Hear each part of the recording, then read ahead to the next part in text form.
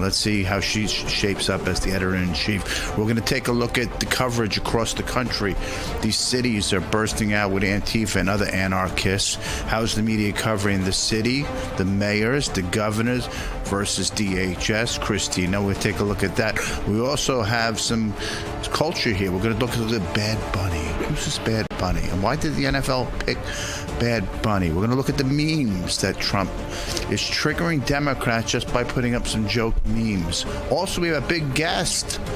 One other than Eric Trump is coming on. We're going to talk about his book, Under Siege. And boy, has nobody been under siege more than Eric and his family over the past decade. That and more coming up on Media Exposed.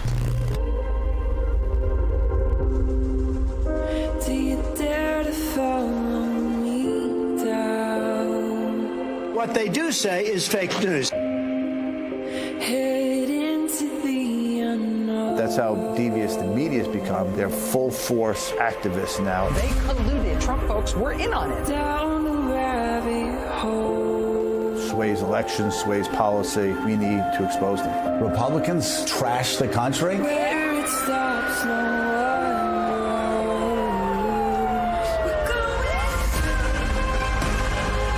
I've been doing this since I was 18. I've had hit jobs done against me. I've been attacked by media reporters. Am I afraid? No. Truth will prevail. Fake news media, we're here to call you out. Head into the unknown. Media Exposed with Adam Wise starts now. Welcome back to Media Exposed. There's a big shakeup in the media, a big purchase in the media. Paramount, which also owns CBS, Larry Ellison and David Ellison, the Ellison billionaire, one of the richest men in the country, families in the country, bought the Free Press, which was only created, I think, about 4 years ago. It was from Barry Weiss. It was a Substack, basically a newsletter that turned into a giant newsletter and actually was purchased somewhere, I heard, in the range of $150 million.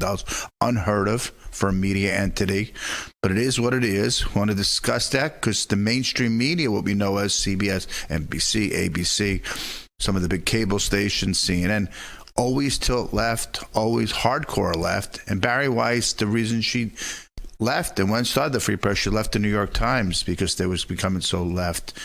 Barry Weiss is, now she was appointed editor-in-chief. Is this a new media order? And how's this all going to play out? Some of the media is already freaking out over it. So it's really important that we have some commonality and common sense coming from the media. I want to welcome my next guest. It's a very important guest because Newsbusters and the media research has been covering this for decades. Justine Brooke Murray, who's the host at Newsbusters Media Research Center, and this is really groundbreaking. I'm sure it was, really shocking probably to you folks over at Newsbusters.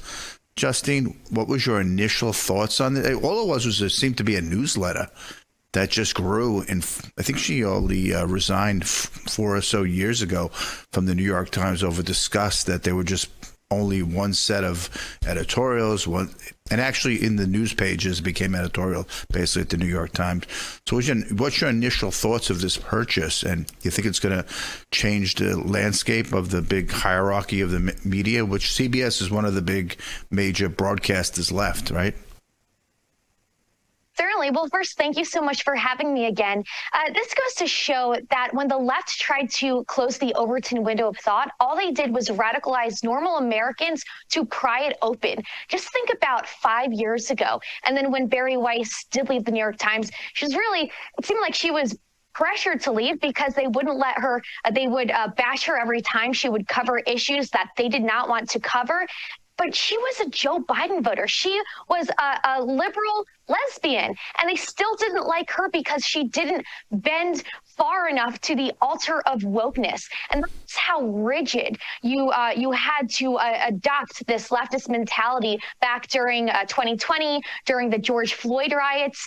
Even if you were a supporter of the riots and you worked in the legacy media, I knew a couple of people, one girl who was an intern for a media outlet, and she was pushed out. She was doxxed and canceled because she didn't virtue signal signal to BLM the right way. She still was virtue signaling to them, but she just didn't do it the right way. So you'll see a lot of Americans within that period. They were tired of being told they were fascists, bigots, racist, that their speech must be shut down. They were tired of being lied to about their president and about their movement, about majority of Americans who did support the president. And here you have someone who is a liberal, who still disagrees with President Trump on many things. And all she wants to do is bring back free speech and objective journalism to the media. That's the reason the press. That's the reason the press is supposed to exist. It's supposed to be an objective watchdog journalism. We don't have that anymore. Well, we did it, and now Bari Weiss is just trying to bring that back to the legacy media, which has lost it a long time ago. Justine, we look deeper in that because you mentioned something earlier, and I didn't even know this, that Bari Weiss was a lesbian. She has a wife, and they adopted kids. But, like, think of it if it was a Democrat. Like, Joe Biden had their spokeswoman was a lesbian. He had this guy running around in drag in the nuclear energy department who was stealing luggage at airports. But they were celebrated. They were on newspaper covers, right?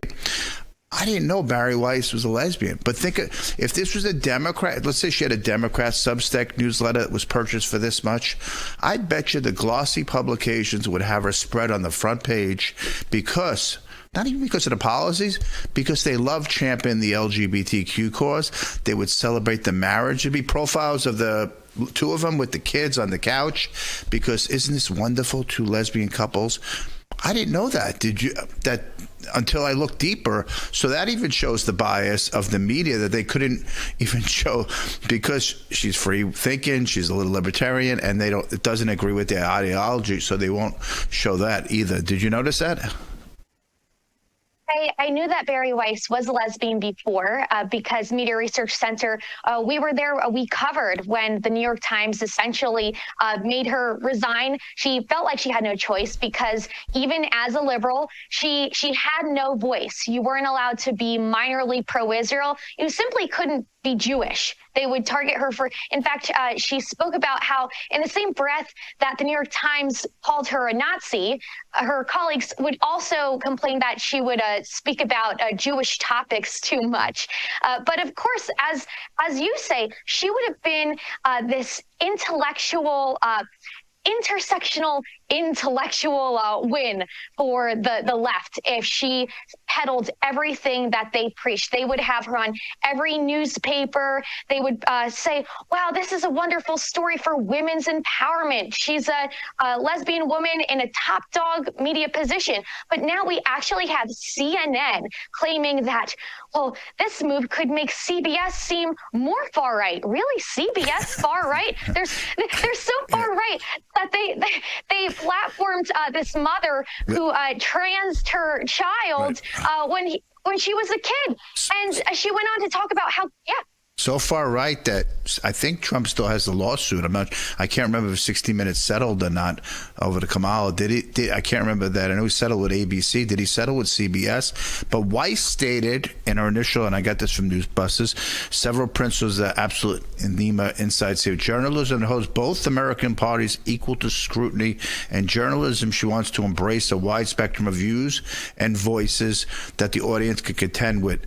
But leakers were on fire already. Jeremy Barr of The Guardian spread the early report. CBS News veterans I've talked to are encouraging Bari Weiss to not mess with the golden glue, CBS, in the early morning show. But let me jump to a quick cut here. Cut one. It was Joy Reid and Mehdi Hassan on her podcast talking about this Bari Weiss purchase. Tell us who she is. I don't want to presume that my audience all knows who she is. But if Walter Cronkite were alive today and working for CBS News, he'd be reporting to her. Who is she? I said 5 minutes, not 5 hours, Joy. Bari Weiss is the editor and founder of The Free Press, which is a anti-woke, center-right, very pro-Israel Substack newsletter media company. It's done very well for itself since Elon Musk gave her part of the Twitter files to give her a little boost with her new endeavor. She needed a new endeavor because she very loudly quit the New York Times, claiming it was too woke and she was being censored and all these kids were running the New York Times into the ground. a lot of billionaires like Barry Weiss. And one of them is a guy called David Ellison, son of Larry Ellison, second richest man in America, Oracle boss, Donald Trump donor, guy who was at election tonight and involved in some of the discussions about Donald Trump's plan to stay in office in 2020. That's who David is, and super pro-Israel guy David is, and super pro-Israel. So many things wrong with their little discussion, hitting the Jewish thing over and over again, saying, why she resigned because the New York Times is anti-woke. Of course it's woke. Give me your thoughts on their little clip there between the two of them. Final thoughts here, Justine. Look at the way he pouts like an angry little boy having a temper tantrum over this. The legacy media, the left still has a monopoly over the legacy media, because if they didn't, you wouldn't see them blasting Barry Weiss so much the way they do. And it's very funny how suddenly he charges the right with projection simply because one person, one disaffected liberal, gets to have a say in just one of their newsrooms. Legacy media outlets are still as woke as can be, but God forbid they try to move one or two outlets in a step toward objectivity and balanced viewpoint. That to them is apparently considered fascism. I consider it normal journalism. Well, they were always left, but if we can just go back 15, 20 years, it would be normal again. Justin, I want to thank you for joining us as always. We'll see you soon. Thank you. See you soon. Coming up next, we got Portland Police Chief. We finally met with DHS officials early in the week, but Antifa was still raucous outside. Chicago mayor and the governor fighting with Trump. That and more. We're going to talk to Ben Bergwijn from our own Rav family. That and more coming up on Media Exposed.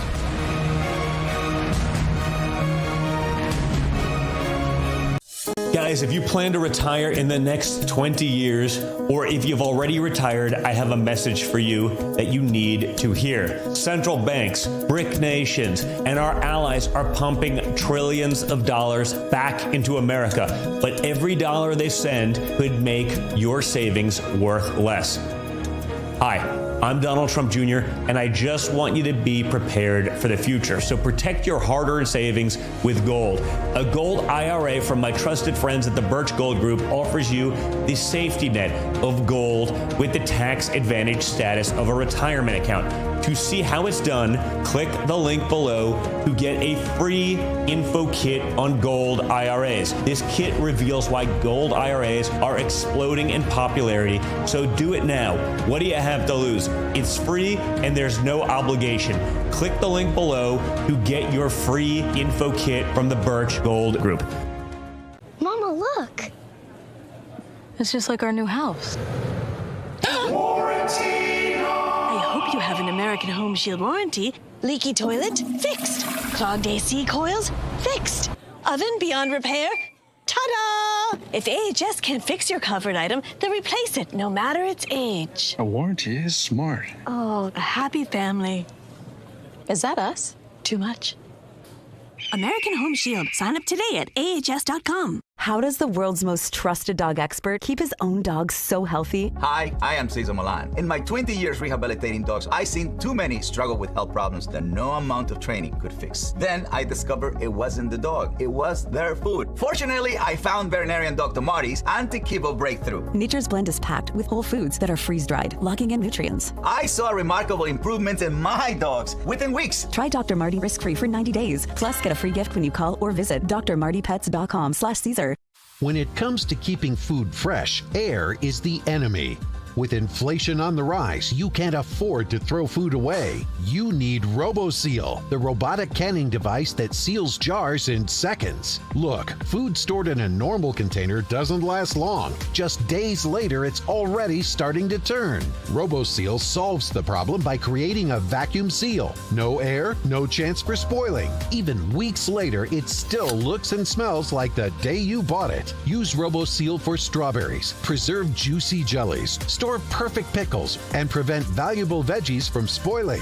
You can even use it with large mason jars. Act now to get RoboSeal for just $29.99. But wait, you can get a second one for 50% off. Don't delay. Order yours today. Call 1-800-788-1952 or go online to buyroboseal.com. That's 1-800-788-1952 or go to buyroboseal.com.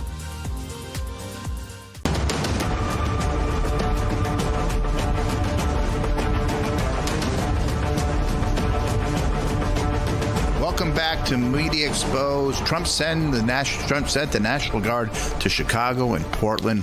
Moving so fast, lawsuits come in. Then lawsuits are stopped. It's just never ending. He's trying to clean up the cities like he did in Washington, D.C. But then Mayor Johnson of Chicago declared ICE-free zones in the city. Why wouldn't they want to cooperate and clean up their city? Protesters ram federal agents in Portland, and they still claim Trump is the threat. Troops aren't doing law enforcement. They're just defending federal property. Let's get that straight after multiple attacks on ICE officials. The reality, Democrats are shielding extremists and obstructing federal law while Trump stands up for officers under siege. America see through the chaos. The left is losing control of their cities, and Trump is trying to clean them up and show accountability. I want to welcome Ben Bergquam. He's the host of Law and Order and our national correspondent at Real America Voice. Ben, thanks for joining us.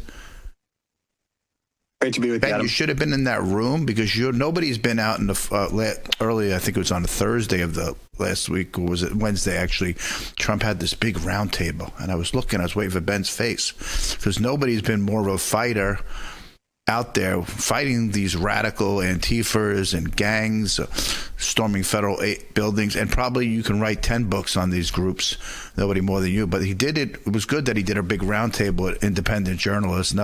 Nobody would ever do that besides Trump and his officials here. So it's confusing because Trump National Guards are in, then lawsuits stop them. So I want you to tell the audience, because you can't hear from the media because they don't really cover it. They just cover it and complaining about Trump.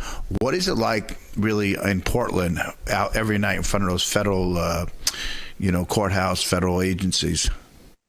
Well, the week before I was in Portland, I was in Chicago, and I'm heading back to Chicago, and it's the same everywhere. And this is the key to all of this. This is coordinated efforts across America. This is a national conspiracy.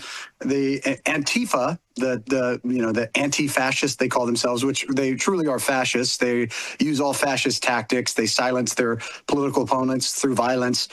They run all of the Democrat cities. They are the henchmen. They're the brown shirts. They are the security for the Democratic Socialists of America. So when you have people like Brandon Johnson, who is a Democratic Socialist, aka communist, and you have AOC and Rashida Tlaib and Ilhan Omar, all of these people. Now you have Zoran Mondani, hopefully not in New York, but it looks like he may be the next New York governor or mayor.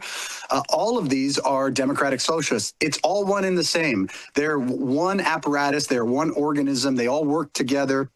The BLM was the same. The riots we saw in Berkeley in 2017, where I got my first stitches from Antifa, are the same organization. They've just metastasized into BLM. Now they're working with groups like Hamas. When we see the Palestinian protests, it's all connected. It's one criminal organization. And that's why all of this is so important, that the Justice Department goes after them as terrorist organization. They are a terrorist organization, but they are at the top echelons of our political structure. They're also within the media. The media has given them cover for decades. And so what I saw in Portland last week is the same thing I've seen all over the country, where you have leftists who are given cover by other leftist politicians. In Portland, it's the governor and the mayor that say, oh no, the problem are the right-wing extremists, the agitators, they call us, for coming in to their so-called peaceful, controlled city.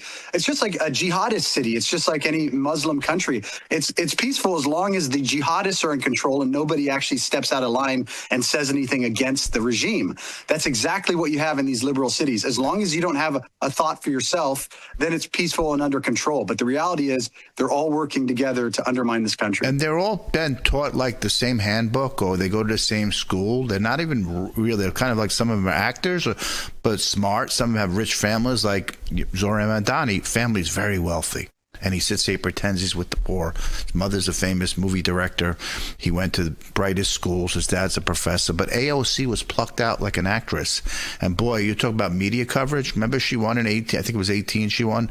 Boy, was she glossed on every front page, every paper. She's turned into the biggest star. And it was just a local congresswoman that won. But this is how The View sees it. Let me show you. They think the National Guards is going in. Watch this. There is crime in American cities, but the way to deal with it is get the funding that you need for police, get the training that you need, and work with local officials. This is a pretext to stop the next election. That's what I think it is. I would say it might also be a distraction from the hearing that's going on right now about the Epstein files. Right. Some things have come up, and AG Pam Bondi was dodging questions and attacking back. Do you not think maybe the whole civil unrest storyline is maybe overblown? I think that Donald Trump also sees American troops in U.S. cities as a sign of strength. I think most Americans don't. I think they see it as like societal breakdown. Yo, Ben, I went to D.C. like over a month ago, right? And I walked out of the train maybe a month and a half ago, and there was a massive fight in the basement down below.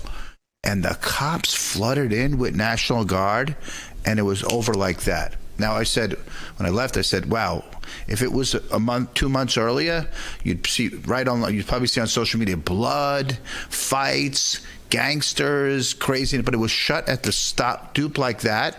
And I said, that's a new DC. That's what happens when you have law and order. You stop fights right away. Chaos doesn't happen. Whoopi, the gang interview, maybe it's just because we want law and order. So many things wrong with that clip, right? That she said, do you hear what she says at the beginning about to stop the next election? What do you think of that clip you just watched?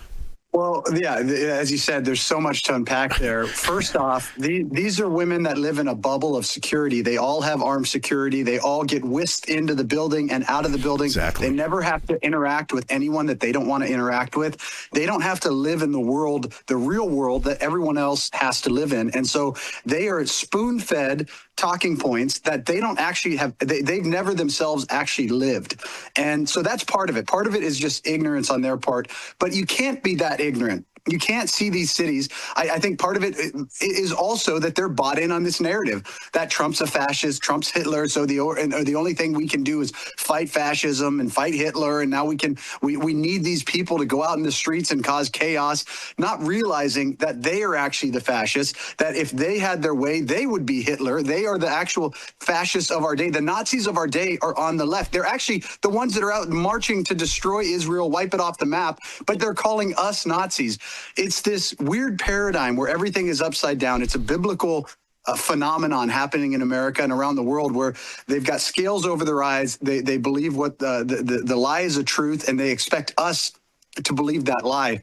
And I think most Americans see that, and they say, no, these people are nuts. They've gone so nutty, Ben, that there was a clip where Mike Lawler, the congressman from upstate, approaches Hakeem Jeffries, who's the minority leader. They call him like the junior Obama or something like that. And he looks like such a buffoon. He goes, your boss sent you here. Your boss sent you here. They're like actors now. They don't want to govern real. They just think, let me placate to my left-wing crazy That's what it is. Base. That's what it is. They're not serious anymore. At least back in the day, they were kind of serious. They'd want to make a deal. Yeah. They don't even want to make a deal. And they don't. And they don't have an individual thought. You watch them and they get confronted. That's actually how I started doing what I do was, 10 years ago, I started confronting Democrats. I saw Democrats and these rabid leftists always confront conservatives and attack them. And I said, I was in California at the time. I said, well, why don't we do that to them? Why don't we just go ask them hard questions and see how they like it? And what I found was they hate it because they can't answer them. They are so bought into this group thought mentality that if you confront them with reality, they can't answer it. And so they automatically turn back to insults and just idiotic arguments where you look at it and say, man, Hakeem Jeffries is really stupid. He's not a smart guy. And he only sounds smart when he's given the talking points to read. But when he's confronted individually, he doesn't have his own thoughts to be able to combat it. That's the reality. Most politicians today are of that mindset. And he might be that stupid or not smart because he sits there and some of his Instagram you go and he's playing hip hop music from the 90s in the background, which is kind of silly because, most of your left-wing radical base probably doesn't even know those songs anymore because they're all from like Gen Z or the millennials. So if you're going to do the songs, at least make them more up to date. Rep Jeffries, right? Let's go to this other cut. I want to show you Anderson Cooper throwing such softballs to Senator Booker. Let's cut 3. Do you think this is an attempt to kind of normalize, federal troops on the ground in major American cities? I remember the first time I got a chance to travel overseas and being stunned at countries that were not sharing our values, not sort of democracies, that had military people on streets with large arms and weapons and saying, thank God that's not America. Well, now we're seeing things happen in our country that I never imagined, from masked people jumping out of unmarked cars with no insignia showing whatsoever, dragging people off from churches and from court appearances. This is one of those times where this is not left or right, it is right or wrong. Will we speak up? Will we have the courage to say this shouldn't happen? Because the reality is in America, we know. What? Ben, why does he always look like he's crying, about to cry? And I don't think they cared less when FBI agents were storming the J6's house 2 weeks after. They were such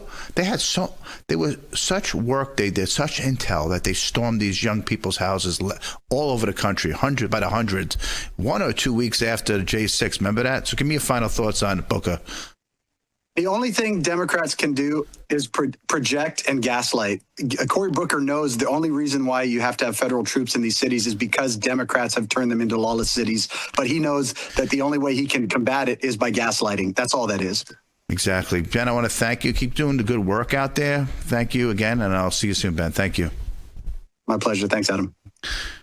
Up next, we're going to look at the meme wars that get the Democrats so upset because some little comical sombreros. That, and we'll look at Bad Bunny, who was picked for the Super Bowl, and his thoughts. He was on SNL. We'll take a look at that. And also, took a look at the ICE officials that were patrolling the cities. We're going to take a look at that. Also, that and more coming up on Media Exposed.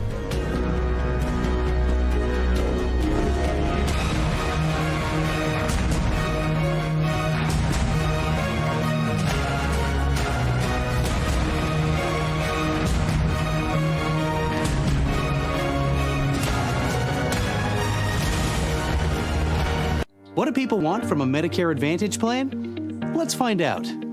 I want a $0 monthly premium. I take a lot of medications, so I need prescription drug coverage. And what do you want? You know, I'm not exactly sure. Would you like help figuring that out? Absolutely. If you would like help making an informed decision about your Medicare coverage, Aetna licensed agents are standing by, ready to listen to your questions and help you find health coverage that meets your needs. Aetna Medicare Advantage prescription drug plans provide medical and hospital coverage, plus Part D prescription drug coverage. You get everything in original Medicare and benefits such as dental, vision, and hearing. And once you're an Aetna Medicare Advantage plan member, our trained service representatives will be there for you, ready to provide guidance and support. Having a conversation with our members should be like sitting down talking to a fellow family member. How do I want my mom to understand this? You know, it's not all just business, because at the end of the day, they're not a dollar sign. They're not just another customer. They're a member. When you call our toll-free number, you are under no obligation to enroll. You can speak with an agent, ask questions, and get the answers you need. Get Medicare coverage that's right for you and fits your budget. Aetna has Medicare Advantage plans with monthly plan premiums starting at $0. Many Aetna Medicare Advantage prescription drug plans offer Part D prescription drug coverage with a $0 copay on Tier 1 prescription drugs at preferred pharmacies. Plans also offer a $0 copay for preventive services like screenings and tests when you see in-network providers. Plans may also include dental, vision, and hearing coverage, a fitness membership, and more. And what about your insurance company? What do you want from them? I want to be treated like a human being, not a number. And you? When I need help, I want to be able to get on the phone and talk to a real person, somebody that actually cares. As an Aetna Medicare Advantage member, our dedicated service representatives will listen to your needs, answer your questions, and provide help. When you call in, you don't have to do anything.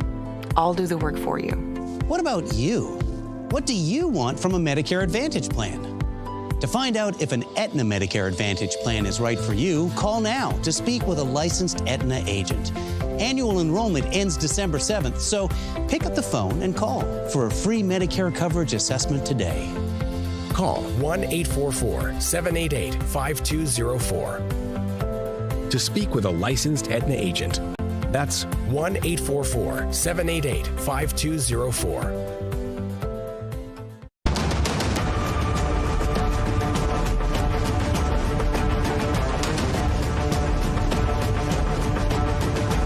Welcome back to Media Exposed. As this shutdown continues, one thing Trump has done, he's turned the shutdown into a meme war. Posting AI deep face. He's mocking Democrats, including what the Democrats say is a so-called racist video of Hakeem Jeffries in a sombrero. That's, humor, folks. We still can have it in America. Also, this Bad Bunny, I don't even know who this Bad Bunny is, but he was on SNL, and he was picked by the NFL to headline, his singing performance. And, it's kind of outraged because he did boycott performing because of the raids he said recently across America, and because he's scared his audience might get, attacked, and his audience and fans might be rounded up. And also these ICE officials have been threatening to patrol the Super Bowl. That kind of freak out for the media. Kristi Noem says we'll be all over that place to enforce immigration laws. Also, another one in the cultural lexicon, a country star, Zach Bryan, drops his anti-ICE lyrics again. ICE is going to come, bust down your door, sparkling outrage from conservatives and MAGA. I want to talk to our next guest, David Zier, host of Breaking Point, about this. But Zach Bryan responds, I love this country. I'm not either radical side, after he made a song like that. But DHS went and told him, stick to your pink skies, Zach, So we got a lot, David, to unpack here. Later in the week, there was this big roundtable at the White House of independent journalists, and Trump said to one of the writers was, hey, what's your worst? What do you think? Who do you think's the worst out there? And I don't remember who said it. The guy said, MSNBC, and then CNN. And Trump said, you're right.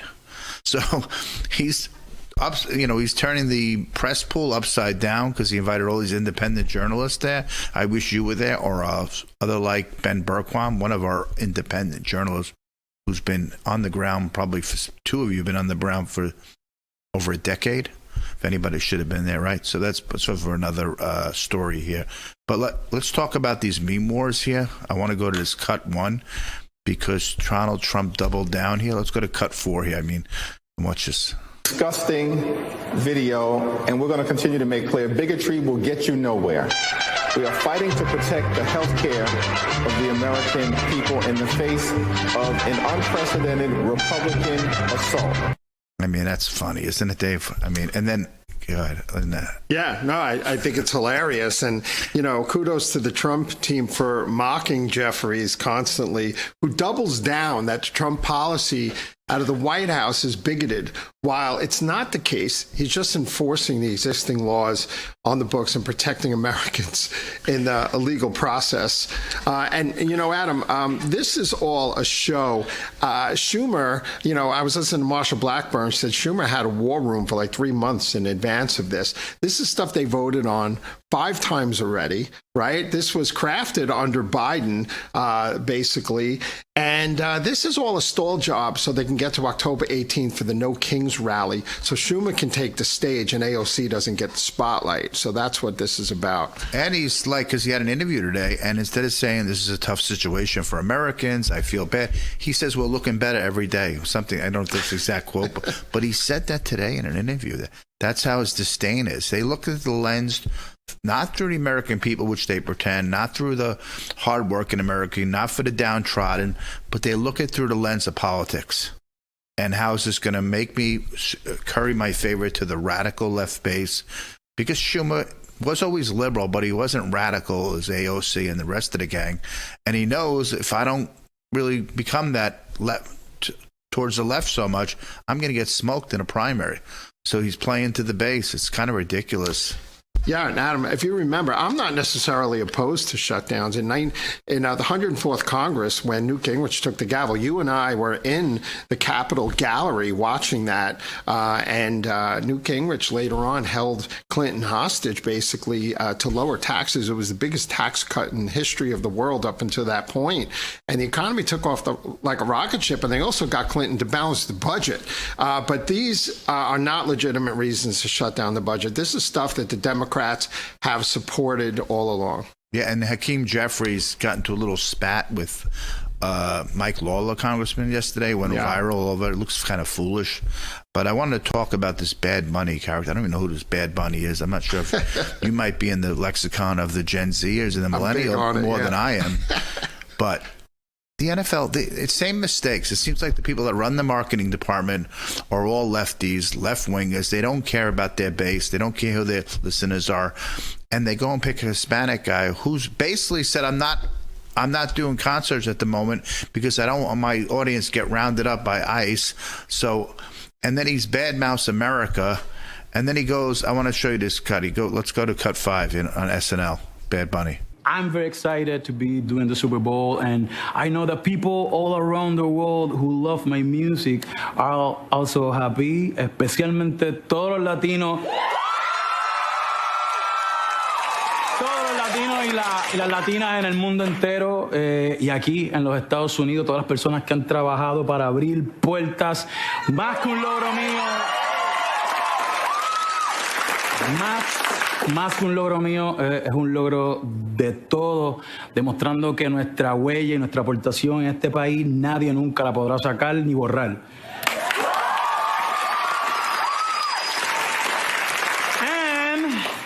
If you didn't understand what I just said, you have 4 months to learn. We have a great show for you tonight. Doja Cat is here. Yeah, like all those, What did he stand there with posters saying clap, clap, clap? Because how is the audience going, so elated at what he's saying, and he's speaking in Spanish. You mean all the Gen Z kids who came out of their parents' McMansions to go see SNL who don't speak Spanish? Right, they don't, and they're all just clapping, and they understand what he's saying, and then he says, you better go learn if you don't know Spanish right now so you understand me at the Super Bowl. Yeah, Maybe Trump should pass an executive order. The Super Bowl halftime show has to be in English. But worse than Bad Bunny, Trump said, is this new kickoff rule. I don't. Do you understand it? I'm not. What's the new kickoff rule? He was complaining. About it's a whole thing. Yeah, you get it at different yard lines and everything. It's supposed to eliminate, head-on collisions and stuff. But Trump said it's bad. This whole thing's bad for the NFL. And John Kennedy, Senator of Louisiana, is so funny. He said, as long as Bad Bunny sticks to his music, then this will work out. Actually, this was, I think, Tommy Tuberville. But if he starts with a political statement, the NFL will alienate half its audience. And it was John Kennedy, and he said, have at it, Cinderella, if he wants to get political. Like Forrest Gump said, stupid is as stupid does. They're going to alienate half of their audience here. I guess they feel NFL is one of the strongest sports brands in America. Very strong, and I think they don't care. Like, what are we going to do? We're going to get boycotted, and they might even like the publicity at this point, right? Because they're not. It's such an iconic sport. Are people really going to leave in drove? But they don't care about giving a lot of people the middle finger, obviously. Well, football legend Tommy Tuberville said the NFL can do whatever they want, but they need to start reading the tea leaves as to what football fans in this country really want. And he said he won't be watching the halftime show. Well, good for him. Because it was ICE officials. Kristi Noem said, we're going to have ICE officials at the Super Bowl because we go everywhere to look for illegal immigrants, and that caused a stir in the media. But she's enforcing immigration laws, and in Portland this week, she was there. She met with the official. I think she met with the mayor. She might have met with the governor, and she met with the police chief. And did you catch that over in Portland? Yeah, I did. And that police chief is such a disgrace. And Ben Berquam, who's the best border correspondent in the history of the universe, and for Rav, for all these years, has been calling out the police who are told to back off and not, arrest any of these Antifa offenders. I just wanted to add that I think the best halftime show would be an ICE raid right on the field. That's funny. Very good. And that could be played right over and over again towards America. But there's another guy, Zach Bryan, a big country star, who went and was bad-mouthing officials, and is one of his songs, and he said ICE was country star Zach Bryan drops anti-ICE lyrics. ICE is going to come bust down your door, and That's what he said through his songs, and people don't like that because you're a country music singer. Can't you just stick to lyrics? And most of your base in the country music are more conservative, more MAGA. So there was another outrage. But, in this day and age, outrages happen so fast because of social media, real quick, right? Yeah, listen, this is the same guy who defended Bud Light, Zach Bryan, and he needs to be Dixie-chicked to the sideline here. And Deputy Homeland Director Tricia McLaughlin said, stick to pink skies. And White House spokeswoman Abigail Jackson was very creative using Zach Bryan's song titles in a response. While Zach Bryan wants to open the gates to criminal illegal aliens and has condemned heroic ICE officers, something in the orange tells me a majority of Americans disagree with him and support President Trump's great American revival. That's what she said to Newsweek. Pretty brilliant. Right, and there should be a revival there. And Chicago's, too. I don't know what's opposed. This Mayor Johnson and the governor they don't want to help their people. It's so strange, right, that a governor that's more interested in curring brownie points with the radical left and some of the radical media than keeping law and order in their cities. What do you think of Chicago? I think the black community in Chicago, which I've been reporting on for many years, wants the National Guard there. They want ICE there. They're tired of illegals taking over the community centers, sleeping on the floors of the precincts over there, and all the other stuff that's gone on. So there's a big lie going on in Chicago, and they're letting them out the back door of the police stations so ICE can't grab them, and they're getting charged with lesser charges so they don't keep them in jail when they commit these violent offenses, the illegal aliens. So it's got to change. Thank you, David, for joining us. Up next, we got Eric Trump in the house coming up. He wrote a book, Under Siege. And who's been more under siege than Eric Trump, his family, his father, for it's been a decade now. That and more coming up on Media Exposed.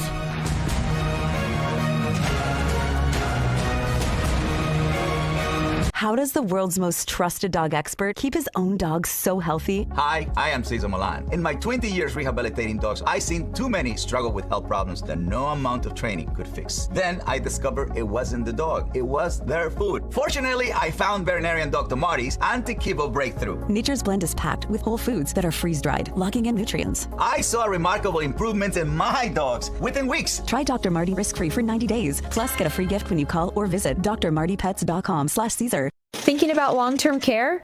Think AMAC. Rosemark Advisors, the financial division of AMAC, specializes in alternative solutions for long-term care planning. We help AMAC members prepare for future healthcare needs without compromising their retirement goals or financial security. But that's not all AMAC has to offer. AMAC is America's leading conservative advocacy and benefits organization. So when it comes to long-term care and so much more, think AMAC.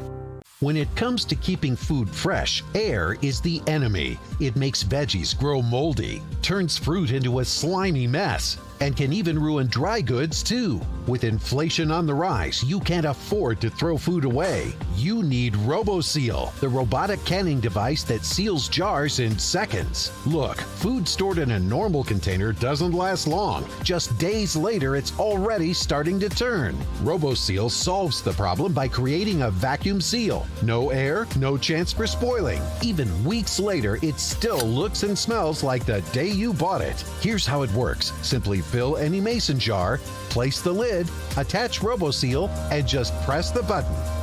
The secret is the powerful motor that quickly sucks out all the air, creating a sealed chamber where food stays fresh and no mold can grow. Use RoboSeal for strawberries, peaches, pears, and more. Preserve juicy jellies, jams, and marmalades. Store perfect pickles or your favorite olives. And prevent valuable veggies from spoiling. You can even use it with large mason jars and store cereal, cookies, and other dry goods. That's right, whether big or small, RoboSeal can seal them all. A century ago, every cellar was filled with cans and jars, but that took hours of toiling and boiling. This is the future. Now there's a robot for that. It's called RoboSeal, and it does all the hard work for you. Act now to get RoboSeal and start sealing and saving today. It's yours for the special introductory price of just $29.99, and it ships fast and free from right here in the USA. But wait, act now and you can get a second one for 50% off. Don't delay. Order yours today. Call 1-800-788-1952. That's 1-800-788-1952, or go online to buyroboseal.com. That's 1-800-788-1952, or go to buyroboseal.com.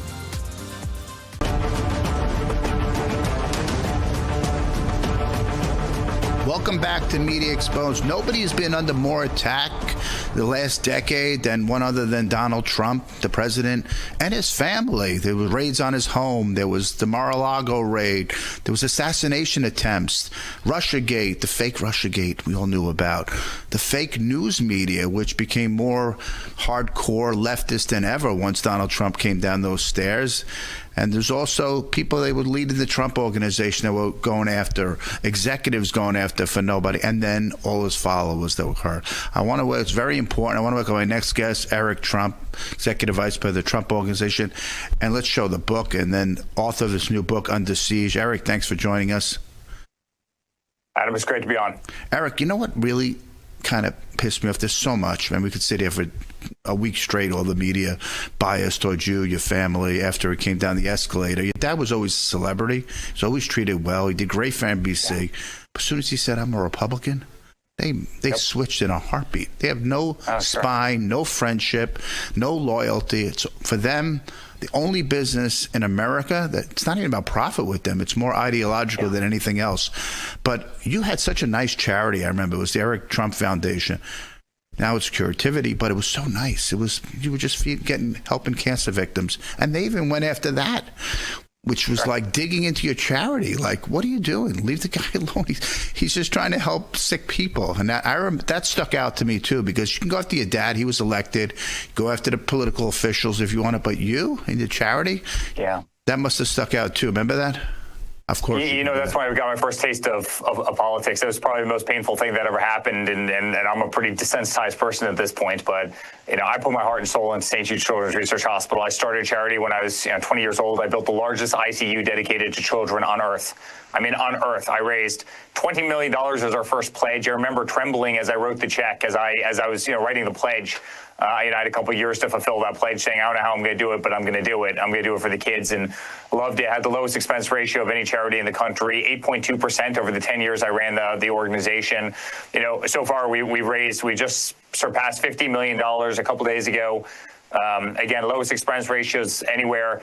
And Hillary Clinton was getting pummeled out, right, Adam? And you know this very well. And so guess what? One day I wake up and I hear rumblings. The Attorney General is going to investigate the Eric Trump Foundation. I said, what's our investigate? I mean, we run the greatest charity. We've got the lowest expense ratio. All the money goes right to St. Jude. I was on all the St. Jude boards. They absolutely loved me. And they needed a way to counter narrative, what Hillary was doing, which was flying, G550s all over the world. And, it seemed like she was absconding with a lot of money. Right, it didn't seem like that money was actually being put to good uses at all. And look at the work of her foundation in Haiti and what a disaster that's been, et cetera. And so they had to come after a Trump, right? They wanted to be able to change the narrative. And so, that's the first subpoena I ever got. And I got 111 more. I became the most subpoenaed person in American history for never doing anything wrong. And it was all a way to take down my father and destroy his legacy, destroy our family. They wanted us off that stage. They didn't want my voice on that stage. They did everything they could to bankrupt us, to kill us, to take down our businesses, to divide our family, to smear us, to silence us, to gag order us, to keep us locked in a courtroom all day long. That's Under Siege. And that's why that book just went to #1 on Amazon. I mean, people are pissed off in this country. People are speaking with their pocketbooks, and what an incredible story. But the beautiful part of the whole thing is we won. We won. We beat these guys. America beat the corruption. America beat the mainstream corrupt media that was the PR arm of the Democratic Party. And what a hell of a story it's been. And back then it was the media, because if it wasn't for the media pouncing on like Forbes, it was every publication. Usually it's just a political publication, but you would look up, it was fashion publications worrying about politics. Forbes was going after your charity. It was ridiculous what they were doing. It was corrupt what they were doing. But your dad was in had this roundtable with alternative journalists early in the week. It was a Thursday, and he said, and I think he learned a lot, because he said to CNN, they were about to start and ask a question, and then, oh, you're CNN, and he even allowed the question. Where early in his first administration, I remember at Trump Tower, Jim Acosta stood up there and made a scene, and he was a complete buffoon. And one of his aides, the president's aide, tried to take it out of a bracket front. And of course, the whole media dynamic took Costa's side. Instead of saying he's rude, obnoxious, they took his side. And what do? Your father would make these journalists celebrities this first time around. They'd get book deals just for being obnoxious. What kind of business? They're being obnoxious, they're getting book deals. He's turning these radicals into celebrities. But I think the second time he's learned, and I think you learned, and I want to show you this cut, because I saw this early in the week. You on a certain station. I'm not playing coy. I know what happened to me, Chris, Eric. I'm saying that and what is happening now looks like what was done to you. That's why I'm asking the question. Did we raid Biden's home?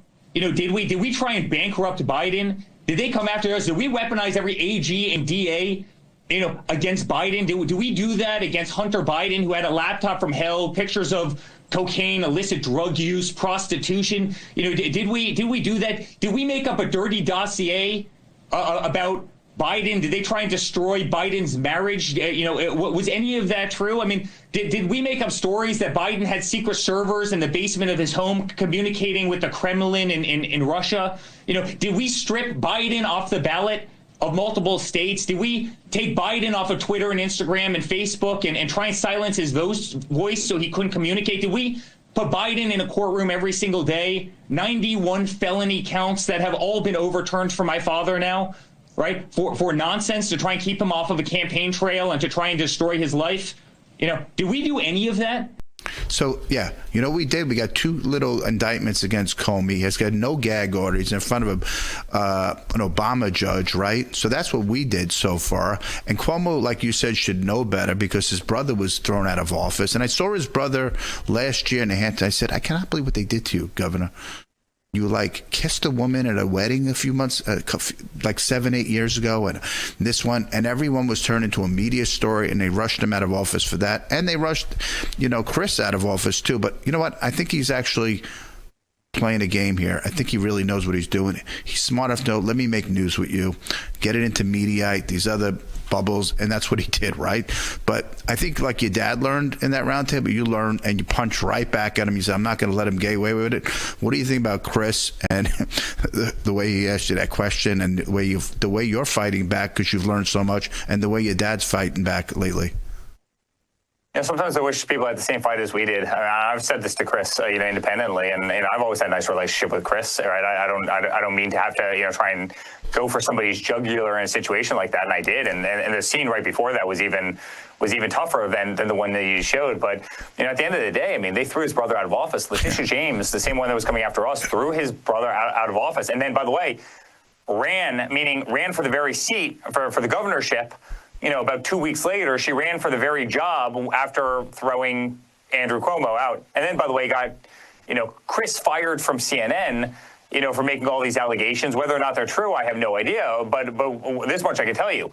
The brother was no longer the brother, and Chris was no longer at CNN, right? And that's what she did. And then I get to hear some narrative about, hey, don't you think that, you're overplaying this in terms of the weaponization of government? And I go, you might want to look in the mirror at some point. They absolutely destroyed your lives. The same people who came after us destroyed your lives, right? They put you under siege as they put us under siege, and you might want to confront it head on. You might want to start, talking up, against it and against these practices in the United States of America, because we're better than this. But they wanted me gone. They wanted my father gone. They wanted our family bankrupt. They wanted the company bankrupt. They wanted us in prison. I remember, and I mentioned this in the book, There was a point where we came out of the courtroom, Lower Manhattan. He had just been charged 34 times. We've since had it all totally overturned. But he just got charged with 34 felony convictions. And he looks at me and he goes, honey, somehow we're going to win this whole thing. And I don't know how, but somehow we're going to win this whole thing. And I say, we either win this thing, we either win the White House or we're all going to be in jail. We either win the White House or we're all going to jail. And Adam, that was the stakes of this last election. Had we not won, they would have imprisoned us for doing nothing wrong. But they would have imprisoned us. We would have never seen the light of day again. I truly mean that. That's how vindictive these people are. And when they lost the narrative, think about what they did. They tried to kill my father. They tried to kill him again in Palm Beach, Florida. Certainly somebody that was sympathetic to these people. The same group of people killed Charlie Kirk. Shot a friend of mine in the neck. I got to see blood flowing out of my buddy's neck.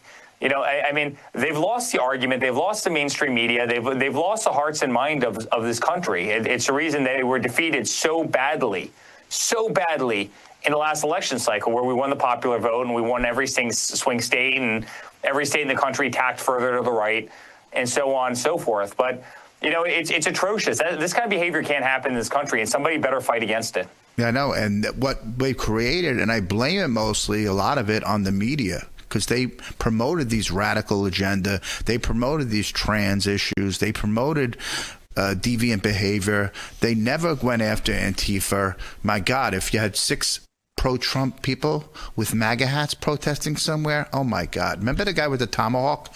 He was a young little kid out of a Catholic school, Sure. standing on the steps. Sure. They destroyed that guy. Thank God that young kid from Covington High School, thank God he won a big amount from CNN, I believe, because they made him look like a racist. They made his kids, and all he didn't even say anything. He just stood there like that, deviate what they did. And you think like Cuomo didn't learn? Another guy that didn't learn was thrown out of the airways, CNN, Don Lemon. He's running around with a microphone lately, ranting and raving about Trump and conservatives, and he was booted because he said something about Nikki Haley about a woman. It was like so silly. If you grew up in that generation and you don't learn the Gen Z speak and the millennial speak, they don't even care. They still throw him out. And he fit the bill, liberal, African-American. Give me your final thoughts on that, Eric, before we go. Quick, 10 seconds, 15 seconds. Yeah, final thoughts is they're irrelevant. They're relevant. CNN is irrelevant. Their ratings are horrible. And, independent media is winning the day. You're winning the day. Independent media is winning the day. The podcasters are winning the day. The mainstream media no longer has the clout that it used to have, and the country's better for it. Yeah, I think it was the rise of alternative media. It was the help of you, your family, your dad. Thanks for joining us, Eric. I'll see you soon. Thank you. It's great to be on. Thank you. We're from our sponsor at Hotel Planner. You're frustrated with how confusing it is these days to find and book a good hotel for yourself, for your family. Hotel Planner is a cutting edge. It's over 1.4 million global properties. Please go to hotelplanner.com to book your travel needs. I want to thank David Zier for joining us, Justine Brooke Murray, Eric Trump, and our own Ben Bergquam. We'll see you next week on Media Exposed. What do people want from a Medicare Advantage plan? Let's find out. I want a $0 monthly premium. I take a lot of medications, so I need prescription drug coverage. And what do you want? I'm not exactly sure. Would you like help figuring that out? Absolutely. If you would like help making an informed decision about your Medicare coverage, Aetna licensed agents are standing by, ready to listen to your questions and help you find health coverage that meets your needs. Aetna Medicare Advantage prescription drug plans provide medical and hospital coverage, plus Part D prescription drug coverage. You get everything in original Medicare and benefits such as dental, vision, and hearing. And once you're an Aetna Medicare Advantage plan member, our trained service representatives will be there for you, ready to provide guidance and support. Having a conversation with our members should be like sitting down talking to a fellow family member. How do I want my mom to understand this? It's not all just business, because at the end of the day, they're not a dollar sign. They're not just another customer. They're a member. When you call our toll-free number, you are under no obligation to enroll. You can speak with an agent, ask questions, and get the answers you need. Get Medicare coverage that's right for you and fits your budget. Aetna has Medicare Advantage plans with monthly plan premiums starting at $0. Many Aetna Medicare Advantage prescription drug plans offer Part D prescription drug coverage with a $0 copay on Tier 1 prescription drugs at preferred pharmacies. Plans also offer a $0 copay for preventive services like screenings and tests when you see in-network providers. Plans may also include dental, vision, and hearing coverage, a fitness membership, and more. And what about your insurance company? What do you want from them? I want to be treated like a human being, not a number. And you? When I need help, I want to be able to get on the phone and talk to a real person, somebody that actually cares. As an Aetna Medicare Advantage member, our dedicated service representatives will listen to your needs, answer your questions, and provide help. When you call in, you don't have to do anything. I'll do the work for you. What about you? What do you want from a Medicare Advantage plan? To find out if an Aetna Medicare Advantage plan is right for you, call now to speak with a licensed Aetna agent. Annual enrollment ends December 7th, so pick up the phone and call for a free Medicare coverage assessment today. Call 1-844-788-5204 to speak with a licensed Aetna agent. That's 1-844. 3, 2, 1. Hey, America, it's Sunday. We're coming to you straight from Washington, D.C. We're live from the White House with breaking news.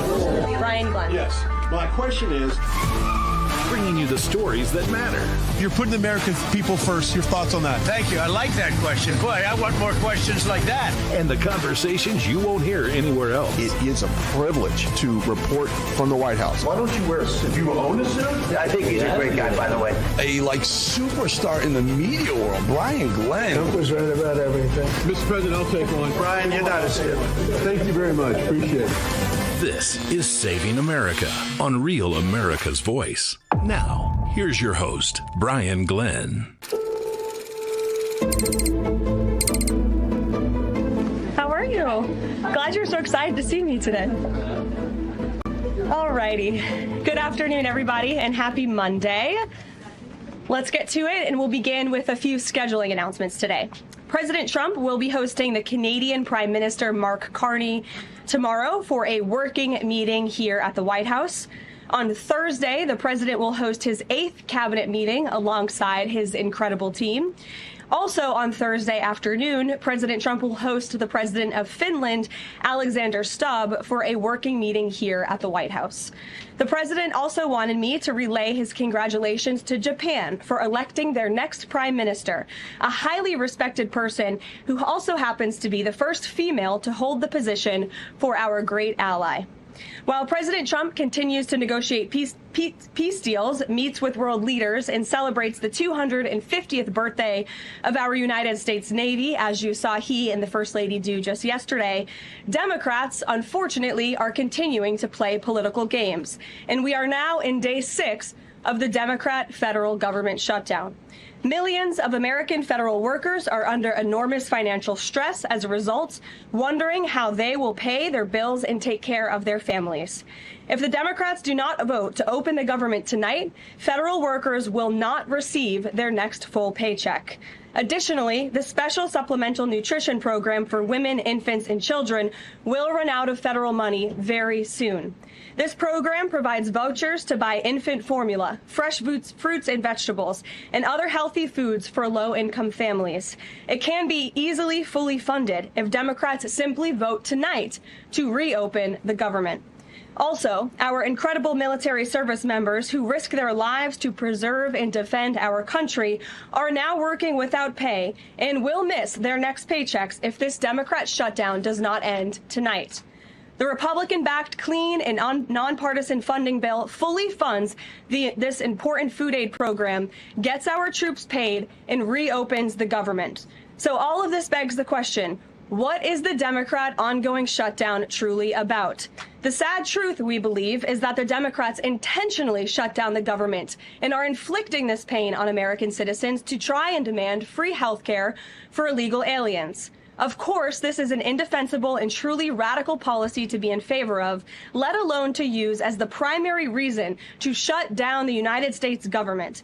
So the Democrats and their allies are desperately lying about their true motivations. We have to set the record straight with the facts so the American people understand what's really at play here. House Republicans passed a clean and nonpartisan funding bill to keep the government open and ensure our troops and other hardworking Americans are paid. Every single House Democrat except one voted against this clean and nonpartisan funding bill. Senate Republicans have subsequently tried to pass this same clean funding bill 4 separate times, and they will do so again tonight, to fully pass it to be sent to the president's desk for signature. And the president is ready to sign this bill to reopen the government as soon as it is sent to his desk.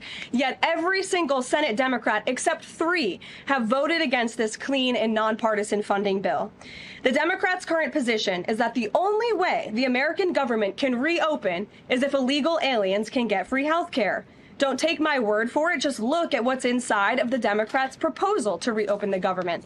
Their funding proposal would result in nearly $200 billion spent on health care for illegal aliens and other non-citizens over the next decade. To put this in perspective, $200 billion is enough money to fund the entire children's health insurance program, which provides health insurance to low-income children and women. Under the Democrats' proposal, the millions of illegal aliens who improperly were granted asylum and paroled under the Biden administration would once again be allowed to receive Medicaid benefits. It does not end there. The Democrat proposal would also require Medicaid to pay more for emergency care provided to illegal aliens than it does for American patients who are disabled, elderly, or children. When someone shows you who they are, believe them. The Democrat Party has unfortunately closed our government, costing Americans their jobs, threatening our military readiness, harming our economy, and causing chaos, all to help the illegals who broke into our country. Instead of holding illegal aliens accountable and removing them from our country, which is what this administration is trying to do every day, the Democrats want to give them the free benefits paid for by the American taxpayer. Democrats in 2025 are for illegal aliens first and Americans last. This is the reality we are unfortunately facing right now in Washington, D.C. President Trump and Republicans will not give in to these radical demands. The president and Republicans have a sacred responsibility to serve and protect the interests of their constituents, the American people. That's why we are backing a clean and nonpartisan funding bill with no strings attached to reopen the government. Democrats should do what they did 13 separate times under Joe Biden and vote for this exact same type of funding bill. Now the Senate will vote tonight for the 5th time to reopen the government on the 6th day of this shutdown. All we need are an additional 5 Democrat senators to end this madness and vote for the clean funding bill to reopen the government. If you are an American watching at home right now, call your Democrat senators and tell them to do the right thing and end this shutdown. With that, I will take your questions. Here in our new media seat today, we have Elizabeth Mitchell from the Daily Signal. Elizabeth, thanks for being here, and please kick us off. Thank you for having me. I have 2 questions. First, President Trump told reporters yesterday that firings of federal employees are taking place right now. In which departments have people already been fired from their federal jobs due to the shutdown? The president was referring to the hundreds of thousands of federal workers who have been furloughed as a result of this federal government shutdown, both here at the White House and across the entire federal government, at agencies across the board. There are federal workers who are staying home. Many of them work in the White House. You know them. Some of them sit just behind me at those desks. They are unable to show up to work right now because the Democrats chose to shut the government down. And so we're already, unfortunately, seeing the consequence of this. And then, of course, the Office of Management and Budget is continuing to work with agencies on who, unfortunately, is going to have to be laid off if this shutdown continues.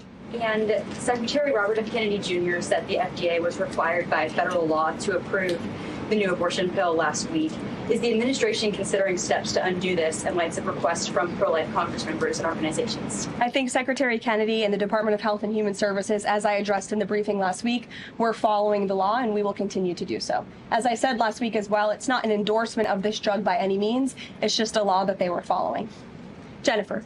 We heard you say that you want people to call their Democratic senators. Is the president calling Democratic senators himself? Can you say what he's doing today to resolve the shutdown? Yep, I was just in the Oval Office. He was on the phone with Speaker Johnson. He's also spoken with the Senate Majority Leader, who are in touch with, of course, moderate Democrats and Democrats across the board, who we understand hopefully want to do the right thing by their constituents to reopen the government. So the president is being kept very well apprised of the ongoing shutdown on Capitol Hill. And of course, his position is very clear. There's nothing to negotiate, just reopen the government, and then we can talk about all the important issues facing our country. So he hasn't called specific members of Congress? Not to my knowledge, no. And then on the Affordable Care Act, is he willing to give more, to share more on what he'd like to negotiate on the Affordable Care Act later? Is he willing to say specifically what he would like and when? But look, the president is definitely committed to fixing and improving our healthcare system. You saw it again last week when he had one of the largest pharmaceutical companies in the world coming into the Oval Office and promising to lower drug prices by 200, 300, 100% in many cases for various types of drugs for American patients. That is a huge fix to a broken system that has been ripping off the American people for far too long. So the president's very committed to this. But right now, we need to reopen the federal government, and the president is remaining very firm in that position. Thanks, guys. We'll be right back with more Saving America here on Real America's Voice. Hi, I'm Caleb, and this is my story. I was born with osteogenesis imperfecta, or brittle bone disease. I have broken my bones almost 200 times, and I have had 11 surgeries. But I didn't let that stop me. I love to bike ride, climb, race, and I'm learning how to stand and walk. Well, I can only do all of this because of generous people like you and Shriners Hospitals for Children. And for the past 100 years, Shriners Children's has become family to millions of kids.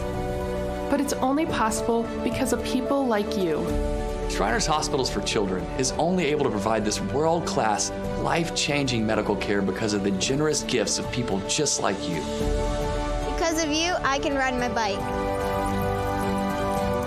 I can play basketball. Because of people like you, I can play the trombone. I can smile. Will you send your love to the rescue today? When you go online to loveshriners.org, you'll help make all of this possible for kids like me. Like me. Like me. When you say yes to giving just $19 a month, only 63 cents a day, we'll send you this adorable Love to the Rescue blanket as a reminder of all the kids you're helping every day. Your gift, no matter how small, can help a child today. This is your moment to make a difference. When you pick up your phone, I know you have it right there, and call to give. You're helping kids like me. Thank you. Thank you. Gracias. Thank you. Please call or go online now. If operators are busy, please call again or give right away at loveshriners.org. Your gift makes a difference. Thank you for giving. Thinking about Social Security? Think AMAC. The AMAC Foundation takes the confusion and stress out of understanding Social Security's thousands of rules and regulations. Our nationally accredited advisors offer a personal touch that is unmatched. But that's not all AMAC has to offer. AMAC is America's leading conservative advocacy and benefits organization, guided by the principles of faith, family, and freedom. So when it comes to Social Security and so much more, think AMAC. Welcome back to Saving America with Brian Glenn. Back here at the White House on a Tuesday. Now, we just had a meeting between President Trump and Prime Minister Mark Carney in the Oval Office. Topics on the table: trade, tariffs. Take a listen.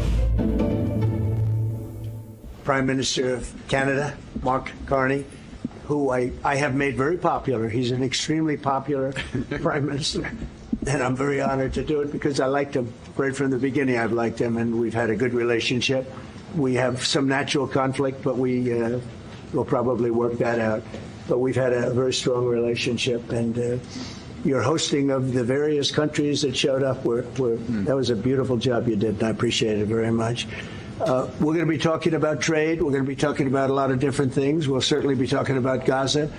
We're in very serious negotiations to, I guess you could say, depending on the way you count, 3,000 years. You could say 500 years. You could say, but that it's been raging for a long time.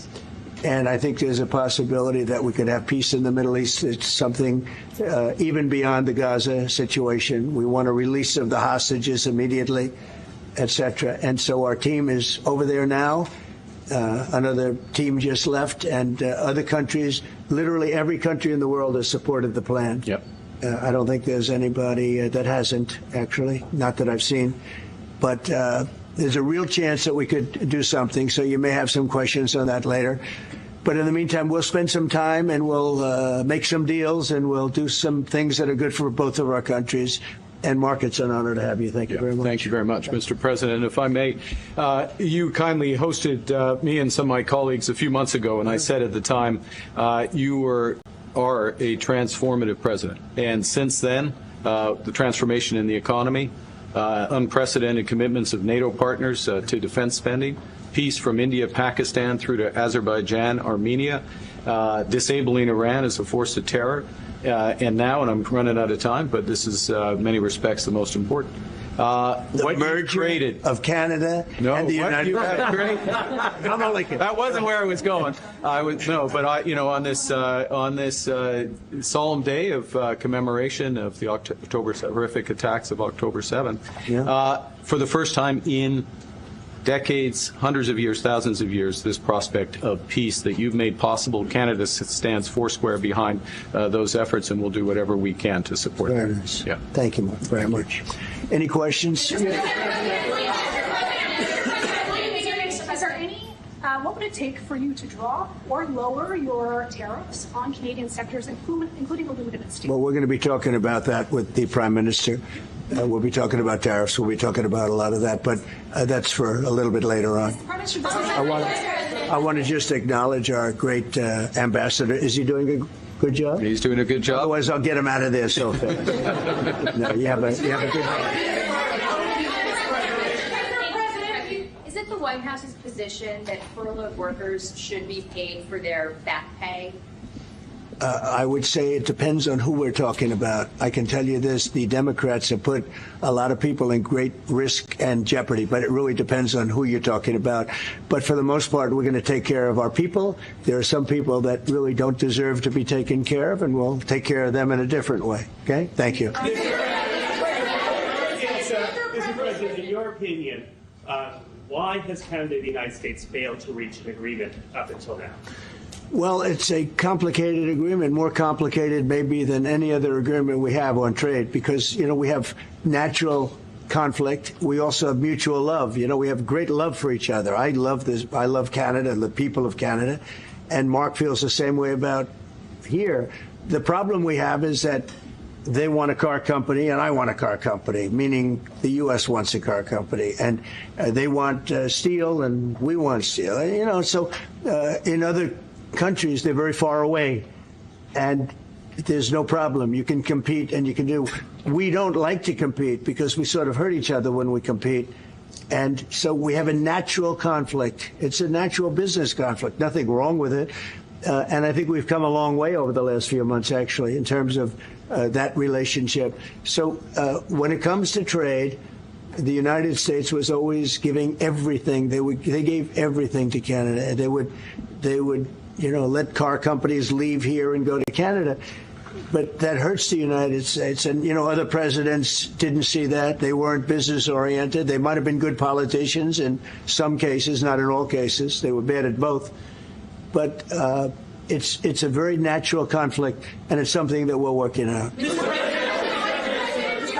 Canada has offered a lot of compromise this summer. Are you willing today to offer some compromise to Canada, maybe on steel and aluminum? Well, we've made compromise, and we've made some compromise even on steel. But, we have the same basic authority and the same basic, this could be also a little bit of a conflict with other countries all over the world on steel, because we want to make our own steel. We don't want to bring steel in for the most part, but we will bring it in, and we do bring it in. We continue to bring it in from Canada, but there is a tariff to pay. And I think that would be a normal thing to say, but we've come a long way. I think, Howard, we can truly say. Do you want to make a comment on that? Well, I think the opportunity to work together, but as you've said, there's conflict. Why do we make cars in Canada? You've called that out, and you've addressed that. So there are places we should work together, and there are places that we have natural conflict. It's a tough situation because we want to make our cars here. At the same time, we want Canada to do well making cars. So we're working on formulas, and I think we'll get there. But I shifted the attention back here domestically with my question about the government shutdown. Take a listen. Yes, sir. What is your message to Democrats ahead of a next vote to open up the government? The American people are saying, open the damn government. What's your message to them right now? Well, they're the ones that started it. They're the ones that have it. And it's almost like a kamikaze attack by them. You want to know the truth? This is like a kamikaze attack. They almost, they have nothing to lose. They've lost the elections. They've lost the presidential election in a landslide. I saw the other day where Kamala said this was a very close election. This was one of the biggest sweeps that anybody's ever had. Won the popular vote by millions, won the Electoral College by a massive amount. They said, if I got 270, that would be great. But I got, I think, 312 or 315, and they got 220. So, we won that. But we won counties. The big thing is counties. So out of all of the counties, thousands and thousands, we got 2,500. They got 525. It was a landslide. And we listened, oh, yes, it was close. It was one of the greatest victories ever. And it was a mandate to do what we're doing. And I hope, and Mark wants this as much as I do, we are very close to making a deal on the Middle East that will bring peace to the Middle East. After all of these years of millions and millions, tens of millions of people being killed, there's a chance to bring peace to the Middle East. In addition to that, I made 7 other deals, and they're, great. And we're, things are happening with respect to Russia, Ukraine. That's one that last week, Mark, 7,812 people were killed. Soldiers, mostly soldiers. Yep. But 7,000, more than 7,000, almost 8,000 soldiers were killed. It's a crazy thing. I thought that would have been one of the easy ones. I get along very well with Putin, and I thought that would have been, I'm very disappointed in him because I thought this would have been an easy one to settle, but that's turned out to be maybe tougher than the Middle East. We'll see what happens with the Middle East. But the meeting between Prime Minister Carney and President Trump ended with laughter. Take a listen. I can tell you this because I deal with lots of leaders all over the world. He is a world-class leader. He's a man that knows what he wants, and I'm not surprised to see that he won the election and won it substantially, and I would think he's more popular now. He's a good man. He does a great job, and he's a tough negotiator. So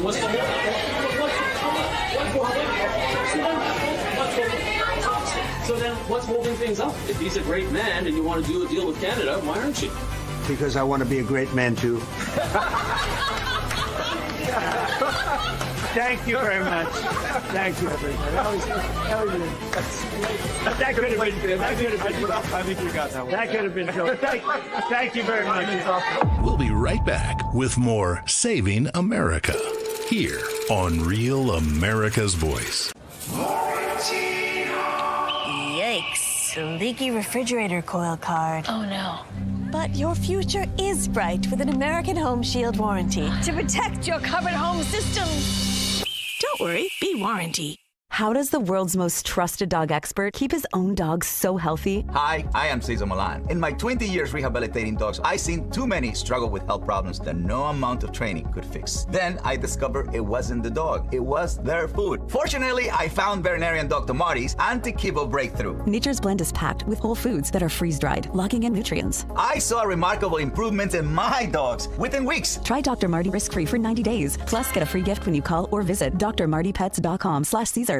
When it comes to keeping food fresh, air is the enemy.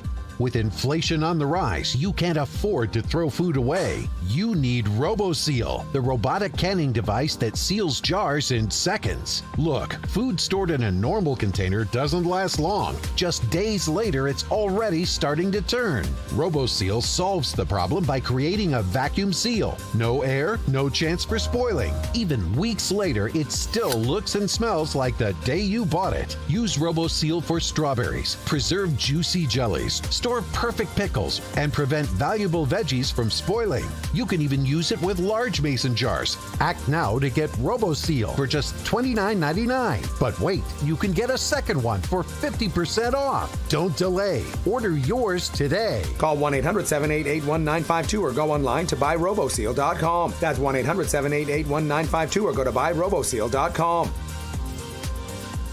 I'm a J6er. I spent 1,143 days in prison. About a year in prison. 4 years out of an 18-year sentence in prison. J6ers have been treated like terrorists. And we need your help. Stand in the Gap was founded to stand in the gap for J6ers working to rebuild their lives after being incarcerated. For just $10 or more, you can help these patriots get back on their feet again. Please scan the QR code to donate $10 or more to support these American patriots. Thank you for standing in the gap. Did you know that thousands of authors across the country have written books and published them with Page Publishing? If you've written a book, Page Publishing can help you through the process. We cut through the confusion of the publishing world to make it easy for you. Call or scan for your free writer's guide today. Welcome back to Saving America with Brian Glenn. Thank you very much. I was just dealing with people from the Middle East, our people, on the potential peace deal for the Middle East. Peace for the Middle East, that's a beautiful phrase, and we hope it's going to come true, but it's very close. And they're doing very well. We have a great team over there, great negotiators, and there are unfortunately great negotiators on the other side also. But it's something I think that will happen, got a good chance of happening. I may go there sometime toward the end of the week, maybe on Sunday, actually, and we'll see. But there's a very good chance negotiations are going along very well. We're dealing with Hamas and many of the countries. As you know, we have all of the Muslim countries are included. All of the Arab countries are included. Very rich countries and some that are not so rich, but just about everybody's included. It's never happened before. Nothing like that's happened before. And our final negotiation, as you know, is with Hamas. And it seems to be going well, so we'll let you know. If that's the case, we'll be leaving probably on Sunday, maybe Saturday, maybe a little later than Saturday evening, but that seems to be our schedule. It should be clear to all Americans that we have a very serious left-wing terror threat in our country. Radicals associated with the domestic terror group Antifa that you've heard a lot about lately, and I've heard a lot about them for 10 years. And other far-left extremists have been carrying out a campaign of violence against ICE agents and other officials charged with enforcing federal law. In Chicago, anarchists have surveilled at least 4 local ICE facilities and posted diagrams of the buildings online, meaning nothing but bad, accompanied by photos of specific ICE agents that they're targeting, one in particular who's a top person and a great patriot. In July, approximately a dozen Antifa-aligned militants stormed the ICE facility in Texas and then lured officers out of the building before firing dozens of rounds at police. They were crazy, frankly, shooting one Texas officer in the neck. And in Portland, Oregon, Antifa thugs have repeatedly attacked our officers and laid siege to federal property in an attempt to violently stop the execution of federal law. Everything we're doing is very lawful. What they're doing is not lawful. And what the governor and the mayor of, as an example, you could say of Portland, and you can say certainly of Chicago, it's not lawful what they're doing. They have to be very careful. In addition, 2 weeks ago, radical left terrorists in Dallas conducted a sniper attack on a local ICE facility, killing 2 people and leaving behind a note that read, "Hopefully this will give ICE agents some real terror." That's bad. This attack came the very same month that Charlie Kirk was assassinated by a far-left extremist who inscribed the words, "Hey, fascist, catch," meaning catch the bullet, onto the bullet shelf itself. The epidemic of left-wing violence and Antifa-inspired terror has been escalating for nearly a decade. At universities, Antifa has organized riotous mobs to attack campus speakers. I see it all the time. And these are agitators, anarchists, and they're paid.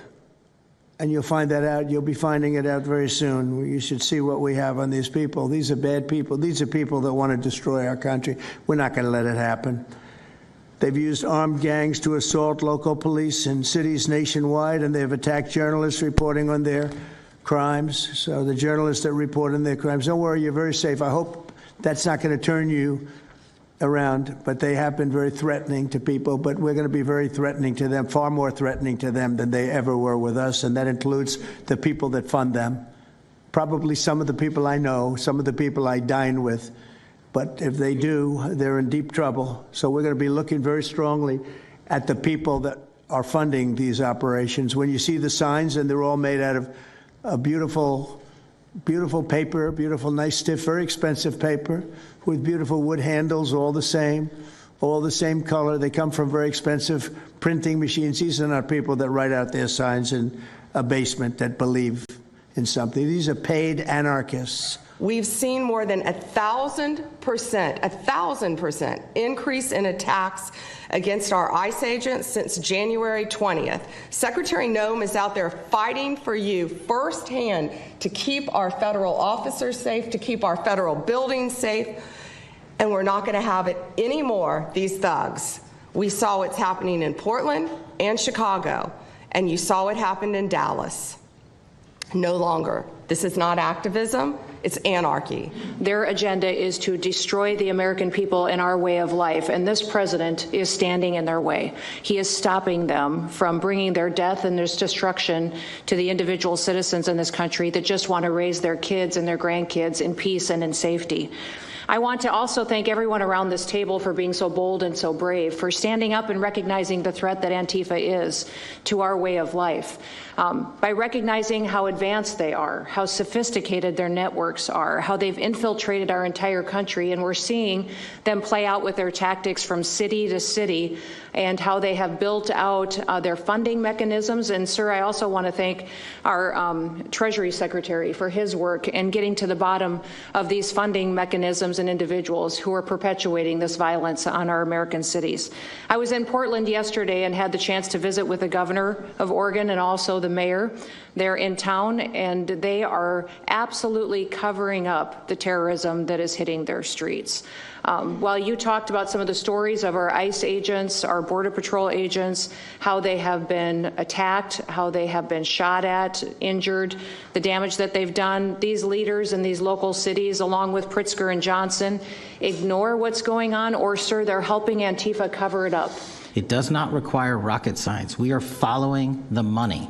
Money never lies. And that's what it's going to take to bring down this network of organized criminal thugs, gangbangers, and yes, domestic terrorists, because that's what they are. They are harming everyday citizens in every single one of our communities. Brian, go ahead. I'm so thankful for each and every one of you here right now, and I'm very grateful that my network, Real American Voice, has partnered up with many of you. Jack and Sylvan, a show on a network. Many of you, Savannah, have appeared on a network as well, so thank you for being here. My question is this: in terms of following the money, I would just notify that the city of Austin is cleared to vote tomorrow to basically waive a $120,000 fee so that a No Kings, basically an anti-Trump rally, can occur in their city. They're bypassing the fees, rolling it to the taxpayers. So my question is to you: what can the people of Austin, Texas do right now to make sure that their tax dollars don't fund a No Kings anti-Trump rally coming up? Well, you just tell me. I would love to do something about that. Bring a lawsuit, do something. The best thing you can do is have honest elections, because the elections are totally rigged in so many of these places. You take a look, the people, they're all loving you. They can't breathe. They love so much, every one of them. You don't see one negative, then all of a sudden you lose the election by 20 points. The elections are so rigged, and we proved that in 2020 more than any other time. But even the last election, there were areas that I won by much more. We won in a landslide, but I actually won in more of a landslide than we thought. I said, you got to get out, make it too big to rig. And fortunately, the people made it too big to rig. They tried. But the biggest thing you can do is have honest elections. If you don't have, and you need great media.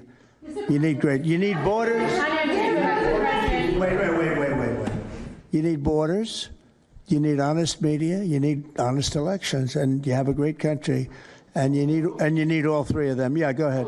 Lieutenant had ties to all these radical groups that you talked about inside here. So thank you for removing. I would like you to make a big deal, though, if they're waiving a fee, but I guarantee they wouldn't waive it if it was. It's not Trump. If it were a conservative rally, they wouldn't be waiving it. So maybe you can look into that, Pam. Todd. Mr. President, that sounds like one for Todd, Pam.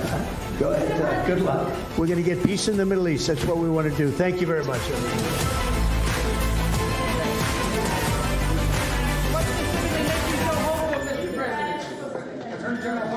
We'll be right back with more Saving America here on Real America's Voice. Thinking about buying a new cell phone? Think AMAC. AMAC members have access to special pricing on talk, text, and data plans for as little as $10 per month. It's one of the many ways joining AMAC can save you money on everyday things. But that's not all AMAC has to offer. AMAC is America's leading conservative advocacy and benefits organization, guided by the principles of faith, family, and freedom.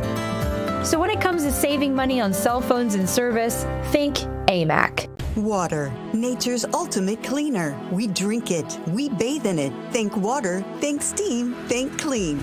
Now harness the power of water with the H2O X5 5-in-1 steam cleaning system. I'm so impressed with the X5. It's an all-in-one product. I can use it throughout my entire house. It's cleaning, it's sanitizing. There's no chemicals in it. It's just steam. This is unbelievable. There is no more odor. 5 minutes, I'm done. Look at that, it's amazing. If you're ready to step into an effective, economical, and eco-safe world of cleaning, look no further than the H2O X5. Using just the power of superheated water, the X5 Super Hot Steam cleans and kills up to 99% of germs, viruses, and bacteria. You could spend over $500 to purchase the products that the X5 5-in-1 Miracle replaces. But through this special TV offer, you won't spend $400, $300, or even $200. Order your H2O X5 steam cleaning system, a $500 value, for just 4 easy payments of $43. You'll get the X5 steam mop with microfiber pad, the carpet glider, the handheld scrubber, the window glass and mirror attachment, and the garment and upholstery bonnet. It's a complete 10-piece system, all this for just 4 easy payments of $43. But it gets even better. Order now and we'll upgrade your X5 package. We'll add a 6th mode with a dusting and polishing wand. Valued at over $30, this extra bonus attachment makes your H2O X5 the H2O X6. That means your 10-piece system becomes a 12-piece system at no extra cost to you. If after 30 days you're not absolutely delighted, send it back for a full refund of the purchase price. Don't wait. Now's your chance to own the X5 for just 4 easy payments, and we'll make the first payment for you. You get the X5 incredible 5-in-1 lightweight, powerful 12-piece steam cleaning system, a $500 value, all for just 3 easy payments of $43. This offer can't last forever,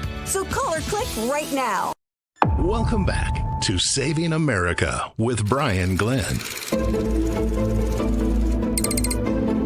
Okay, it's Thursday morning, and I would say the day after a major announcement. We were in the state dining room yesterday at that Antifa roundtable when Marco Rubio came in, wrote down something on a piece of paper, delivered to President Trump. Well, and this is what he said. Departments to find the criminal conspiracy.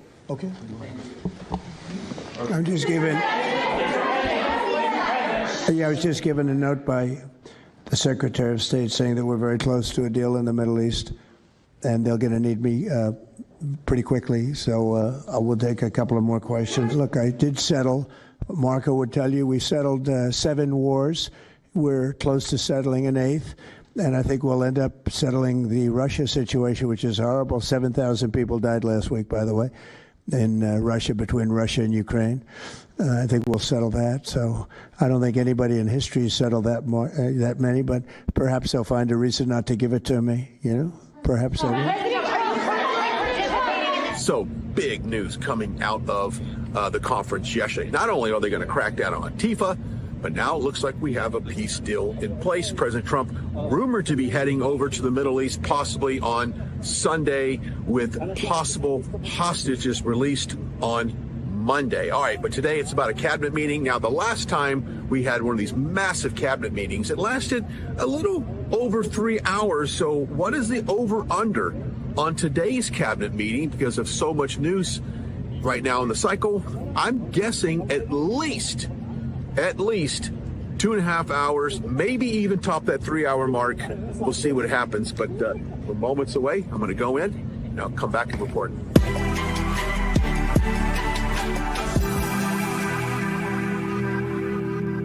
The whole world has come together for this. People that didn't get along, people that didn't like each other, neighboring countries that frankly didn't like each other, but now it's just this moment in time. So we look forward to welcoming the hostages, like you can't believe, home to their families, and that'll take place early next week. We hope Monday or Tuesday. And all Americans should be proud of the role that our country has played in bringing this terrible conflict to an end. And I want to thank, some of the people, JD, you were fantastic, and Pete, you were great. Marco was fantastic. Some of you were very much involved. I'm looking around. So indirectly, I think almost everybody in this room was involved. Susie, I want to thank you very much. You were incredible. You've done an incredible job. So, and yes, John, what you've done was invaluable. CIA, John Radcliffe, and he's done an incredible job. So I want to thank you all, and if I'm missing anybody, I apologize, but you've been amazing. And then you have Steve Witkoff, who worked so hard, and you remember we settled 7, this is number 8, we settled 7 wars or major conflicts, but wars, and this is number 8. And the one that I thought would be maybe the quickest of all would be Russia-Ukraine, and I think that's going to happen too. But in the meantime, they're losing about 7,000 people a week, and that seems pretty bad. They're losing mostly soldiers, young soldiers. They go out to war, and they're getting killed. And while it doesn't affect us in a lot of ways, we've got a big ocean in between, you don't want to see that happen. It was a big mistake. That war should have never happened. It would have never happened if I were president. So we're here this morning for a cabinet meeting as my administration continues to deliver for the American people, despite the radical left lunatics that shut down our government. You have Democrats that they've lost their way. They have no leadership. We don't even know who to deal with over there. At least they know who to deal with. We have no idea who we're dealing with over there. It's like they have no idea what they're doing. Republicans have voted repeatedly to pass a clean, nonpartisan bill to reopen government at the same funding levels. We're not going to do anything only good for health care. We're really, I think, become the party of good health care. And they keep using health care as a cudgel. They want to try and get everyone thinking about health care. We're the ones that are saving health care. In fact, one of the things we're doing is we're going to be reducing the cost of medicines by 100%, 200, 300, 500%, and even more than that, because as you know, we're in the process of favored nations right now. We've exercised a clause because we were subsidizing the entire world. The entire world pays a fraction of what the United States has been paying. And we've already, numerous Pfizer and other companies have already signed, and other countries are a bigger problem because they've been getting a subsidized rate. We've been paying for years. This has gone on for 30 years. We've been reducing the rate of drugs for other countries because we've been paying much more than we're supposed to. And they used all sorts of ideas like research and development. I said, what about Germany? What about these other countries? Aren't they paying? No, we have to pay research and development. It was all nonsense, and I couldn't listen to it anymore. So it's a very radical, big, tough shift, very tough. We got a lot of things going on there. But, you know, and you probably heard me say this in my first term, I think it was my third year, we reduced drugs from the beginning of the year to the end of the year. And I was so proud of it. I actually had a news conference to announce it, and it was 1/8 of 1%. Think of that, which is barely a reduction. But it's the first time in 28 years that there was a reduction in drug prices for the year. So from the beginning to the end, it was 1/8 of 1%. And I was so proud of myself. I did something that nobody else could do. But when I started to think about it, I said, does it make sense? And then I'm starting to look at numbers where a pill or a treatment or some pharmaceutical product is selling in Europe for 10% of what we pay for in New York City or in any one of our places, and cities, states. And then I see people leaving for other countries to go buy their pharmaceuticals, where they make journeys to various other countries, including Europe, where they got the best bargains of all. And I put an end to it. It's over. And now we're, in major, I guess, disputes, but we're winning the disputes by a lot. With the countries, a couple of countries said, we won't do this. I said, well, it's unfair that we're paying 10%, and, you're paying just a fraction of what we're paying for the same product made in the same plant. And they said, well, we're not going to do it. I said, that's okay. You don't have to do it. But I'm going to put a tariff of 9% or 7% or whatever the amount of money is. And I'm going to put a tariff on your country for the amount of money that you're taking advantage of us for. No, you can. I said, yeah, I can do that. I'm going to do that. And they would immediately agree. And I'd make the tariff substantially more than the number we're talking about. And they would immediately agree. So we have the consent, I think, Bobby, of every country, essentially. They know that if they don't do it, we're going to put a tariff on for double the price, and then they're going to do it. So we never had that before. You never had anybody in here that knew what the hell they were doing, I'll be honest. It really makes me angry. Because for years and years, and this started many years ago, and basically we subsidize the world. So this is going to have a huge positive impact on Medicare, Medicaid, even Social Security.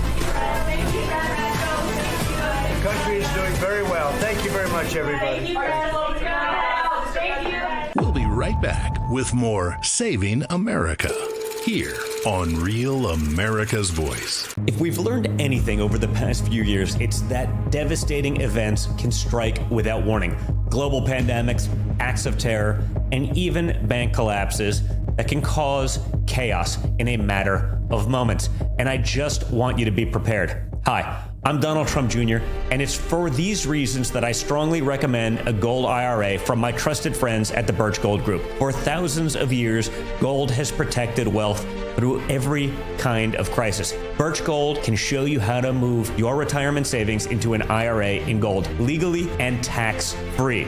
For decades, they've helped thousands of Americans protect their IRA or 401k from unexpected events. To learn more, click below for your free info kit on gold IRAs from the Birch Gold Group, the only gold company I trust. Don't wait for the next crisis to strike. Take action now to protect your family's financial future. Click below for your free info kit on gold IRAs from the Birch Gold Group. When it comes to keeping food fresh, air is the enemy.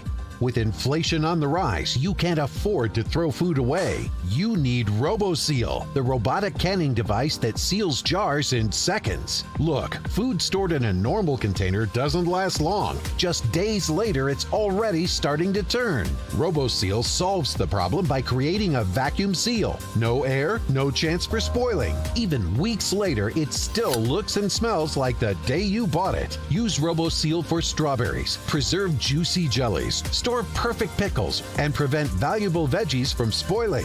You can even use it with large mason jars. Act now to get RoboSeal for just $29.99. But wait, you can get a second one for 50% off. Don't delay. Order yours today. Call 1-800-788-1952 or go online to buyroboseal.com. That's 1-800-788-1952 or go to buyroboseal.com.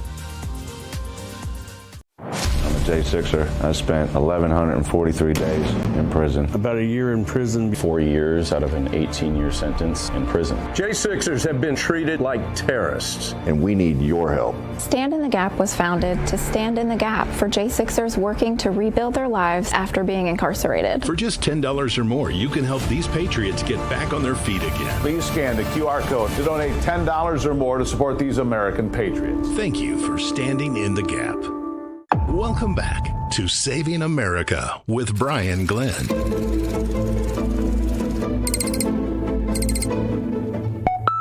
We interrupt this scheduled broadcast to bring you the very latest here from Real America's Voice. Benny Harmon joining me now. I know it's time to introduce you to our viewers, although she's the latest correspondent to the Rav family, primarily going to focus on Capitol Hill, but would probably, I would say, dip into the White House as well. But some of our viewers actually might know you from previous shows. Yeah, so I don't even know where to start. I mean, so I was on with Jack Posobiec yesterday. I was telling you, I was Jack's very first producer when he started Human Events Daily. That's incredible. Isn't that cool? So you go way back in politics, and of course. And Turning Point, I mean, I have been engulfed in this conservative world really since I was 18, but I kind of took a little different path, mainstream, and then decided mainstream wasn't it. I think that's what happens to all of us. Now, you come here from working for another broadcast company. If you don't mind, walk our viewers through what transpired. A lot of people, you might have seen this on social media as this kind of went viral. I want to talk about something for a minute, and it is heavy, so please bear with me. I want you to know that it's okay if you feel sadness. It's okay if you're grieving. 2 days ago, I lost a mentor, my first boss. The first person who made me believe in myself, that encouraged me to chase this dream that you're watching right now. Charlie Kirk. There's a lot going on in our world right now, in our country, but I want to say one thing. Lean on your neighbors. Speak up for what you believe in. I don't care what it is. I want to share with you one of my favorite sayings that Charlie would always tell us at the office. He would yell it from the mountaintops, so please listen. When conversations stop happening, when individuals become wordless, that's when violence begins. So, if you do one thing today, make it be with passion, with conviction. Stand up for your friends, stand up for your beliefs, and speak loudly, even if your voice shakes. Your words have meaning, your values have purpose. Never forget that. Thank you, CK. You changed my life. Walk us through your journey of what brought you here to Real America's Voice. Yeah, so I actually haven't really told the full story as to what happened. There's just kind of bits and pieces that have been told. But so it was September 12th, 2 days after Charlie was assassinated, and it was a Friday. And I hosted a show every single day, a midday show, 11:30 to 12. And it was a lot of community-based stuff. Like it was very local centered. You know, it was highlighting businesses, highlighting first responders. I did a lot with all of that. But I went on air that day, had no intention of saying anything. But I mean, Brian, I was grieving. We all were. I mean, the whole world was, and I could feel that. And when I got in front of that camera that day, I just felt called to say something. And so I went off script and I started crying, and I ugly cried on television. But I ended up doing this tribute to Charlie and just told people, it wasn't political. I told people, speak your mind, have faith, have conviction, and just fight for what you believe in. And so you had a graphic, you had some video elements on that as well. So I'd imagine that you produced, or you helped produce your show. And I was very much in that same position years ago. What was the immediate reaction? And if you can't get into some of this stuff publicly, I understand that. Just say no comment. But what was the immediate reaction from that station group when they saw that segment? It was mind-boggling. So I got off air at 12, and I actually had a shoot at a fire station after that. So I went, turned my phone on Do Not Disturb, and I get a notification. I'm like, okay, my phone's on Do Not Disturb. Why is it ringing? It was my boss, my direct supervisor. He said, hey, are you in the building? And I said, no, but I'll be back. He said, come to my office when you get back. I go to his office, and he says, I have been told by our general manager that you need to delete the tribute that you just did during your show off your social media. Was that a live show? It was live, okay, yes. So the live show's already gone out, so the social media clip of that segment was on your They profile. almost weren't mad that I did it on air, but they were so mad that I posted it on social media, and they told me because it lives forever. Yes. That's it. And so they were hoping, okay, she made that, but hopefully nobody saw it. We'll pretend nobody saw it. But the second I pushed it out on my social media, they got livid, and they said if I do not take it off my social media, my personal, Brian, it wasn't even a station social media page. They said take it off or you will have punishment. I said I'm not taking it off. There's nothing wrong with it. And then Monday came, and that's when they suspended me. That's incredible. And of course, a lot of people in our industry has been faced with this ultimatum of obeying corporate media or we're going to get rid of you. And they try to imply, Benny, and I want you to explain this, that if we get rid of you, you will never get a job in the industry again because you'll be labeled some MAGA, supporter, you're a Trump supporter, a Charlie Kirk supporter. But that's not the case because you found a much better place to a place that is filled with God and with faith, an organization that actually cares about our foundation and our founding of our country. I mean, my general manager at WICS, which is owned by Rincon Broadcasting, Sinclair, I am very happy with the way Sinclair has handled all their stuff. I work for Sinclair as well. Because I can't criticize them. We were a Sinclair station. They actually reached out to me. It was very kind.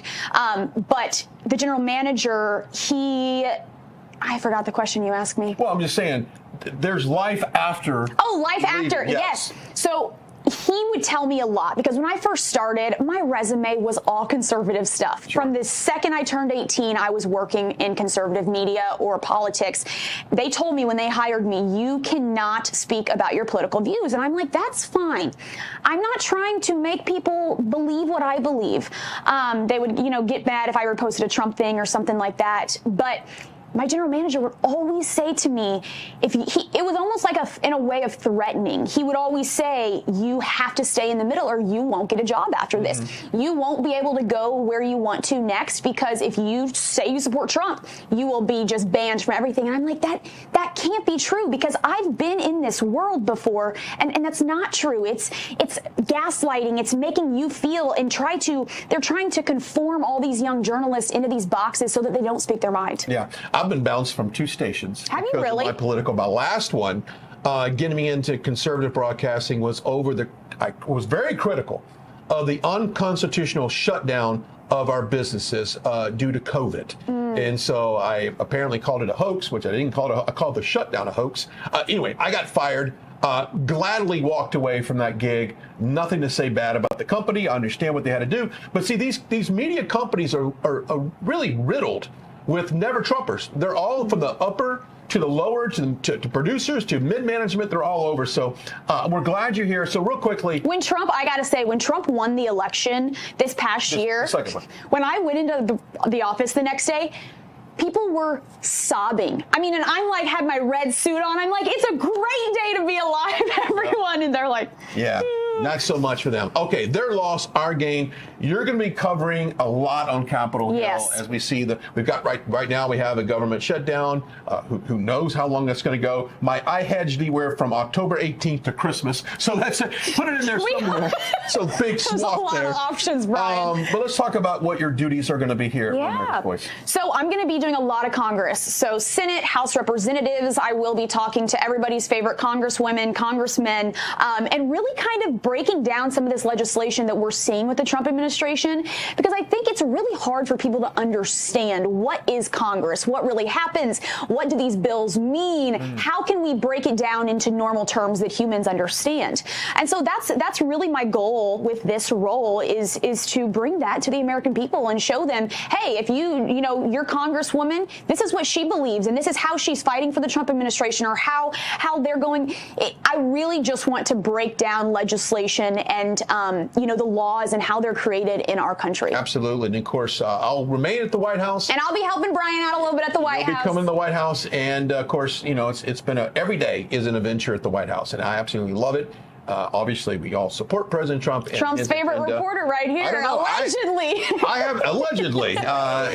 But anyway, we'll continue to grind it out there.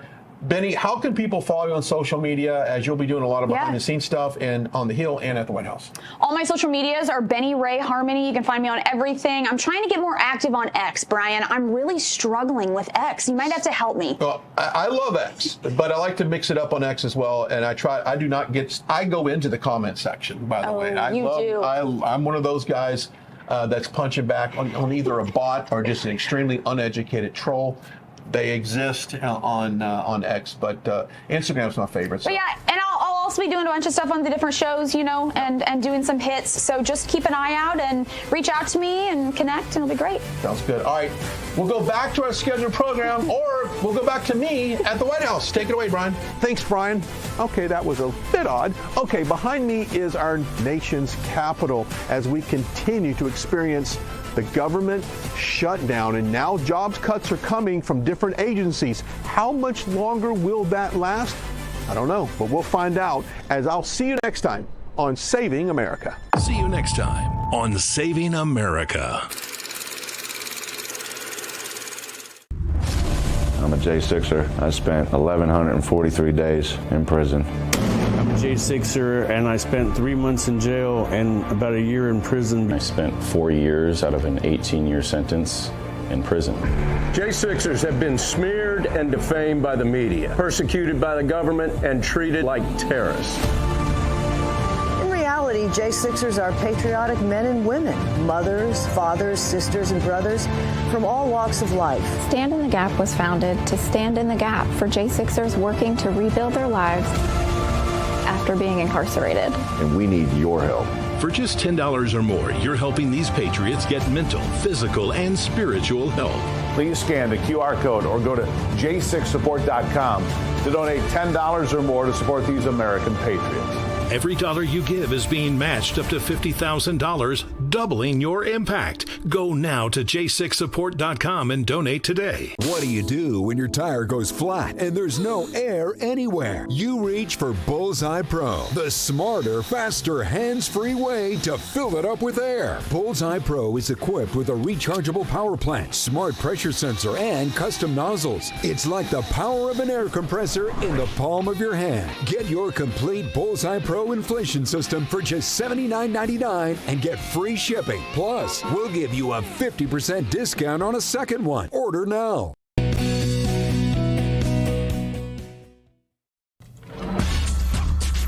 Hey, and welcome back to Last Call. I am Mike Crispy, and we got a big show for you on this Saturday night on Real America's Voice.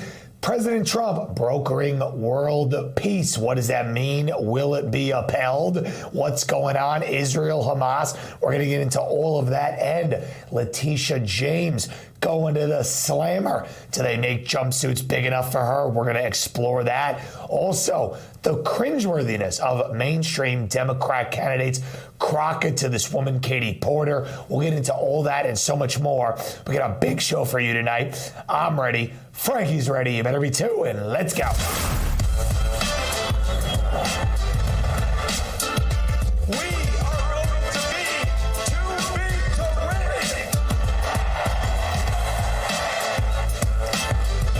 Mike Crispy. Where's Mike? Man, did he make a good speech. Thank you, Mike. You have big plans for the future, and we're with you.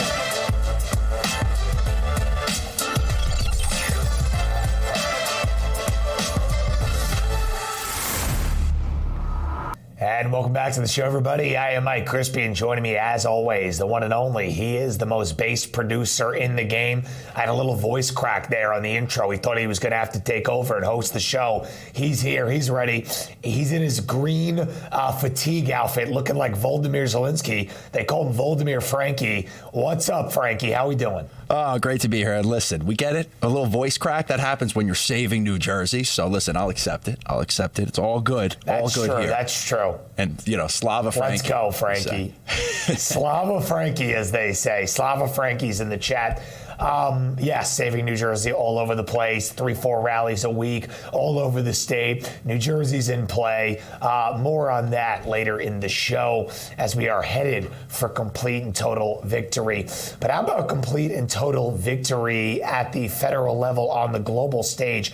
You know, when President Trump came in, a big reason that many people voted for him, people from all across the spectrum.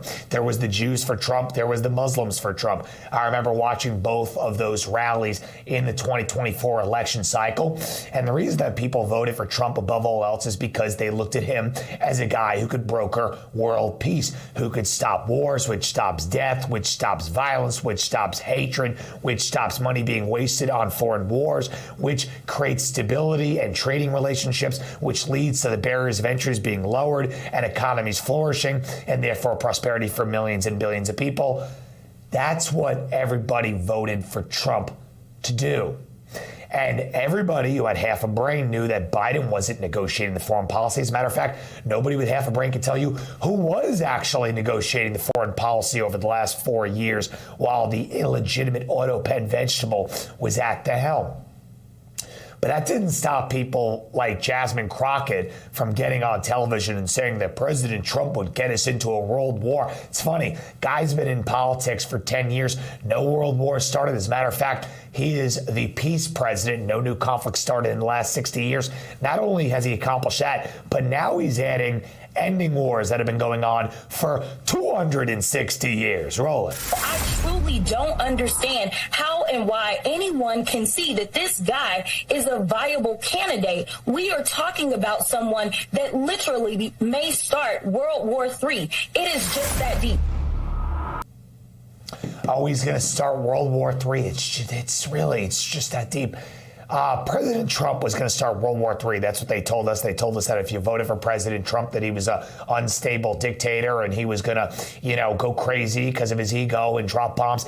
Remember when they said that in the 2015 primaries? Like, do people forget that he was in the White House for 4 years and none of that happened? And then when he came in after the fact with 4 years of White House experience and 4 years of experience on the outside looking in, still talking to world leaders, still assessing the moves, still being involved in, opining on geopolitical matters, still being in the game and actually leveling up by getting rid of swamp rat neocons hiding in the administration from the first time. Did they think that that was going to be a coherent argument that was going to stand muster? No, absolutely not. They thought that they were going to convince you to vote for this instead of what we have now. Let's just roll it. What we narrowly avoided. Roll it.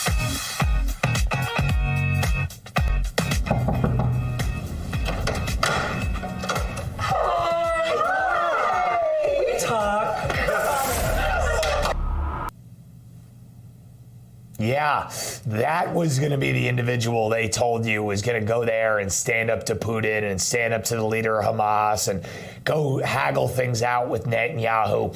It was going to be that.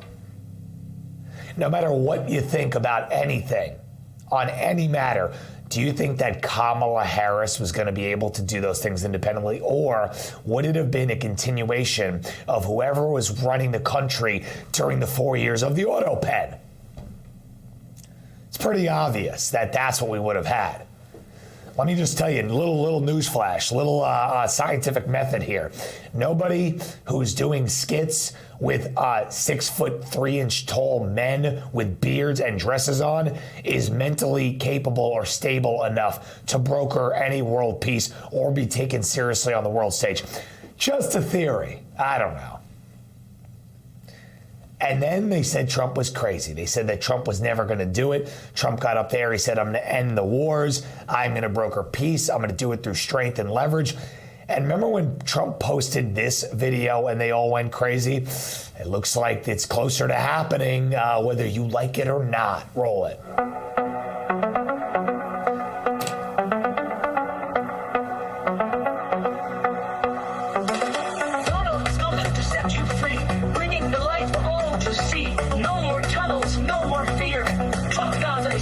Here. Trump gods are shining bright, golden future, a brand new life. Feast and dance, the deal is done. Trump gods are #1. Trump gods are shining bright, golden future, a brand new life. so Trump Gaza, it's like Trump Gaza, they're like, what's he doing? Is he losing his mind? Is he going crazy? What's going on with that video?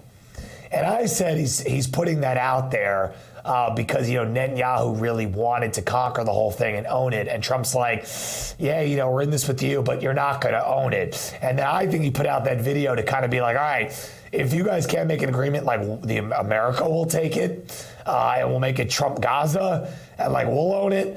So let's make a deal here. Nobody to this day will understand how or exactly why, what led Trump to posting that video. But did it not work? Is posting an AI video of a utopia in the Middle East in the namesake of the U.S. president, AI generated? Nobody's ever tried it before. And I guess it worked. I guess we cannot fully understand Trump's deal-making and negotiating skills. Because everybody who was scratching their head about that video, they're now kind of like,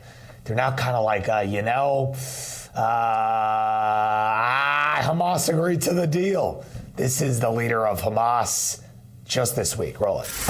To announce that we have reached a deal for ceasefire to put an end to the aggression and also to proceed to a permanent ceasefire and the withdrawal of the army and to allow the aid to enter to Gaza and to open the Rafah crossing from both sides. I mean, that's pretty good. I would always remember watching the coverage over the last couple of years, and I would watch the hysterical lunatics on both sides. I'd watch the radical left Islamist fundamentalists on MSNBC say that, we needed to do it this way or that they needed to crush these people. I watched the other side of that coin, the Mark Levins saying that complete and total destruction and that, you needed to wipe it off the face of the map. I watched both sides say that the total destruction of the other side was imperative to get a deal done and that the United States of America would essentially have to pick a side and watch there be destruction and then have a whole sect of the other side completely look at the United States as, as satanic terrorists. I mean, I was fed that from both sides. MSNBC on one side, Mark Levin and the neocons on the other side were feeding people like me who was saying, hey, President Trump is brokering a peace deal here. I watched the way in which he would meet with the Muslim leaders. I watched the way in which he would exchange some letters with the leaders of the Islamic states. I watched the way he negotiated with Qatar, Saudi Arabia, some of these Middle Eastern countries that have influence over Hamas. And then I watched on the other side, I watched people say, why is Trump, having these relationship and this, these ongoing discussions with Netanyahu? Netanyahu's a criminal. Netanyahu's a crazy person. And listen, I always say this, and anybody who tells you otherwise is disingenuous. There is no good or bad foreign leader. That's why I get upset when people are like, well, this is our greatest ally. This is our best friend. There's none of that, okay? Everybody's in it for themselves all over the world, except for in America, except American politicians. American politicians, again, on one side of the coin or the other, want to sell out everything it means to be an American and represent an American for the sake of a foreign power. So I watch people say what we needed to do for one side of that war, and I watch people say what we needed to do for the other side of the war.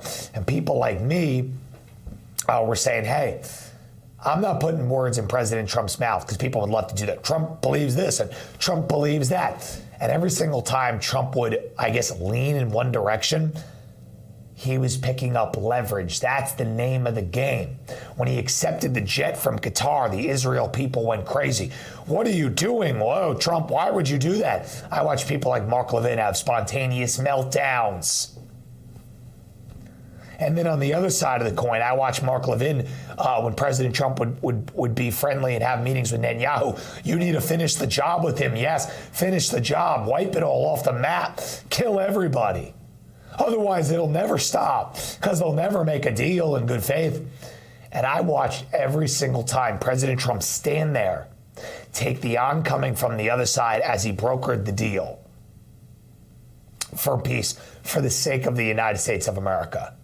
And what I mean by that is not spending hundreds of billions of dollars to fund both sides of a war. Do you understand that's what's been happening this whole time? Is that people like Kamala will get up there and say, I stand with the people of Israel. And then at the same time say, oh, well, we got to, support the Palestinian state. So therefore, we're going to put billions of dollars of assistance there. We're going to give billions of dollars of assistance to Israel. And we're just going to let him keep fighting forever. That's what they wanted. We're getting peace. So you see there, the leader of Hamas agreed. We just showed you that. People said that would never happen.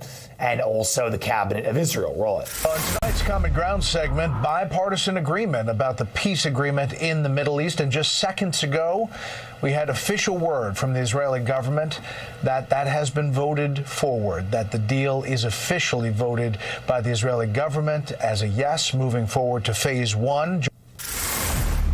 Let's go. I mean, what were they going to do anyway? People said that Netanyahu wanted the total destruction. And this is where I'll say that people were saying, oh, Trump is totally controlled by Israel. Is Trump really controlled by Israel? If Trump was actually controlled by Israel, they would have said, all right, go ahead. We can't stop these people. They're radical Islamic terrorists. You just got to wipe them all off the map and go with that plan. If Trump was actually controlled by Israel, like some people would say, then that's what the outcome would have been.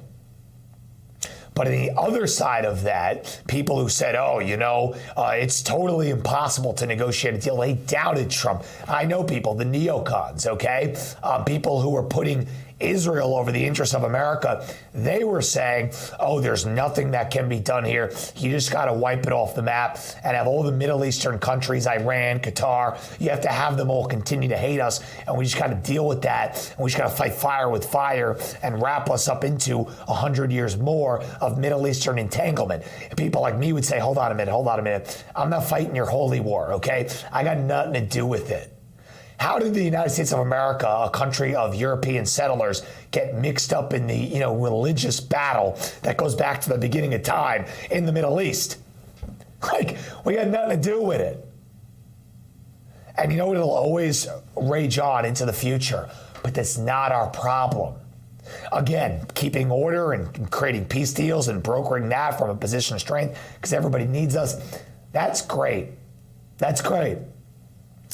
Having our allies who want to work with us and collaborate with us and not having their country being bombed into smithereens, okay, that's great. Having people who have nuclear bombs pointed at us and talking them out of launching it at us because they believe that we're doing something that we may or not be doing, not having the threat of that is great.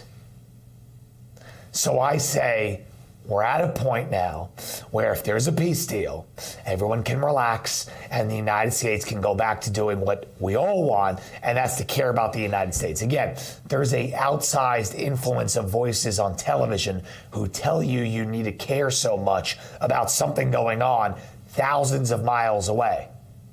Now that we've done this and now that we've brokered this, as long as both sides are abiding by the deal, there should be no involvement further for the United States of America. We never sent boots on the ground. And quite frankly, the aid in which we send to both sides, okay, hundreds of billions of dollars that goes to both sides. Why are we spending that? Just lower both those to nothing and put that money in America. How about that? That plus peace, good. There you go. Stop bombing and killing each other. Even John Fetterman, a Democrat, gets it. Trump, should he win a Nobel Peace Prize? What are the Democrats saying about this? Are they able to spin it for a negative? Let's see what Fetterman. Do you think the president deserves a Nobel Peace Prize? Well, I mean, if this sticks, I think the whole point of having a Nobel Peace Prize is for ending wars and promoting peace. And I'm going to make a direct appeal to the president. I hope he chooses to provide the tomahawks to the Ukrainians too, and give them the tools that they need to push back against Russia. And if he brings the Ukrainian war to its end, I'll be the Democrat leading the committee. Hold on a minute. So everybody around the world saying that Trump should win the Nobel Peace Prize. And Frankie, tell everybody what happened. Someone that nobody in the entire world has ever known about has won. Yeah, for some, brokering peace It's just, it's comical. Who's surprised, really? Barack Obama, what did he do? Maria Corina Machado, okay, the opposition leader in Venezuela, has won the Nobel Peace Prize. I mean, again, I get it. You're running against Maduro. That's great. I get it. You haven't gotten killed running as an opposition leader. But what did you do for world peace? What did she do for world peace, Frankie? Again, what she's doing is nice. I appreciate it. You're running against an evil dictator in Venezuela. What was she sitting at the table stopping millions of people from dying from nuclear destruction, famine, war, conflict, stopping things that have been in motion for the last 500 years? Come on, Frankie. I'm not surprised. They gave it to Barry Soetoro, all right? It's a rigged system. So Barry Soetoro launching the drones, and random opposition leaders in third world countries win the Nobel Peace Prize, but not President Trump. Just goes to show you the globalists are a joke. All right, quick break. We'll be right back with so much more. Don't go anywhere. How does the world's most trusted dog expert keep his own dogs so healthy? Hi, I am Cesar Milan. In my 20 years rehabilitating dogs, I've seen too many struggle with health problems that no amount of training could fix. Then I discovered it wasn't the dog, it was their food. Fortunately, I found veterinarian Dr. Marty's Anti-Kibo Breakthrough. Nature's Blend is packed with whole foods that are freeze-dried, locking in nutrients. I saw remarkable improvements in my dogs within weeks. Try Dr. Marty risk-free for 90 days. Plus, get a free gift when you call or visit drmartypets.com/Caesar. Oh. Hey, did you find the manual? Yes, of course I found it. No, I need that. Summon Dale. Who's Dale? A real human. I'm Dale. American Home Show now provides video chat with live repair experts for home fixes over the phone. Let's go fix that oven. Okay, Dale. I need my phone back. Fix it over video chat with American Home Shield. Sign up today at ahs.com. When it comes to keeping food fresh, air is the enemy. With inflation on the rise, you can't afford to throw food away. You need RoboSeal, the robotic canning device that seals jars in seconds. Look, food stored in a normal container doesn't last long. Just days later, it's already starting to turn. RoboSeal solves the problem by creating a vacuum seal. No air, no chance for spoiling. Even weeks later, it still looks and smells like the day you bought it. Use RoboSeal for strawberries, preserve juicy jellies, store perfect pickles, and prevent valuable veggies from spoiling. You can even use it with large mason jars. Act now to get RoboSeal for just $29.99. But wait, you can get a second one for 50% off. Don't delay. Order yours today. Call 1-800-788-1952 or go online to buyroboseal.com. That's 1-800-788-1952 or go to buyroboseal.com.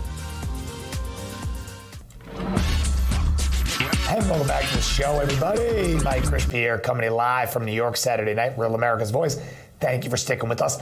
Living under peaceful times. It's so peaceful. Look at Frankie. He's so peaceful. I'm so peaceful. I'm wearing the purple, okay? It's majestic. It's nice. And we're living under calm times around the world now. Calmer than ever before. And it's interesting because the United States president has the ability to broker international diplomacy really without, the fetterment of these local people nipping at the heels of him. Probably saying, what do you mean? So the Constitution vests power to the president to do these things unilaterally when it comes to like war and peace, But domestically, there's all these constitutional checks and balances that were put in place when people actually, who were living in America and running America, actually respected and loved and upheld our rule of law, our processes, our cities, our communities, and our land. Our founding fathers would have never been able to fathom leaders, and I'm talking more than 50% of the leaders in our country, who outwardly hate America, who outwardly would support and give cover to and have a media that gives cover to domestic terrorist professionals that travel from city to city, going in, causing terror, and physically attacking law enforcement agents that are getting rid of violent, savage, criminal, illegal aliens that are living and being harbored and mooching off of our entitlement system and making communities unsafe for actual citizens. I don't think our founding fathers could have ever fathomed that people like that would exist in our country.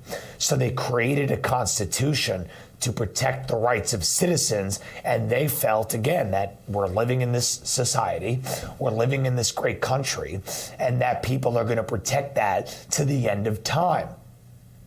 I don't think they ever thought, Frankie, that globalist foreign leaders would inject billions of dollars of cash and essentially use these people as puppets and use the media as puppets to sell out and tell the impressionable masses that somehow enforcing law was bad and enabling terrorists was good. That's where we're at right now. Remember when Joe Biden called Antifa an idea? It only got worse from there. Now CNN covers for Antifa, and we see this chaos that they have unleashed around our cities. George Floyd riots, we showed last week with the Portland riots, and now they're doing it in Chicago to protest ICE carrying out their deportation duties and the National Guard protecting the ICE facilities. Look at how the CNN people react. Roll it. Is the federal government unable to carry out its functions? Even that's not clear either. Yes, people are protesting or blocking entrances to buildings or whatever else, but that's not an inability, that's a disruption. And would that warrant or necessitate calling in the National Guard in order to help ICE do its functions? That just doesn't seem to be right either. There's a long history, or tradition, if you want to call it that, of people protesting government buildings. You call in the cops, clear them out, and get them out of the way. Often they don't seem to require the National Guard. And so it is quite an escalation to bless the legal sending in of National Guard troops and lowering the standard in the way that it seems to be happening here. Hold on a minute. So he's saying the unprecedented act here is Trump sending in the Guard. I say the unprecedented act here is that people who are protesting in front of the buildings are now becoming physically violent with agents. They are shooting into the facilities. They are harassing and getting in the face and causing harm to the agents. Law enforcement officials locally are told to stand down.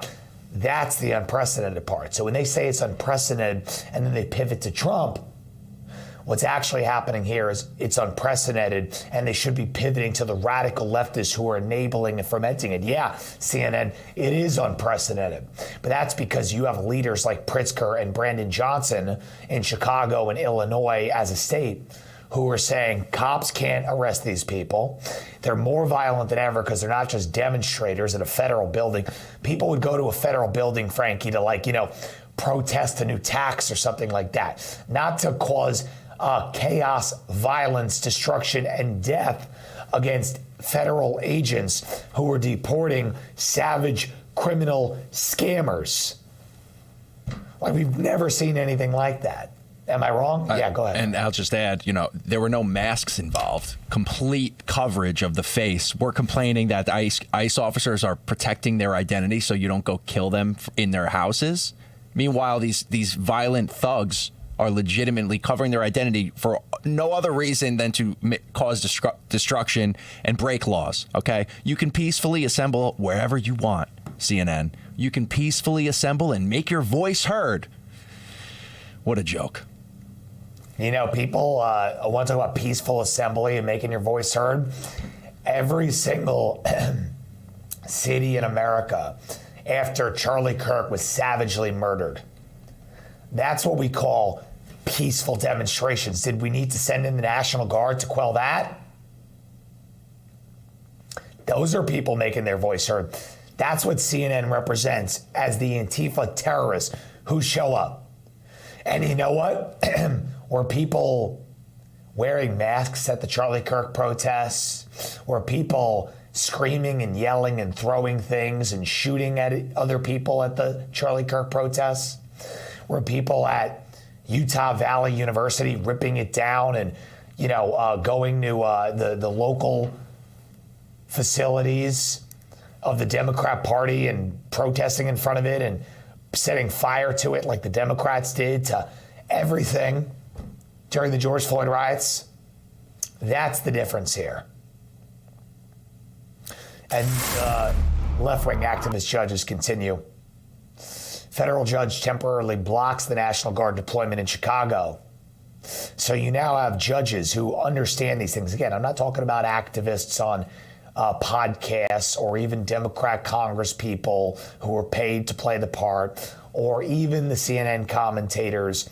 I'm talking about judges, people who are elected to be beyond reproach, people who are supposed to go on the bench to enforce the law. They never thought that there would be activist judges who would be stepping in to use their power to slow down the unilateral authority of a president having the ability to invoke Insurrection Act and other things similar to that, to say, hey, we have people, federal agents, carrying out lawful duties against illegal criminal behavior.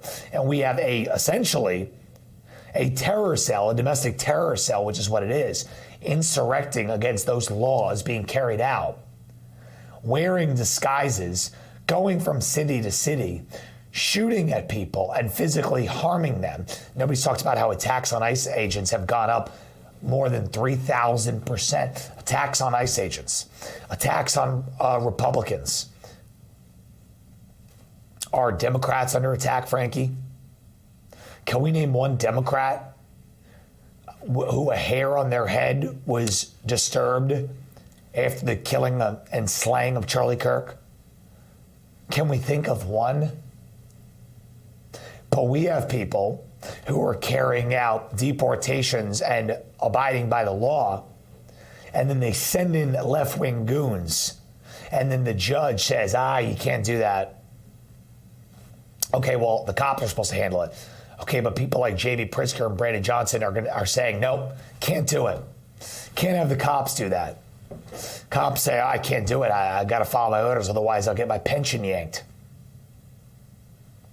It was never supposed to be this way. This is how you know we're at a point in our country that is, in the uncharted waters. We're holding on at 250 years. We're about to be in our 250th year of America. But we are holding on for dear life when these are the factors around us, when these are the leaders of our state governments. Roll this, J.B. Pritzker. You know as well as I do, the President of the United States in the last 24 hours called for you to be imprisoned. I want to give you an opportunity. We've seen your reaction on social media, but I want to hear what you have to say back to the President of the United States. Well, let's start with the idea that this is a convicted felon. I mean, think about that, who is threatening to jail me. I got to say, this guy's unhinged. He's insecure. He's a wannabe dictator. And there's one thing I really want to say to Donald Trump. If you come for my people, you come through me. So come and get me. Oh, you hear this guy? Tough guy. If you come for my people, you come through me. Who are, first of all, I guess that is a tall order to go through him. I was going to say, 450 pounds of that tub of lard. That can absorb a small space shuttle, okay, coming his direction. If you come for my people. So, Pritzker, who are your people exactly? All of the blacks getting gunned down in Chicago? Are those your people? You've done a great job of protecting them. How about this, Pritzker? Go to Chicago, in the south side of Chicago, and you go to those gangbangers and you say, if you come for my people, you come through me. We'll see if your fat can absorb the bullets. Are you kidding me? That's what Pritzker's doing. And then they do the cherry on top, Frankie. They go, he's a convicted felon. This is how you know all the lawfare against Trump was all politically motivated. Again, politically motivated judges, politically motivated prosecutors, people who are law enforcement officials who were sworn to uphold the Constitution, who were totally throwing that out because there was an all-on deep state coup to get Trump so he wouldn't get to where he is now. They tried it. It failed. Then they tried to kill him. It failed. They first tried the PR game with the Russia collusion hoax, the impeachment hoax, January 6th hoax. And then they enlisted people like Letitia James. Dumb, impressionable, low IQ, puppets who are not smart enough to get to where they were unless very powerful dark figures put them there so they could play the role. I'm the first obese black woman to be a New York Attorney General. No, you're just a puppet. Letitia James, everybody. She has been indicted. And I watched the fake news this week go crazy about it. Oh, President Trump is getting vengeance on his political opponents, they say. Hold on a minute. They're saying he is now doing it to Comey. He's now doing it to Letitia James. He's just getting revenge on his political opposition. This is unbelievable. We've never seen anything like this. It's a threat to the democracy. Yes, Frankie. Yeah, and you know what? I'll say it. They're right. This is unprecedented. What's unprecedented is the way they went after him illegally. So, yes, there's an unprecedented measure to handle it and make sure it doesn't happen again. It's just incredible for them to just throw, it's an unprecedented moment. It's like, yeah, you literally tried to impeach a current president twice on Fugazi. And then when he was running for office, you arrested him 4 times. Think about it. No prior president's ever been arrested for anything ever, and you arrested him 4 times because you really wanted something to stick. Like, Letitia James is dead to rights guilty for what she did. Comey is dead to rights guilty for what he did.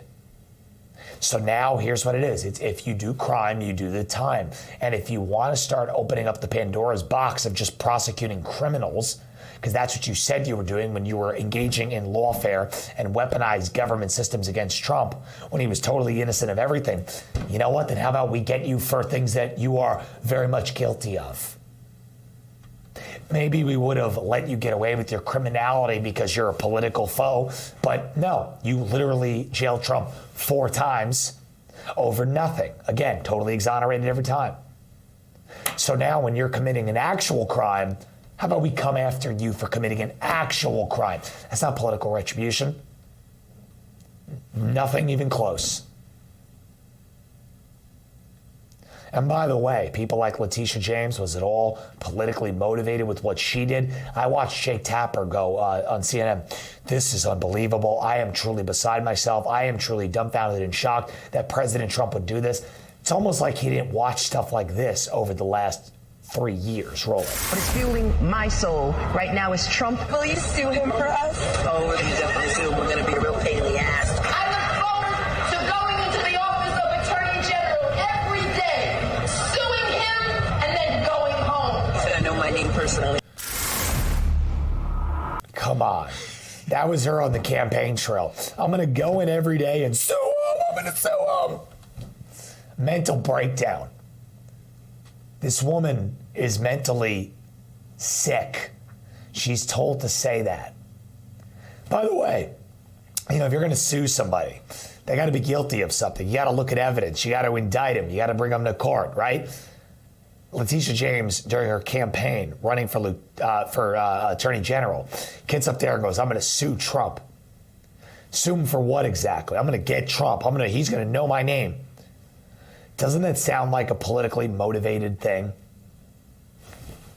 Just going out on a limb here. Sounds a little politically motivated to me. Like she got elected to do that. Was she opening up case files? Was she subpoenaing documents? Like, was she seeing the reason to go after him? No. She just said it, and then she did it because she's commanded to do it. Here is her ironic response. Roll it. This is nothing more than a continuation of the president's desperate weaponization of our justice system. He is forcing federal law enforcement agencies to do his bidding, all because I did my job as the New York State Attorney General. These charges are baseless, and the president's own public statements make clear that his only goal is political retribution at any cost. The president's actions are... Letitia James committed mortgage fraud. It's not baseless. It's pretty easy to actually account for. Here's how easy it is. What state are you the Attorney General of? Oh, New York. Got it. Okay, it's literally in your title of everything you do. Not like some random citizen, okay? Like Frankie could be a resident of Florida, he could be a resident of New York. He lives 6 months in a day, 4 months in 20 days. You got to account for that, where he was, what he was doing over the course of several years. It's an arduous process. Letitia James is the Attorney General of New York. She buys real estate. She gets a mortgage, which is a loan, and the terms of the loan stated what they were gotten under was that she was not a New York resident. She was a resident of another state. That is called mortgage fraud. Either she's in fraudulence of her political office. How can she be the New York Attorney General if she's not a resident of New York? Is that a normal thing? Or did she commit mortgage fraud, which means that you say something is your primary residence to get different loan terms so you pay less money, and then you are then defrauding a lending institution. Again, Letitia James said that Trump was doing that with Deutsche Bank by valuing his Mar-a-Lago property over $18 million. It was a joke. The Deutsche Bank executives testified that it was a joke, and they still went after him. Now Letitia James is dead to rights, guilty of either one thing, because both can't be true. Either she's illegitimate as the New York Attorney General because she's not a New York resident, or she committed mortgage fraud. Either way, she's broken the law. It's not politically baseless, and any CNN anchor who says otherwise is a globalist shill. Unbelievable. We're going to take a quick break. We'll be right back. Don't go anywhere.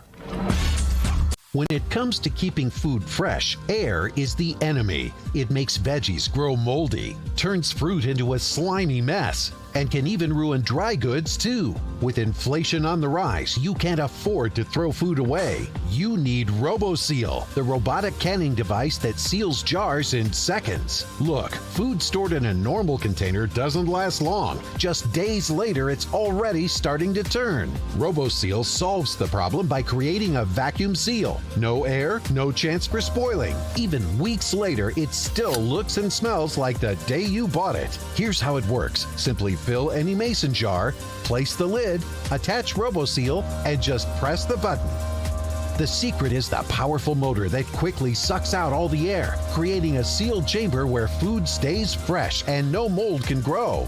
Use RoboSeal for strawberries, peaches, pears, and more. Preserve juicy jellies, jams, and marmalades. Store perfect pickles or your favorite olives. And prevent valuable veggies from spoiling. You can even use it with large mason jars and store cereal, cookies, and other dry goods. That's right, whether big or small, RoboSeal can seal them all. A century ago, every cellar was filled with cans and jars, but that took hours of toiling and boiling. This is the future. Now there's a robot for that. It's called RoboSeal, and it does all the hard work for you.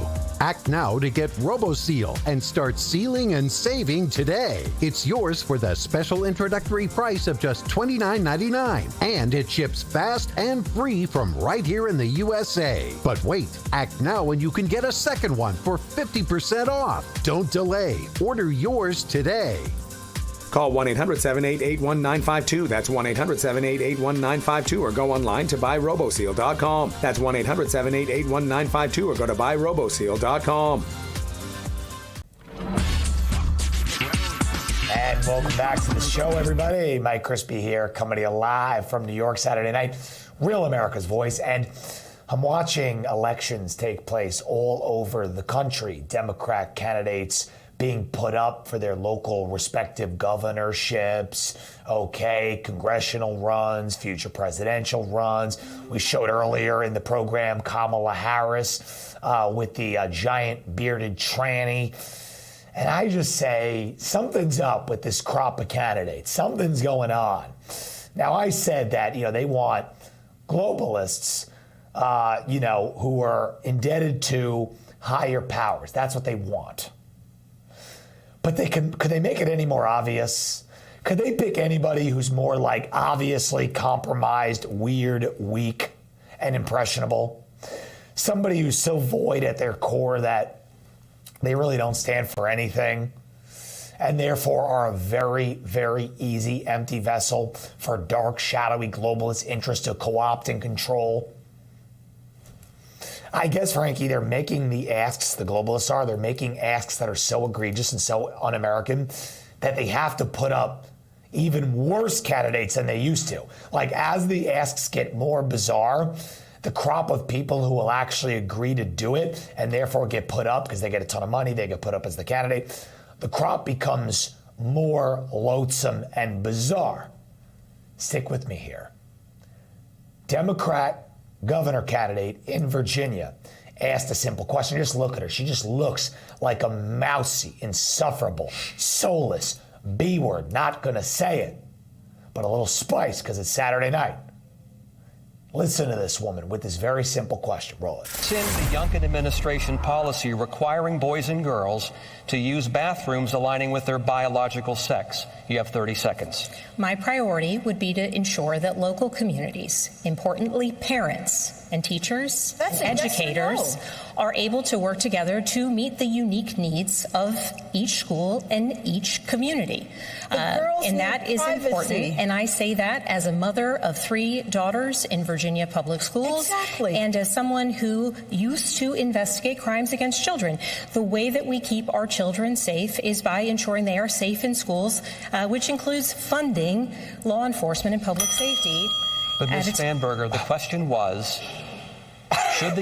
would you rescind the Youngkin administration policy requiring boys and girls to use bathrooms aligning with their biological sex? You have 15 seconds to clarify that question. Yes. And my answer is that in each local community, decisions should be made between parents and educators. All right, there you go. So the answer is she's giving no answer because she will not stand by that. And she's like a little mousy, and she's like, I have 3 daughters. And I'm like, you're a real sick blank because, it's okay for your daughters because they're insulated, okay? And, they're elitist and they're in some private institution. But kids in public schools, women and girls who are in public schools who don't get the insulation that your daughters get have to go in a changing room and a locker room with some giant bearded man with a dick. It's like it's absurd. It's like it's obvious. Our founding fathers could have never fathomed that we would be here. They could have never fathomed it, Frankie. Go ahead. Yeah, and I'll just say, when Glenn Youngkin came in, I was a little skeptical because I'm like, all right, here's this guy. He worked at the Carlyle Group. I don't trust anyone from the Carlyle Group. And he was so easily ascended into his position because it was such an obvious decision of where to go for the parents. And this Democrat just cannot learn. It's so easy. You could actually win. Just learn, open your eyes, lady. What is happening? So, and they're not doing it again, because as I said at the beginning, my hypothesis, they have to get worse people that are willing to agree to more compromising, just disgraceful, bizarre things. Jasmine Crockett, Exhibit B, roll it. When it came down to the presidential, I told the team, I said, stop sending me to all the urban centers. Yes, I can do that. Yes, but you got plenty of surrogates that can go do that. You need to send me to rural America. And they were looking like, huh? And I'm like, listen, I was in East Texas. I lived there. I know the struggles. I know what it's like. All right.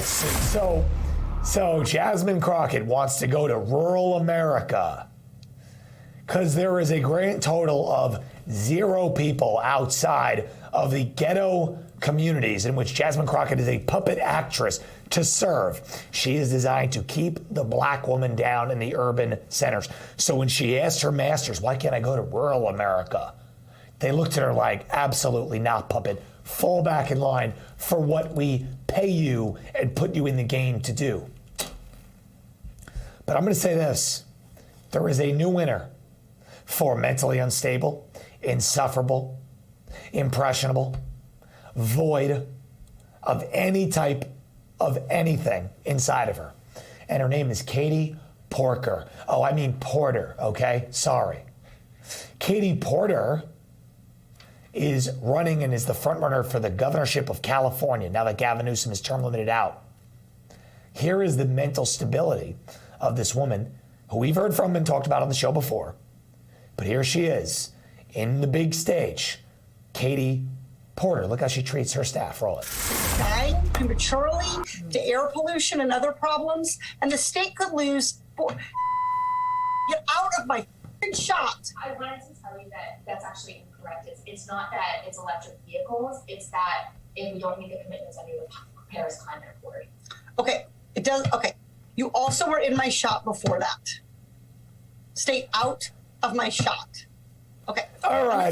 Stay out of my shot. Like melting down if things aren't perfectly aligned for her. But you know what? Maybe she was just having a bad day. Everybody has a bad day. I'm in show business. Frankie's in show business. Sometimes we just have a little bit of a bad day. It could happen to anybody, right? Anybody could just be a little bit off that day. Katie Porter, primetime, CBS interview. Not exactly a hostile outlet. Here is her interviewing. Getting asked very simple questions. Look how she responds. Roll. What do you say to the 40% of California voters who you'll need in order to win, who voted for Trump? How would I need them in order to win, man?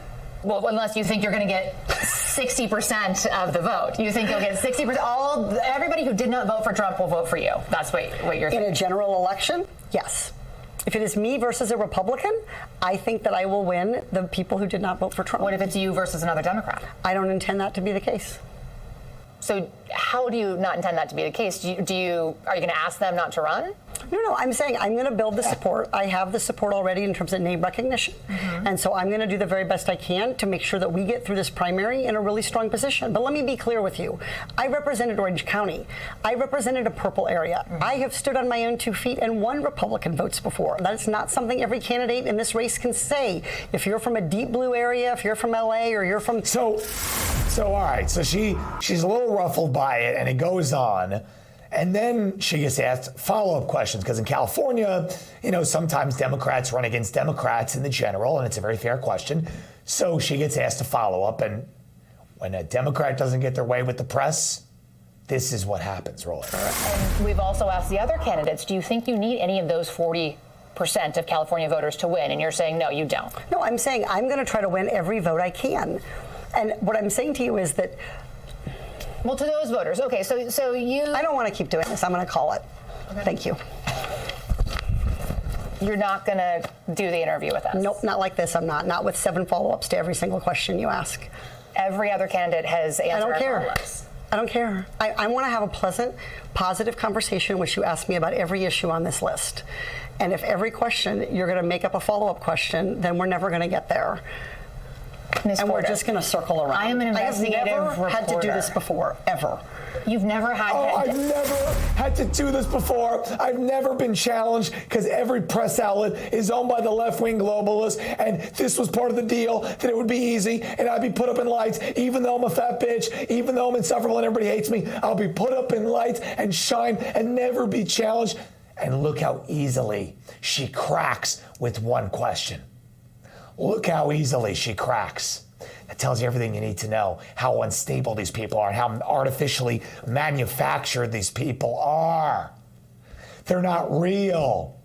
Let me tell you something. I've run for office for real. It's hard. It's a battle. People attack you. If you're an insulated little puppet put up by the globalists to carry out their agenda and promise a smooth path because you're willing to compromise your soul, yeah, you'd melt down about little things like that too. You think Trump melts down when he gets asked a follow-up question? This is what we're up against. It is a joke. Quick break. We'll be right back. Don't go anywhere. Water, nature's ultimate cleaner. We drink it, we bathe in it. Think water, think steam, think clean. Now harness the power of water with the H2O X5 5-in-1 steam cleaning system. I'm so impressed with the X5. It's an all-in-one product, so I can use it throughout my entire house. It's cleaning, it's sanitizing, there's no chemicals in it. It's just steam. This is unbelievable. There is no more odor. 5 minutes, I'm done. Look at that, it's amazing. If you're ready to step into an effective, economical, and eco-safe world of cleaning, look no further than the H2O X5. Using just the power of superheated water, the X5 Super Hot Steam cleans and kills up to 99% of germs, viruses, and bacteria. You could spend over $500 to purchase the products that the X5 5-in-1 Miracle replaces. But through this special TV offer, you won't spend $400, $300, or even $200. Order your H2O X5 steam cleaning system, a $500 value, for just 4 easy payments of $43. You'll get the X5 steam mop with microfiber pad, the carpet glider, the handheld scrubber, the window glass and mirror attachment, and the Garment and upholstery bonnet. It's a the complete 10-piece system, all this for just 4 easy payments of $43. But it gets even better. Order now and we'll upgrade your X5 package. We'll add a 6th mode with a dusting and polishing wand. Valued at over $30, this extra bonus attachment makes your H2O X5 the H2O X6. That means your 10-piece system becomes a 12-piece system at no extra cost to you. If after 30 days you're not absolutely delighted, send it back for a full refund of the purchase price. Don't wait. Now's your chance to own the X5 for just 4 easy payments, and we'll make the first payment for you. You get the X5 incredible 5-in-1 lightweight, powerful 12-piece steam cleaning system, a $500 value, all for just 3 easy payments of $43. This offer can't last forever, so call or click right now. And welcome back to the show, everybody. Mike Crispy, thanks for sticking with us on this Saturday night. Real America's Voice. Frankie and I were laughing in the break about Katie Porker. Go ahead, Frankie. Well, it's just funny because she's so insufferable. You don't even think about all the policies she's thought about. We covered something on an old podcast where she was literally saying that we need abortion rights because look at the price of inflation. Look how much it costs to feed children. How could we possibly be going backwards and get rid of abortion? It's truly sick, and it's incredible how good Gavin looks. It's like, bring him back. Oh my goodness, what is happening? And she also was someone saying that minor attracted persons was a sexual preference. I do remember her explicitly covering for pedophiles. Looks like the kind of woman who would cover for pedophiles. And also, remember there was a story about her that she said was totally unfounded, that she threw a boiling pot of mashed potatoes at her then probably beta cuck husband's head and caused significant injuries, and then he divorced her. But she still got reelected to Congress. So like that's what we're dealing with. That woman's going to be the governor of California. And you're like, wait a minute, Gavin Newsom. Gavin Newsom looks great compared to Katie Porker. That's why my theory is that it keeps getting worse and worse and worse. Like as the asks get worse, as we head more towards the clown world end times of America with the globalist takeover, it's like they're asking their little puppets of the Democrat Party to do worse stuff, so therefore the candidates are worse. Here's Chuck Schumer trying to fit in. Okay, last of a dying breed of guess he's been in for a long time, but he's trying. We'll give him credit. Roll it. So now we're in a government shutdown. And you may be asking yourself, how the hell did we get here? Donald Trump and the Republican Party are hell-bent on taking health care away from 60 million people, closing community clinics, rural hospitals, nursing homes, all so they can keep giving tax breaks to their billionaire friends. It's a disgrace. So Democrats have 3 words for this. No fucking way. It's literally life or death. All right. So I gotta say again, it's corny and everything, but Schumer's making himself he's the star. He's the most your star is Chuck Schumer. Because I watched Biden try to make TikToks and he couldn't go more than 2 seconds without a jump cut, edit, splice, AI eyes. Schumer's their star, Frankie, huh? Yeah, and just that last note when he just said, it's life or death. We're on we just had, a true political icon assassinated. We had 2 attempts on our president. You're still going to go with that rhetoric, life or death? You're sick, sir. Absolutely sick. And then the funny thing is that's the best they got. AOC would argue that she's the best that they got. Let's check out AOC. Let's check in on her talking about the government shutdown. Roll it. Laugh at them. Stephen Miller is a clown. I've never seen that guy in real life, but he looks like he's 4'10". And he looks like he is angry about the fact that he's 4'10". And he looks like he is so mad that he is 4'10", that he's taking that anger out at any other population possible. All right, so she goes berserk and goes on a very, very disparaging rant against the midget community, the little people community, as they like to call themselves. So needless to say, people talked to AOC and said, how dare you offend that community? Because the Democrats, they like to, whenever they get mad, they reflexively call people and attack people. And like they're supposed to be the party of inclusivity. So like they'll attack a black person and call them an Uncle Tom. They'll attack a mentally disabled person and call them retarded. They'll attack a person who is a little bit not agreeing with them, and they'll call them gay or something like that. But they're the party of LGBT rights. It's like that person's gay. So AOC then backtracks and comes out with an apology of sorts. Roll it. I want to express my love for the short king community. I don't believe in body shaming. I am talking about how big or small someone is on the inside. Like, for example, I have no idea how tall Andrew Tate is. No idea at all. But that guy looks to me like 5'3". Like 5'3", 5'4". Whereas digging that hole. Physically, men of smaller stature can come across. They are spiritually 6 foot. If you're a good dad, if you stand with women, if you're not belittling immigrants, you're like, 6'3" spiritually. I don't know. Am I being problematic? What was that? Andrew Tate looks pretty tall. Why you got to bring him into this? Our boy Andrew Tate catching a strike, not deserved. Boy, what's going on here? That's your cover? That's what your team whiteboarded? All right, so you came at the little people. That makes you look like an ableist. That's discriminatory. You got to support the short kings. Got to have a conflation. Guys, this is all they got left. It is a joke. That's about all the time that we have on the show tonight. We love you, appreciate you, and we'll see you back live next week. If we've learned anything over the past few years, it's that devastating events can strike without warning.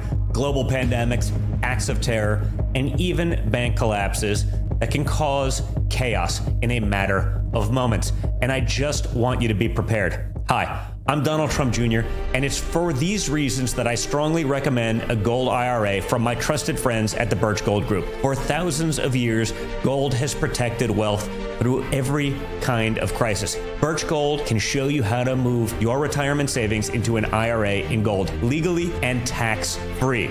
For decades, they've helped thousands of Americans protect their IRA or 401k from unexpected events.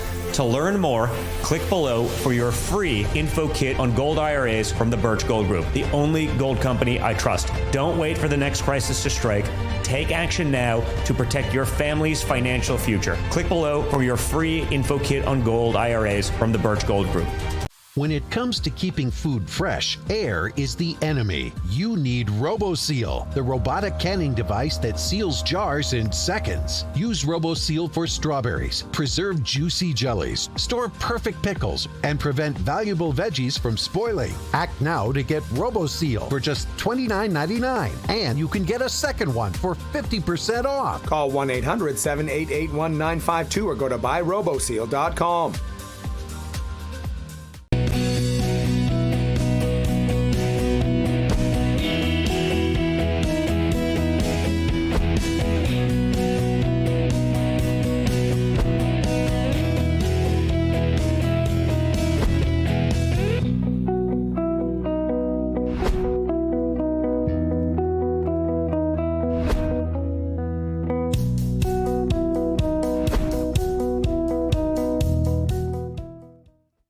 Welcome to Wayne Allyn Root Show. Good to see you again, man. How's everything going in Viva Las Vegas?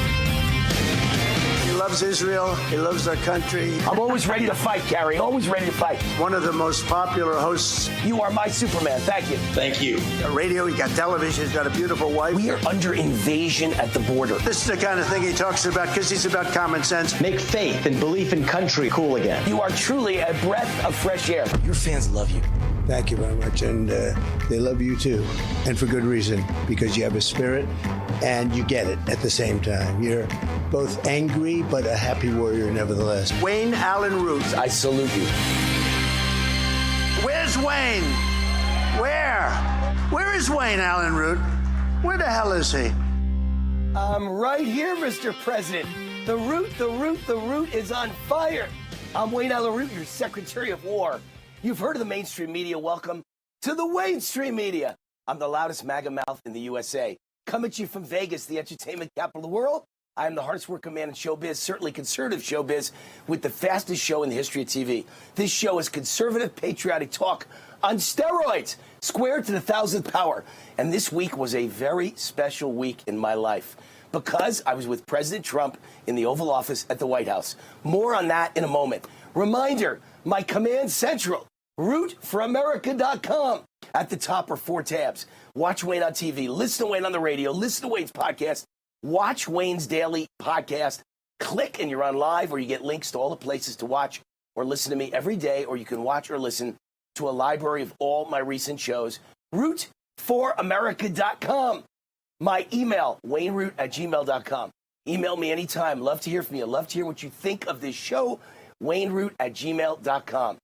Now, if you look forward to watching America's Top 10 Countdown show every Saturday, I hope you're watching my daily video podcast. My War Zone with Wayne Allyn Root podcast is now the official podcast of thegatewaypundit.com, reaching their 2.5 million unique daily readers at The Gateway Pundit. And breaking news, my daily podcast is now a TV show, too. Just join the lineup at Patriot TV. 2 hours a day of war at patriot.tv daily, 6 p.m. Eastern, 3 p.m. Pacific.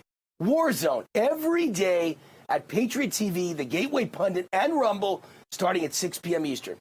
All right, it's time for my opening commentary. We'll throw in a few pictures of my big day, my special day in my life from Monday of this past week that I'll remember for the rest of my life. It's titled, My Day at the Oval Office with President Trump.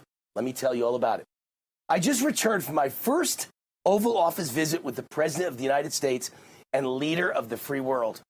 I've had the honor of knowing the 45th and 47th President of the United States since before the day he came down that Trump Tower escalator to announce his candidacy for president.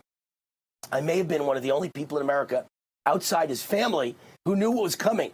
Trump sent me a handwritten note the day before he came down the escalator saying, Wayne, I know you want me to run for president. Tomorrow's the big day. I know you'll be happy with my announcement. That was the moment that I predicted Donald J. Trump would become the next president of the United States. And I did it at Fox News the next day when he was at 1% in the polls. I said he'd be president of the United States. Since then, I've had the honor of interviewing President Trump a record-setting 16 times on my TV and radio shows. I've also been opening speaker for many of his rallies in Las Vegas. My wife, Cindy, and I have had the honor of attending many White House Christmas and Hanukkah parties. We even honeymooned at Mar-a-Lago. Perhaps the biggest honor of all, we sat on the front lawn of the White House next to the political and business leaders of the Middle East to witness the historic signing of the Abraham Accords. These last 10 years have been quite a magical Trump journey, but nothing has ever been as awe-inspiring and memorable as walking into the Oval Office of the White House. The history of America that is played out in that room, the power of the presidency, the blessings of God upon America, and the weight of the world's problems, you can feel all of that as you enter the room. You get tingling up and down your arms, down your back. When you see the historic photos of the founding fathers on the wall, when your eyes hit the Resolute desk built in 1880, and then you see the bronze bust of Abraham Lincoln resting on the desk, the bust of Winston Churchill nearby, the framed Declaration of Independence, and the gold everywhere. The power of the room overwhelms you. I won't discuss what we spoke about, but I will skip to the end of our meeting when President Trump said simply, okay, it's time to go. I have to go deal with a war now. No more powerful words have ever been spoken. What was so remarkable about that sentence is I was left wondering, which war? Israel-Hamas? Or Ukraine-Russia? Or the war with Congress over the U.S. government shutdown? Or the ICE Antifa war playing out in U.S. cities like Chicago and Portland? Or the military troops being sent by President Trump to deal with Democrat-run cities being overwhelmed by crime, gangs, and drugs? The man is dealing with so many wars, I don't know how he keeps track. And that's before we even start thinking about World War III, which is hanging in the balance right now, or China invading Taiwan, or potential terrorist attacks inside the USA. President Trump has literally the weight of the world on his shoulders, which led to another thought crossing my mind as we exited the White House. President Trump never needed any of this. He never needed to be president. He certainly didn't need to run for the third time. He is a billionaire 10 times over. He has perhaps the most magnificent estate in the world, Mar-a-Lago. 20 acres in Palm Beach from the ocean to the Intercoastal Waterway with a 62,000 square foot mansion and a 20,000 square foot gold ballroom. He also owns many of the most magnificent golf courses in the world and hotels and office buildings all over the world. And of course, the famous, iconic Trump Tower in Manhattan. And don't forget Trump Force One, his Boeing 757 private jumbo jet. Trump has it all. One of the most beautiful wives in the world and 5 perfect, healthy, brilliant children. Trump never needed any of these headaches. He never needed to deal with wars around the world or anarchy inside America. But he gave up his perfect billionaire's fairy tale life for us. For all this stress, for all these wars, for all these headaches, for all these fires to put out, for all the hatred, for all the death threats, for all the assassination attempts, he never needed to endure the attacks by deranged Democrats calling him Hitler and Nazi and fascist. He never needed FBI raids on his home and never-ending indictments and lawsuits and tens of millions of dollars in legal bills. He never had to risk going to prison for the rest of his life. He could have just enjoyed the carefree life of a billionaire. Yet after all of that, he came back for more, a third time. Donald J. Trump sacrificed the greatest billionaire's life on God's earth to save America, to save capitalism, to save the great American middle class, to secure our border from a foreign invasion, to make our streets and schools safe again, to make America prosperous again, but most of all, to make America great again. President Trump did all of that for us, for you, for me, for every American, and for our children and grandchildren. Thank God for President Trump. And let me throw in a personal thank you. Thank you, God, for allowing this SOB, son of a butcher, from the Bronx borderline to spend time in the Oval Office at the White House with one of the greatest presidents in America's history. Maybe the greatest. Only in America. Only in America. One thing I wanted to show you real quick before I get to the sponsor of this segment. This is the President's Challenge coin. He gave one to me, one to my wife, Cindy, reached in his desk and took out this beautiful coin. Look how huge it is compared to my watch. Look at the size of this coin. On the front, it says the President of the United States of America. It's got the White House. It's got the eagle. It's got the American flag. On the back, it's got President Trump's family crest. His family crest. And it says President of the United States, 45th and 47th. It's beautiful. I think I'll get a gold chain, hang it from my neck, and become a rap singer. No, I'm going to frame it on the wall next to photos from my Oval Office visit. Thank you, President Trump. This segment of the show is sponsored by Energized Health.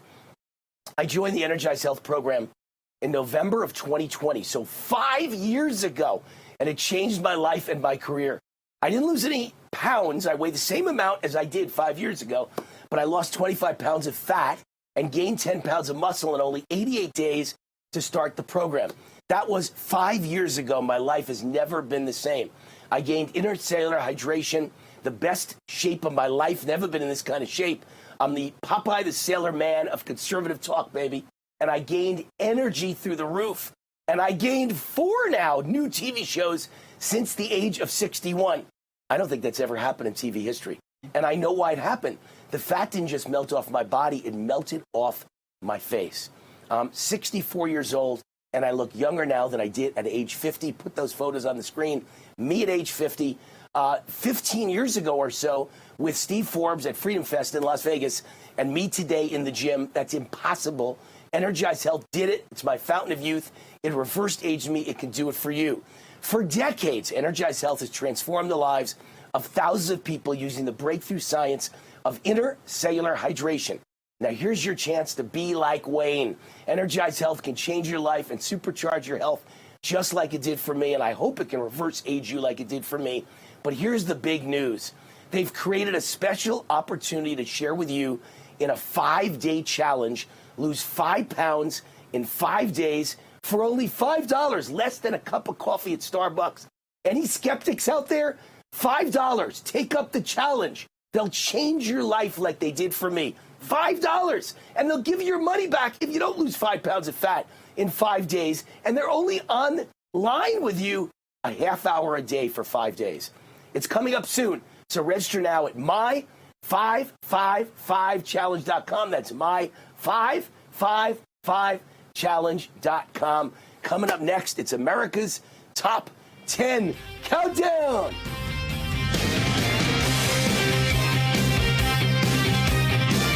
Tonight's show is brought to you in part by Energized Health. Transform your health from the inside out with Intercellular Hydration.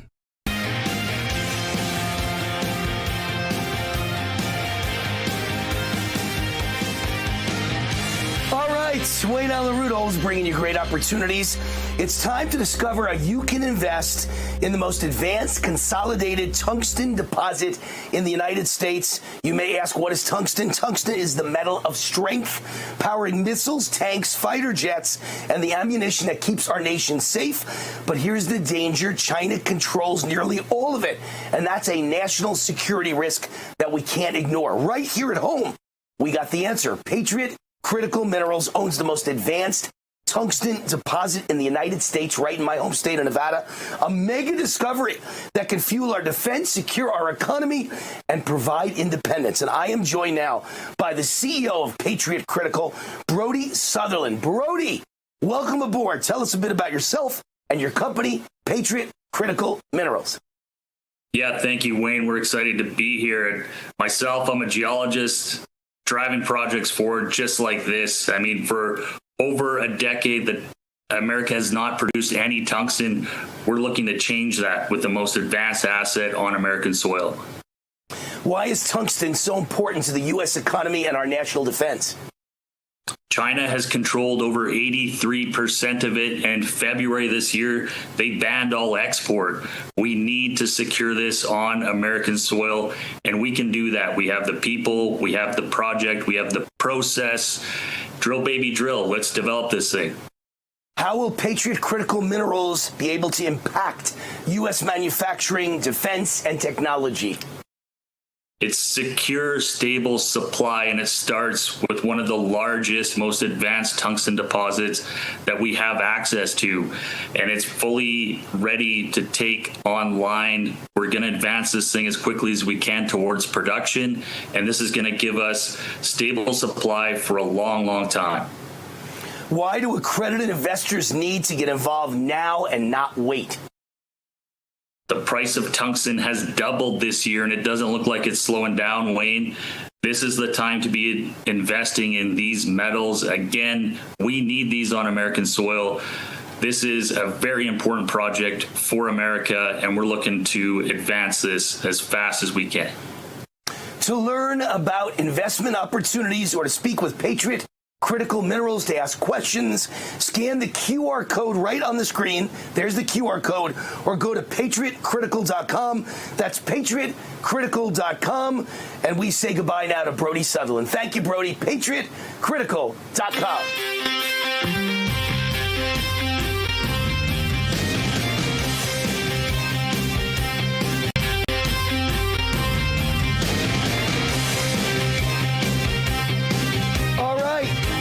Time for America's Top 10 Countdown. Number 10. All right, more Trump derangement syndrome madness. This time in Norway on Friday, the Nobel Prize was awarded, but not to President Trump. Insanity. It was awarded to Venezuelan opposition leader Maria Corina Machado. Who's that? Who dat? Who is a good woman, by the way. She's up against Nicolas Maduro, but she's never produced peace anywhere in the world, including Venezuela. Trump produced 8 key peace agreements, ended 8 wars, saved millions of lives in only 9 months in office, including, of course, Israel versus Hamas just days ago. Even Russia President Vladimir Putin commented on Friday what an outrage this is. How Trump solves complex problems, but they give peace prizes to people who do nothing. So now the prize has no credibility. Putin said that. But in a slap to the face of the Nobel Prize Committee, Maria Corina Machado, I'm so proud of her, the winner, immediately dedicated her Nobel Peace Prize to President Trump. P.S. Obama tweeted out just on Friday how wonderful it is that we finally have peace and the war is over and the hostages are coming home. But he left out Trump's name, never thanked him for making it all happen. Obama gets the Manchurian Candidate Communist Traitor Award. It's my committee. I named it. Number 9. Great news this week. I was in D.C., as you all know. I went straight from the White House to the Department of Justice, the DOJ, where I met with my good friend of 20 years, Ed Martin, the Deputy Assistant Attorney General of the United States and Special Prosecutor for Letitia James and Adam Schiff. We spent about an hour together. His right-hand man, Neil McCabe, gave my wife, Cindy, and I a tour of the DOJ. What a wonderful tour. Thank you. Class acts, you guys. And he told me you'll be hearing good news soon. Well, on Thursday, he fulfilled that promise. He indicted Letitia James, the Attorney General of New York. She is a vicious communist witch on a broom. She faces years in prison. What goes around comes around. She dedicated her career to a witch hunt to put Trump in prison for life on fake charges. But now he's president of the United States and leader of the free world, and she's headed up the river. I hope they have enough material to make her prison jumpsuit. And I hope she's assigned to a cell with a transgender man who claims to be a woman. Hey, Letitia, good luck with Bubba. Thank you to the great Ed Martin. Countdown number 8. More great news from President Trump. More great news from President Trump and the Trump administration. Trump gets results. He's making America great again. Here's just a few of the news stories this week. U.S. foreign-born population drops by 2.2 million between deportations and self-deportations. 2.2 million gone after only 9 months. Talk about a great start. Secretary of War Pete Hegseth. Hey, I think I'm the Secretary of War, Wayne Allyn Root, but he's got the title. He announces record military recruitment numbers for 2026. In other words, we're in the new year, 2026. Marine Corps reenlistment met the year-long goal in only 2 weeks. Everybody wants to be a Marine under President Donald J. Trump. Hoorah! The Congressional Budget Office announced on Friday a record $164 billion budget surplus for the month of September, all due to Trump's tariffs. I'll bet that won't be in the evening news. The IRS revealed big tax adjustments for 2026 because of Trump's big, beautiful bill. Everyone's taxes go down, and Trump signs a Columbus Day proclamation. He says, Columbus Day, we're back. We're back, Italians. We love the Italians. We're back. Thank you, President Trump. Countdown number 7. Well, I don't give financial advice. I'm not a financial advisor. I'm only a common sense guy and a street smart businessman and CEO who knows how to make money. I can only tell you what I personally do and what I personally think. The rest is up to you. I'm buying all the Bitcoin and gold I can get my hands on. I've been a passionate gold believer since 2003 when it was $400 an ounce. I've urged my fans and viewers to buy gold on almost every show for the past 10 years of my radio, TV, and podcasts. Gold this week hit $4,000 for the first time in history. All my go-to experts believe it's going to a minimum of $15,000 to $20,000.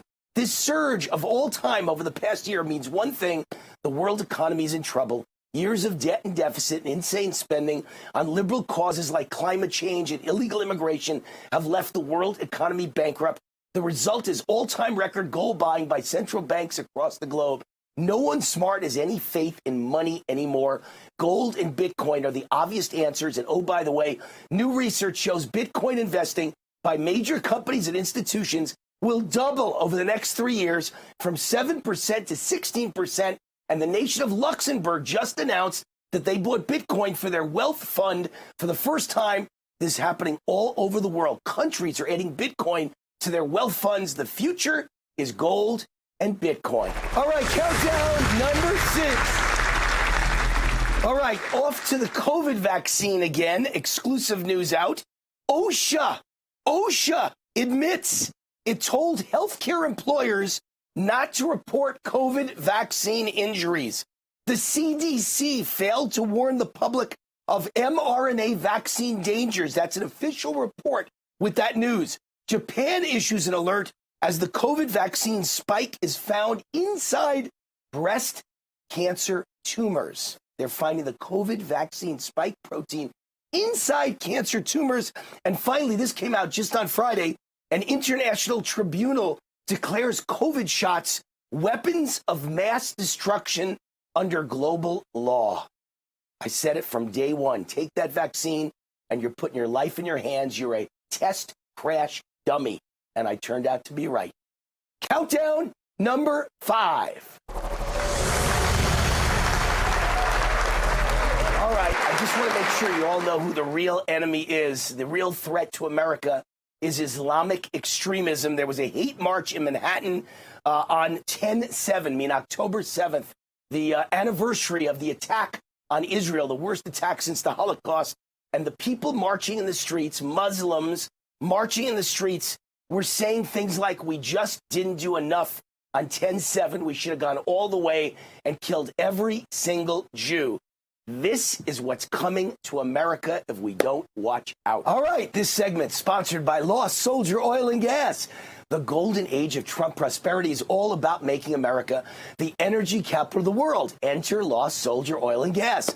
It took 40 years to piece together this 40,000-acre giant gas discovery. It could be the largest oil and gas discovery since the Permian Basin, with a forecast projecting the first 25 wells to produce 400 million cubic feet per day of natural gas, and by 2035, targeted production of over 1 billion cubic feet per day. Now, the surge in AI data centers is placing soaring demand on energy.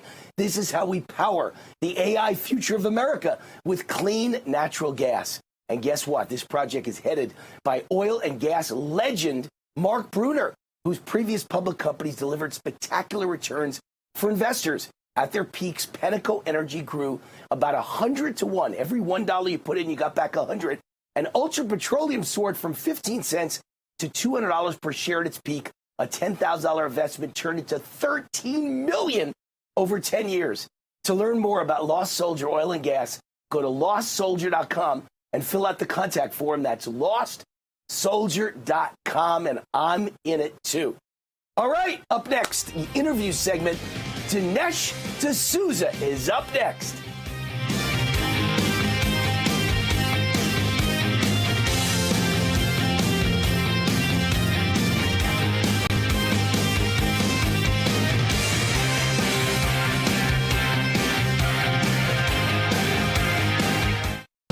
If you owe money to the IRS, whether it's $5,000 or $500,000, don't lose hope. Tax Relief Advocates has the solution for you. Our passion is helping individuals and small businesses fix their IRS problems. TRA could reduce or eliminate what you owe to the IRS by negotiating with them on your behalf to get you the best resolution possible. Even if you haven't filed taxes in years, or have liens, levies, wage garnishments, or you're under audit, TRA can help. We have over 1,000 5-star reviews on Google and an A+ with the Better Business Bureau, and are the name people trust for tax resolution. Resolve your tax nightmare today. Visit us online or call the number on your screen right now.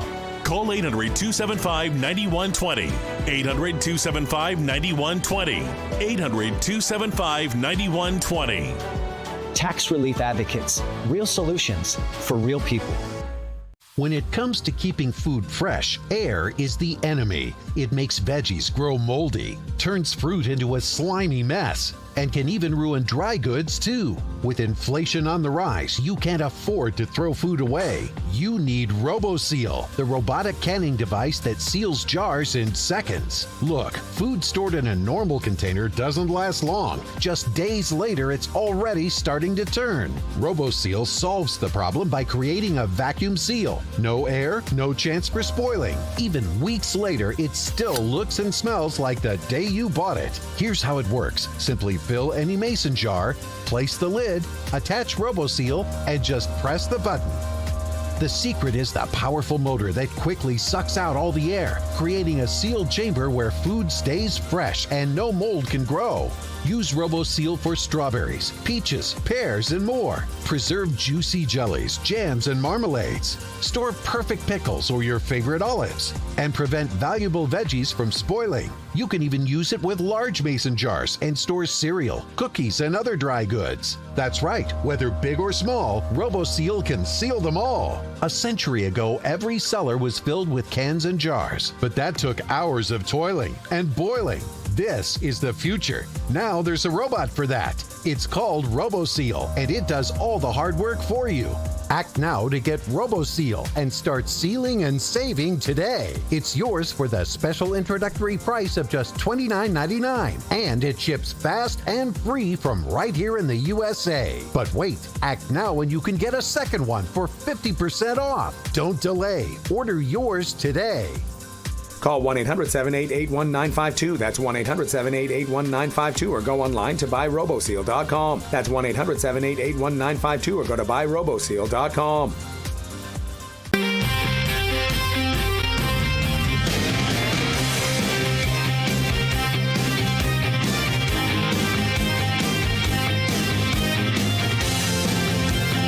All right, wait out with the root is on fire. RootForAmerica.com is my command central. You find all my TV shows, all my podcasts, everything is there. And of course, this show is there. And you can email me anytime, WayneRoot@gmail.com. This segment of the show is sponsored by Patriot Critical Minerals. You know me, I tell you the raw truth about America's future. And here's the truth. Our military dominance, our economic strength, and even our freedom itself depends on one critical metal most Americans have never heard of: tungsten. Tungsten is the metal of strength. It's what hardens our tanks, powers our fighter jets, drives our missiles, and puts steel behind every round of ammunition. Here's the danger. China controls 80% of the world's supply, and 90% of the production is one of my stories in the Final Four, by the way. If China cuts us off, America's military power, economy, and independence are all hanging in the balance. Here's the good news. We have the solution.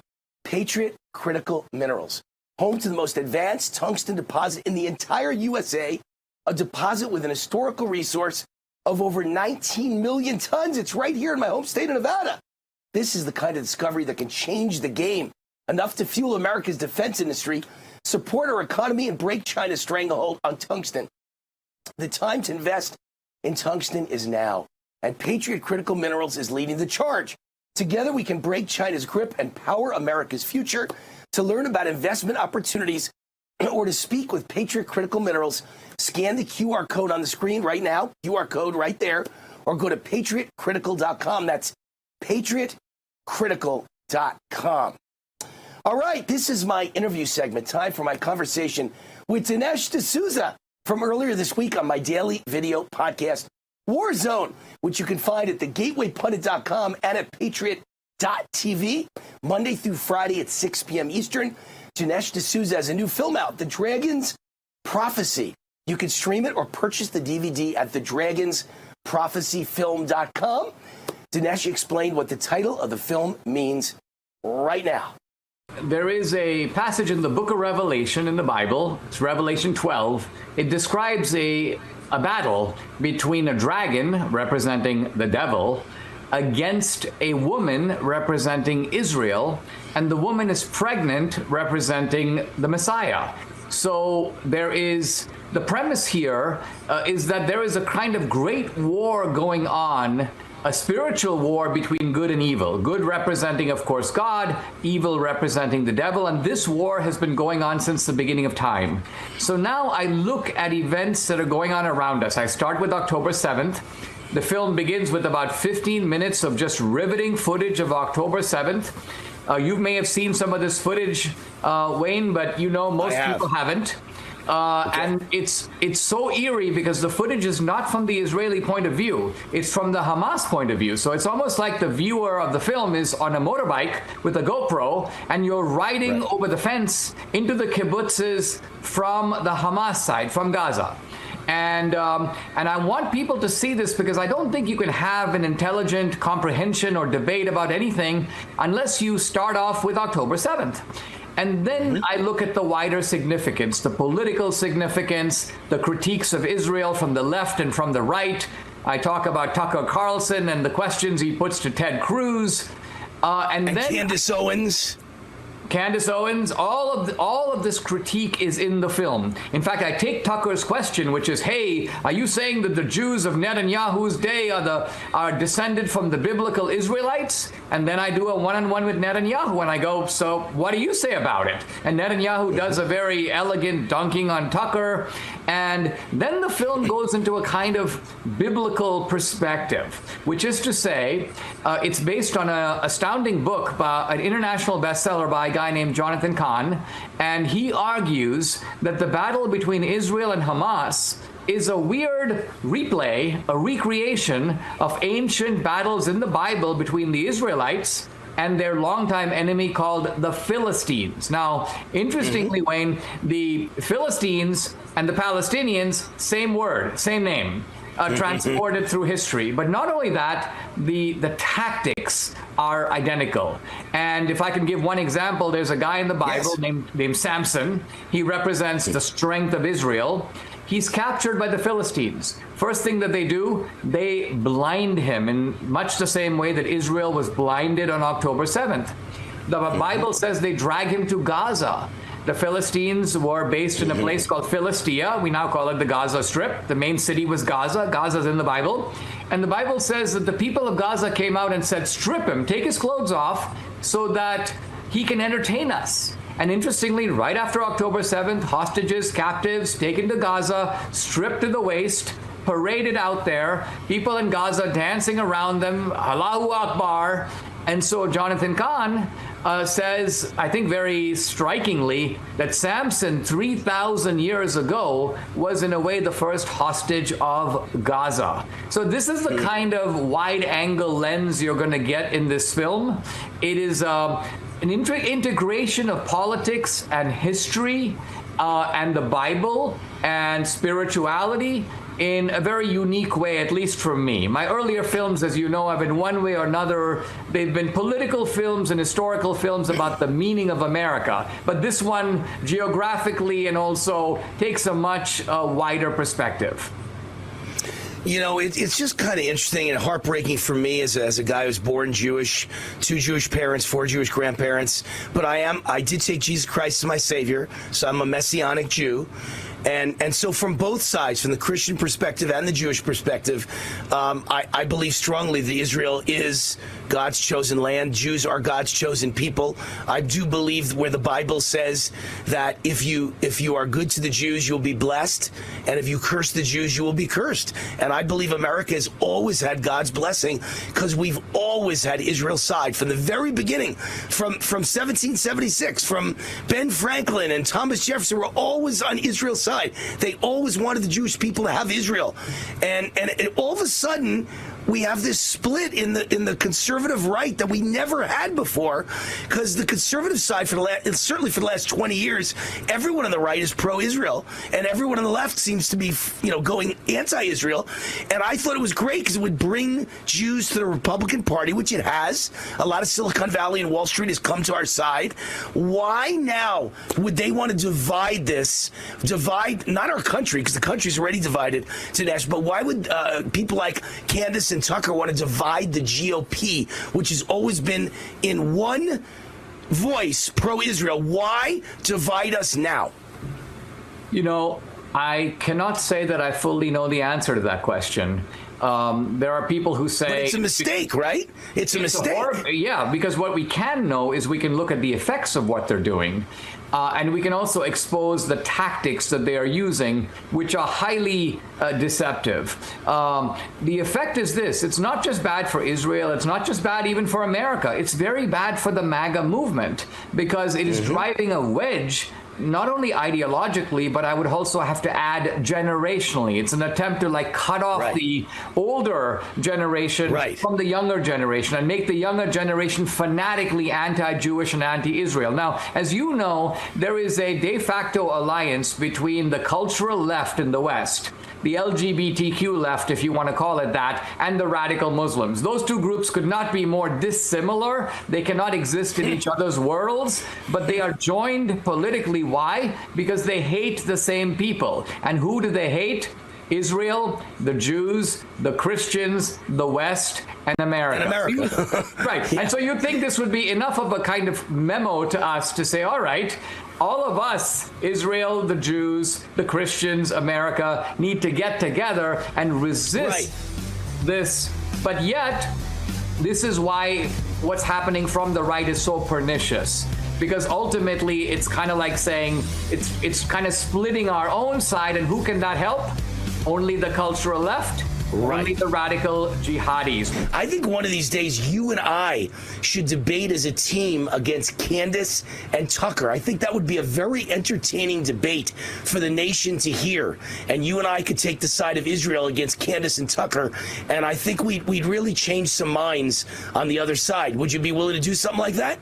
Well, they would never do it, and they would never do it. You can kind of predict that because of the style of their revelation. So Candace has this rather comical pose as an investigator.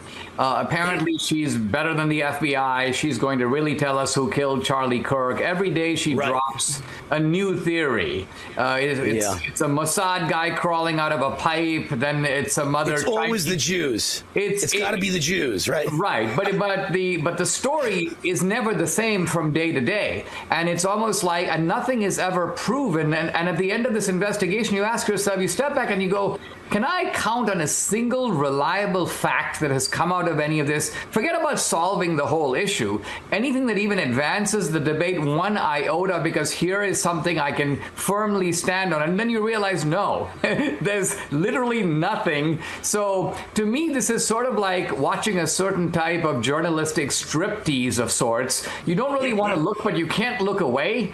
And it's at the end of it all a performance artistry, and it's kind of a joke. Now, Tucker is a little different because Tucker will take very poisonous and incendiary ideas like we should have allied with Hitler in World War II, but he won't say it and he will not defend it. But what he will do is ask a leading question that presumes that answer, and then he will find a very bizarre source, like some disgraced academic, some nun with a mustache, and and she'll be like, or the academic will be like, yeah, we really should have been on Hitler's side. And Tucker goes, very interesting. So you've got this kind of game, this ventriloquist journalism where he plants the answer and then pretends to be struck by a thunderbolt of knowledge.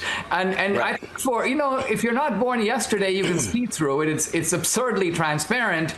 But I think for a lot of young people who, by the way, probably didn't go to proper education for 3 years under COVID, they have no historical knowledge or complete amnesia. They listen to this kind of nonsense and they go, oh, brilliant, So they feel like they're getting revelations along with Tucker. But I think Tucker is smarter than that, and I think he knows better. So he's sort of like a Pied Piper leading a bunch of idiots to the edge of the cliff.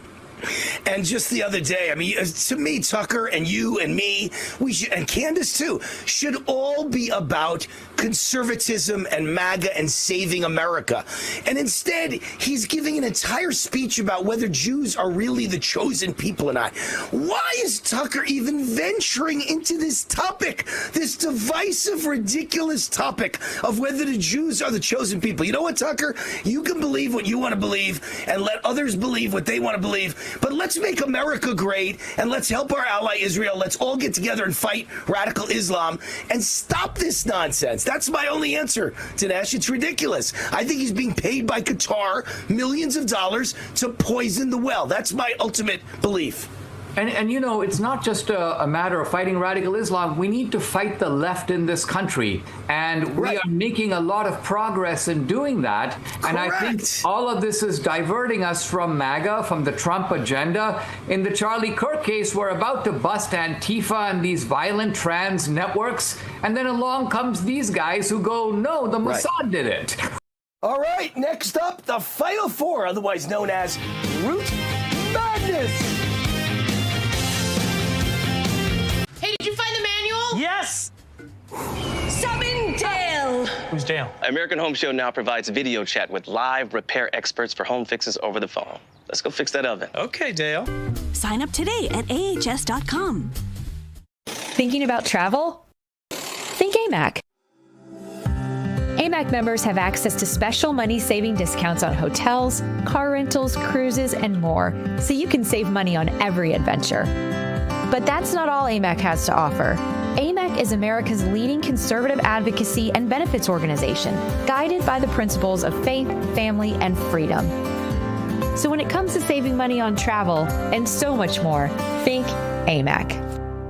How does the world's most trusted dog expert keep his own dog so healthy? Hi, I am Cesar Milan. In my 20 years rehabilitating dogs, I've seen too many struggle with health problems that no amount of training could fix. Then I discovered it wasn't the dog, it was their food. Fortunately, I found veterinarian Dr. Marty's Anti-Kibo Breakthrough. Nature's Blend is packed with whole foods that are freeze-dried, locking in nutrients. I saw remarkable improvements in my dogs within weeks. Try Dr. Marty risk-free for 90 days. Plus, get a free gift when you call or visit drmartypets.com/Caesar.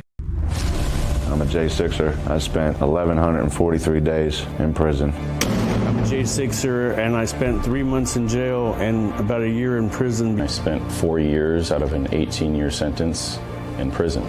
J6ers have been smeared and defamed by the media, persecuted by the government, and treated like terrorists.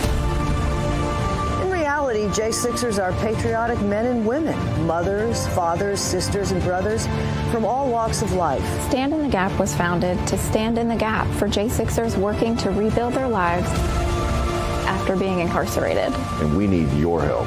For just $10 or more, you're helping these patriots get mental, physical, and spiritual help. Please scan the QR code or go to j6support.com to donate $10 or more to support these American patriots.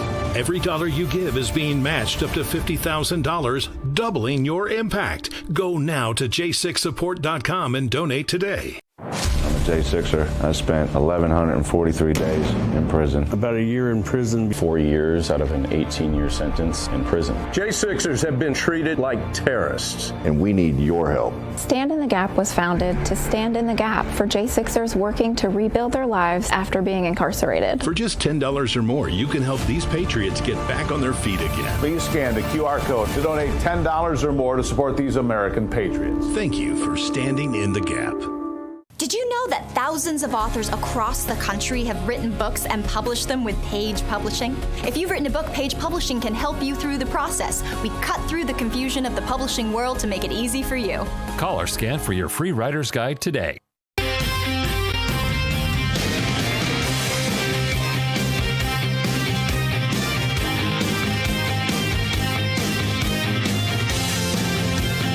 All right, Wayne Allen Root, your Secretary of War. The Root's on fire. It's the segment you wait for every week. Final Four segment, sponsored by Goldgate Capital. I've spent the past 25 years warning you about inflation, reckless spending, insane levels of deficit and debt, half the country on 100 different forms of welfare, including millions of illegal aliens. This is a ticking time bomb. And don't forget World War III looming. The best solution I see to prevent economic decline or worse, total collapse and disaster is gold, which is why every central bank in the world is right now buying all-time record amounts of gold. When I first started singing the praises of gold, it was $400 an ounce. This week it hit $4,000. So what are you waiting for? Follow the smart money. I believe the table is set for the most incredible bull rally in precious metals history. But don't wait or procrastinate. You don't want to be left behind holding the bag, a bag full of worthless dollars. Goldgate Capital sells physical gold and silver delivered right to your door or inside your IRA, SEP IRA, 401k, retirement account, 100% insured. They have an A+ rating with the Better Business Bureau. And only for my fans, Goldgate Capital is giving the first 50 callers a free silver Mercury dime. Silver hit $50 for the first time, I believe, in history. It's a symbol of freedom and prosperity. Plus, with a qualified purchase, you could receive up to as much as $20,000 in free silver. Call Goldgate Capital today. The first 50 callers get a free silver Mercury dime. No purchase necessary, automatically. And those who purchase qualify for up to $20,000 in free silver. Call 855-770-GOLD. That's 855-770-GOLD. All right, countdown number 4.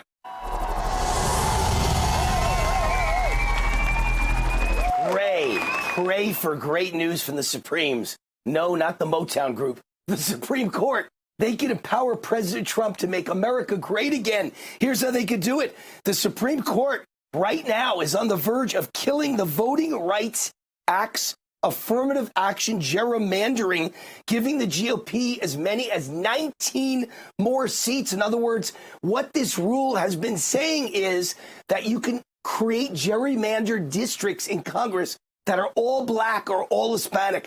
If they kill that and say that violates the law, then those districts are now in fair play and Republicans can add 19 seats in Congress. Supreme Court is also, experts say, likely to favor a GOP challenge to Illinois mail-in ballot rules, which says you got to get your ballots in and get them counted by Election Day. They don't count 2 weeks after Election Day. We will win elections if the Supreme Court rules correctly. Countdown number 3.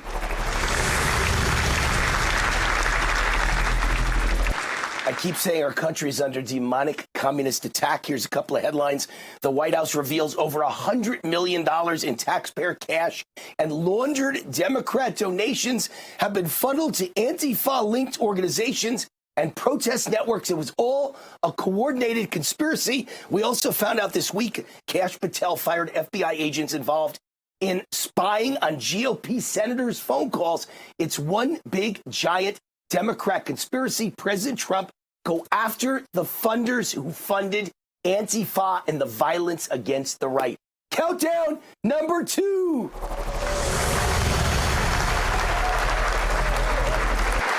China announced just this Friday, just yesterday, they want to hold the world hostage. This is exactly what President Trump has been warning about for a decade. China makes too many essential products we need. China has most of the world's rare earth minerals. China makes 90% of our antibiotics and prescription drugs.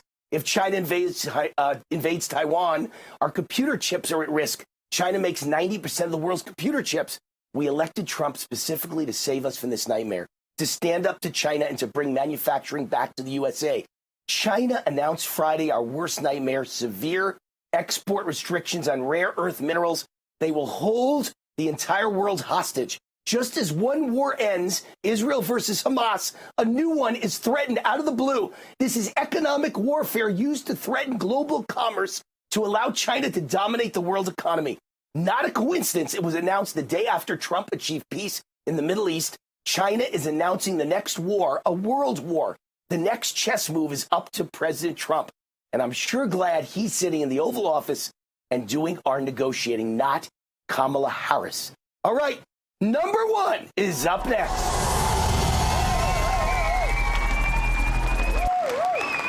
All right, it's time for my number 1 story. We're number 1. I've written a commentary about my ideas. It's titled 7 Creative Ideas President Trump Should Implement Immediately to Stop Leftist Violence. First of all, congratulations to President Trump for bringing peace to the Middle East. This could have been my number 1 story of the week. In what can only be described as a miracle, both Israelis and Palestinians are chanting this week, Nobel Peace Prize for Trump, Nobel Peace Prize for Trump. Simply amazing. You know what the Israel-Hamas peace deal really proves? It's easier to negotiate with crazed, radical Hamas terrorist savages who murder children and gang rape women and cut heads off babies than to negotiate with Democrats. I'm referring to all Democrats. Democrat leaders in Congress who have shut the federal government down and refused to compromise. And Democrat governors and mayors who refuse to control rioters and anarchists in the streets of major Democrat-run cities like Chicago and Portland. And radical leftist organizations who fund and coordinate violence for the Democrats, many of them run by George Soros and his family, allegedly. Good luck negotiating a peace deal with any of those left-wing radical nut jobs. What is the difference? Why is it possible to cut a deal with Hamas terrorists but not Democrats? It's simple. Palestinians, Gazans, and Hamas may be crazed killers. They may be suicide bombers, but they don't suffer from Trump derangement syndrome. That specific form of mental illness is what makes Democrats worse than Hamas when it comes to negotiating a compromise deal. Leftist violence is out of control, in particular against ICE. Here are 7 creative ideas President Trump can implement immediately to stop leftist violence. Number one, it's time to use executive order to ban paid protesters. Protest itself is free speech and should always be protected by law in America. But paid protest is not free speech. It's pure fraud. Paying people to riot, commit violence and anarchy, and block businesses and transportation should be classified as a crime. If you pay protesters, it's not protest, it's acting. It should be banned. Number two, it's time to use executive order to force the mainstream media to define the difference between news and opinion. There's a big difference. I'm a conservative MAGA America First television, radio, and podcast host. I report the news, but then I give my reaction to the news. As you know, I go out of my way to always define my reaction, my root reaction, as opinion. I say all the time on this show and on my podcast and on my radio show, this is an opinion show and this is my opinion. I define this unique genre as mainstream media, but mainstream media doesn't do that. They're just as biased as me. They slant every word they say towards the leftist agenda. They slant every story to slander, demonize, and destroy President Trump and his supporters and his MAGA agenda. They are the paid PR wing of the Democrat Party, but they don't tell you that. They claim they're reporting news when in fact it is radical leftist opinion, misinformation, and propaganda masquerading as news. That's why President Trump branded it as fake news. So President Trump should bring back the canceled Smith-Mundt Act, which holds news organizations accountable for spreading propaganda. Or at the very least, be sure we all play by the same rules on the same level playing field. I report what I'm saying as opinion. Mainstream media should be forced by law to do the same. What they are reporting is not news, it's slanted leftist propaganda. Number three, free speech should be protected and guaranteed by law forevermore. Call it the Charlie Kirk Act. In America, there should be no hate speech designation. Americans can say whatever they want. Let the private sector punish them if their words are offensive. But government should stay out of the way. Yes, leftist radicals say terrible things, but calling it hate speech is a mistake because it will be used against conservatives in the future for our common sense opinions. This law will make sure no future Democrat president or politician can punish, silence, or ban conservatives for their opinions by classifying them as hate speech. Number four, on the other hand, the definition of hate crimes should be expanded. Hate crimes are a whole different animal than hate speech. All forms of speech should be protected, but hate crimes should be prosecuted. Right now, hate crimes are only about race, religion, and sex. In other words, assaulting or murdering someone because they are black or gay or Muslim. By the way, I don't agree we even need this hate crime designation. Murder is murder. Simply enforce the law. But as long as it's still the law, the definition should be expanded to cover political beliefs. From now on, if you attack someone because you don't like their conservative politics, that's a hate crime. This protects conservatives and MAGA from attacks by Antifa or BLM or 50501 or any other violent extreme radical leftist group in places like Chicago and Portland. If you hit or assault someone because they support President Trump or ICE or Real America's Voice TV network, that qualifies as a hate crime, and you get an extra 10 years automatically added to your prison sentence. Number five, President Trump should use executive order to make it a serious crime to dox law enforcement, ICE, judges, or conservative politicians, or conservative activists for that matter. If you make public someone's name and home address or place of business or the school of their children, you face a minimum of 5 years in prison. Further, if your public disclosure results in violence or murder, you face aiding and abetting charges to whatever crime is committed. You could wind up facing decades in prison if someone is kidnapped, assaulted, brutalized, raped, robbed, or murdered because of your vile act of making public their address. Number six, fill water cannons with red dye and either sewage smell or skunk odor. Spray it at any violent anti-ICE protesters. They will quickly get the message all across America when they are thrown into prison cells painted red like the communists they are and smelling like sewage or skunk for a week. Number 7, indict, arrest, and deport George Soros and his whole family. If found guilty, seize all their assets around the world. Never allow them to set foot in America again. These are just a few ideas off the top of my head from one morning this past week. All of these can be implemented with the stroke of a pen by President Trump. But to make sure a future Democrat administration can't undo them, these Trump executive orders should be passed into law by Congress. But one thing I know is fact. We need to come up with a plan of action quickly to stem this tide of leftist violence. This report has been issued by the mainstream media. Goodbye. That's it for this week's show. God bless you. God bless Trump. God bless America. And as I always say, viva my tax-free Las Vegas. See you next week.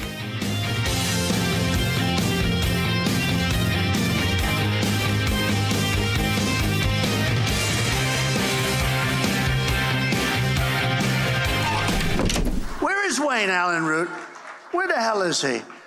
I'm a J6er. I spent 1,143 days in prison. About a year in prison. 4 years out of an 18-year sentence in prison. J6ers have been treated like terrorists. And we need your help. Stand in the Gap was founded to stand in the gap for J6ers working to rebuild their lives after being incarcerated. For just $10 or more, you can help these patriots get back on their feet again. Please scan the QR code to donate $10 or more to support these American patriots. Thank you for standing in the gap.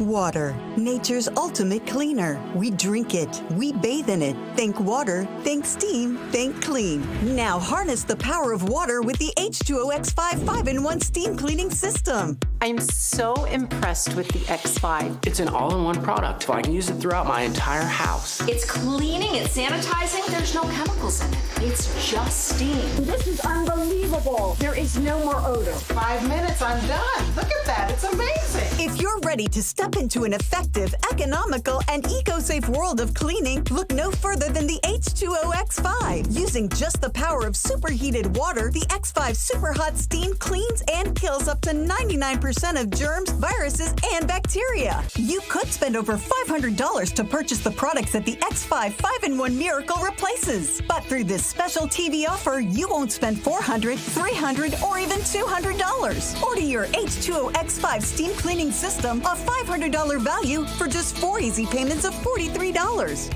You'll get the X5 steam mop with microfiber pad, the carpet glider, the handheld scrubber, the window glass and mirror attachment, and the garment and upholstery bonnet. It's a complete 10-piece system, all this for just 4 easy payments of $43. But it gets even better. Order now and we'll upgrade your X5 package. We'll add a 6th mode with a dusting and polishing wand. Valued at over $30, this extra bonus attachment makes your H2O X5 the H2O X6. That means your 10-piece system becomes a 12-piece system at no extra cost to you. If after 30 days you're not absolutely delighted, send it back for a full refund of the purchase price. Don't wait. Now's your chance to own the X5 for just 4 easy payments, and we'll make the first payment for you. You get the X5 incredible 5-in-1 lightweight, powerful 12-piece steam cleaning system, a $500 value, all for just 3 easy payments of $43. This offer can't last forever, so call or click right now.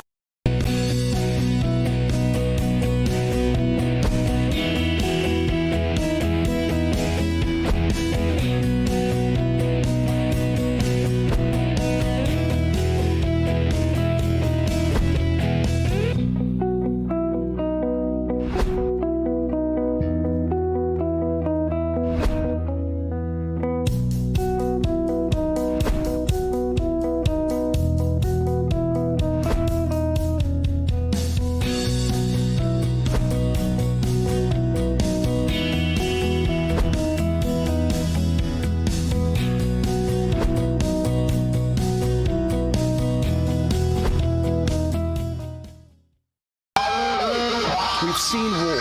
We don't want war. But if you want war with the United States of America, there's one thing I can promise you, so help me God. Someone else will raise your sons and daughters. Kiss my ass. They're criminals. It is a hole. You ever been there? He says what everyone else is thinking. I'm dedicated to it. I can't be stopped. This is the Ted Nugent comfortable, peaceful, happy spirit of the wild.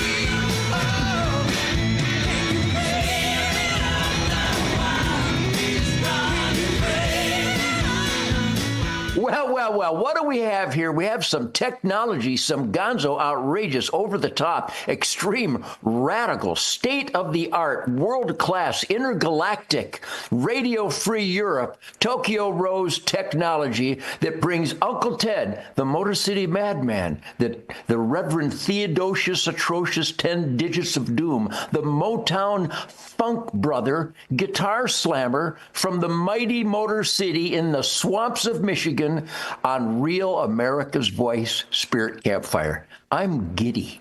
Take a good look at this old guy. That's a beard. That's my October beard. Happy October, everybody. I hope you're having a very happy October. It may be challenging to have a happy October because the world is in a royal cluster crank beyond imagination. Yet, like a good U.S. Marine Corps chesty puller with a Glock and a Matthews bow and lots of dogs and horsepower and ample piss and vinegar, I improvise, adapt, and overcome, which is why you cherish the time with me on Real America's Voice Spirit Campfire. By the way, in sincerity, total sincerity, every word out of my mouth is sincere. Even the really funny, cocky, defiant, irreverent ones, those are genuine, sincere irreverencies on the Ted Nugent Spirit Campfire. Welcome, everybody. On this glorious October day, Jackson is right there. Sadie and Coco are right there. They're on MyPillow, mypillow.com dog beds. We came in from a swamp run this morning, and there was no Netanyahu. There was no October 7th, where the Israeli Defense Fund stood down and let the terrorists enter and kill their people. Wow, did he just say that? Yeah, I said it. Sincerely. But there was none of that in the swamp this morning.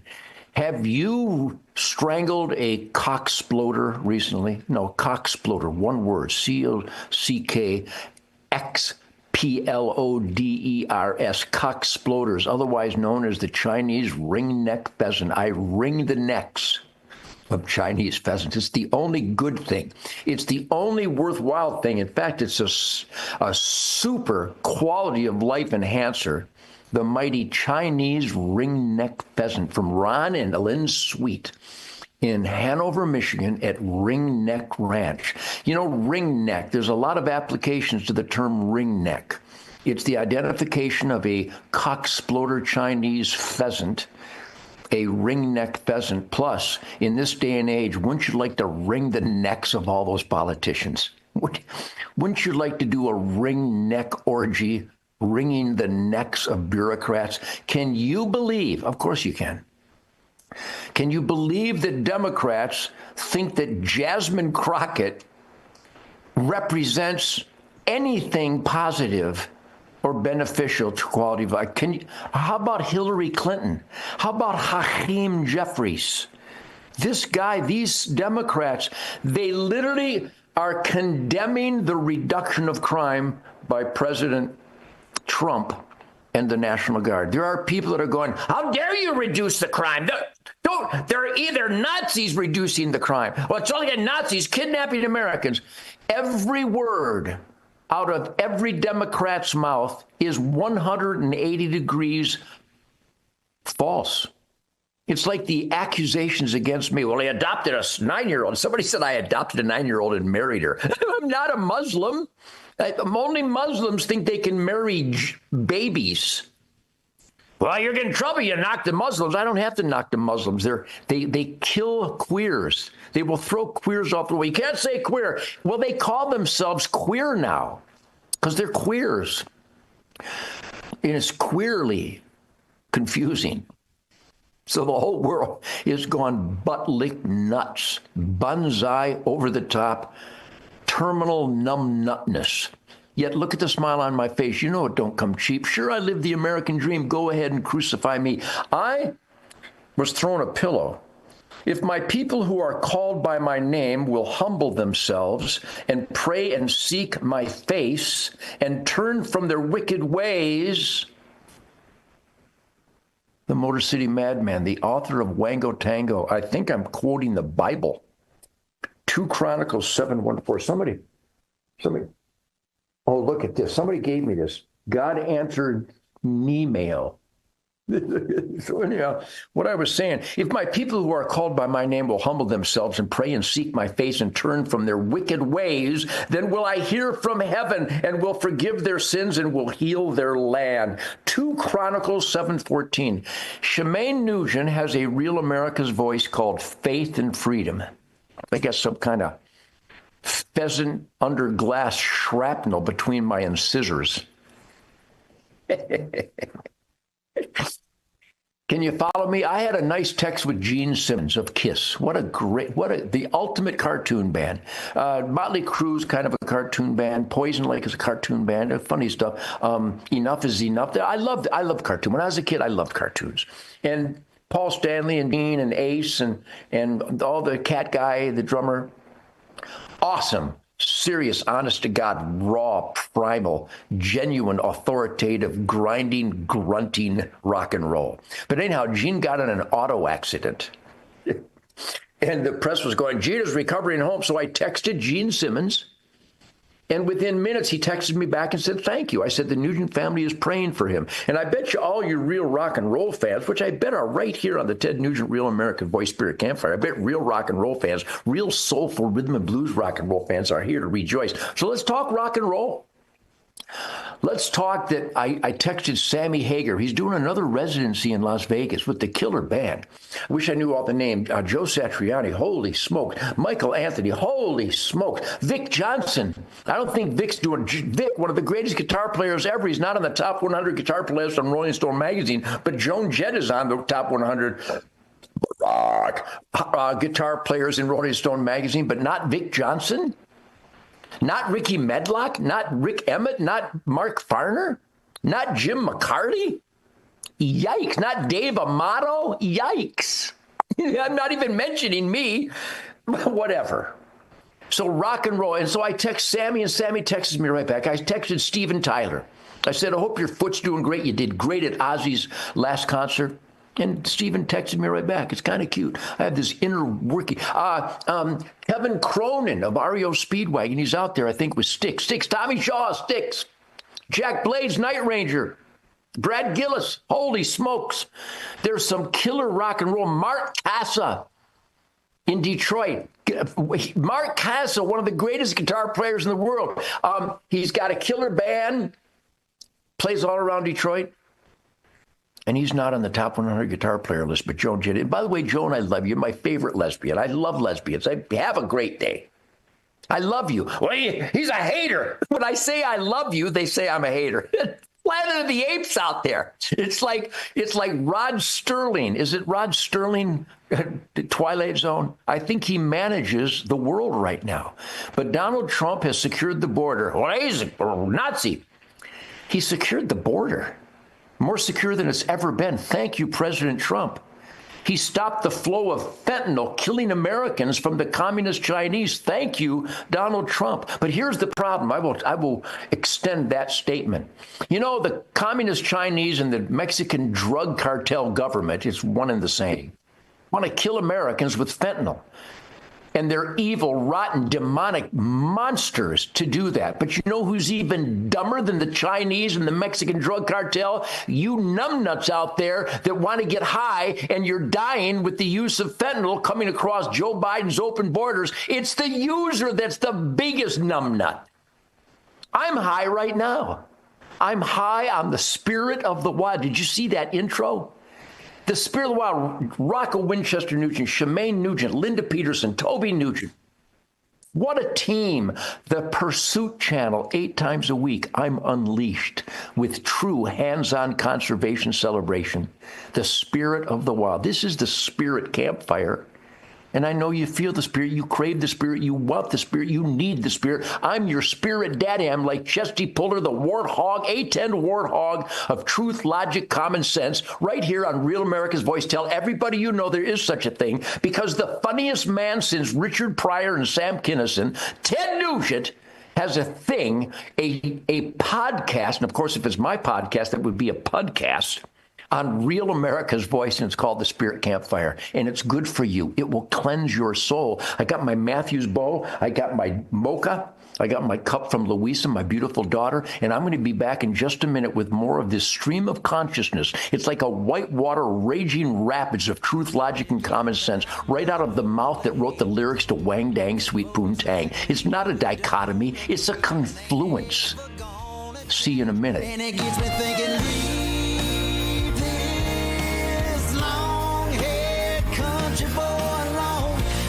start singing along to that line in the song, Sweet Home. When surprise breakdowns happen, American Home Shield will be there to fix or replace parts of the systems and appliances you rely on every day. They help protect your time and money by connecting you with qualified pros and helping pay for covered repairs or replacements. AHS offers flexible and affordable plans for every home. Sign up today and get $100 off with code AHS100. Visit AHS.com or call 833-PLAN-AHS.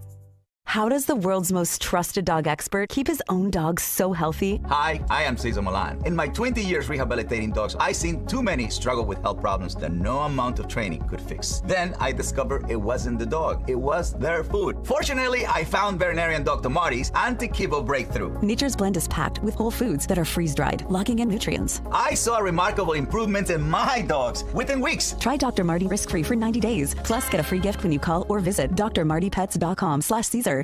When it comes to keeping food fresh, air is the enemy. It makes veggies grow moldy, turns fruit into a slimy mess, and can even ruin dry goods too. With inflation on the rise, you can't afford to throw food away. You need RoboSeal, the robotic canning device that seals jars in seconds. Look, food stored in a normal container doesn't last long. Just days later, it's already starting to turn. RoboSeal solves the problem by creating a vacuum seal. No air, no chance for spoiling. Even weeks later, it still looks and smells like the day you bought it. Here's how it works. Simply fill any mason jar, place the lid, attach RoboSeal, and just press the button.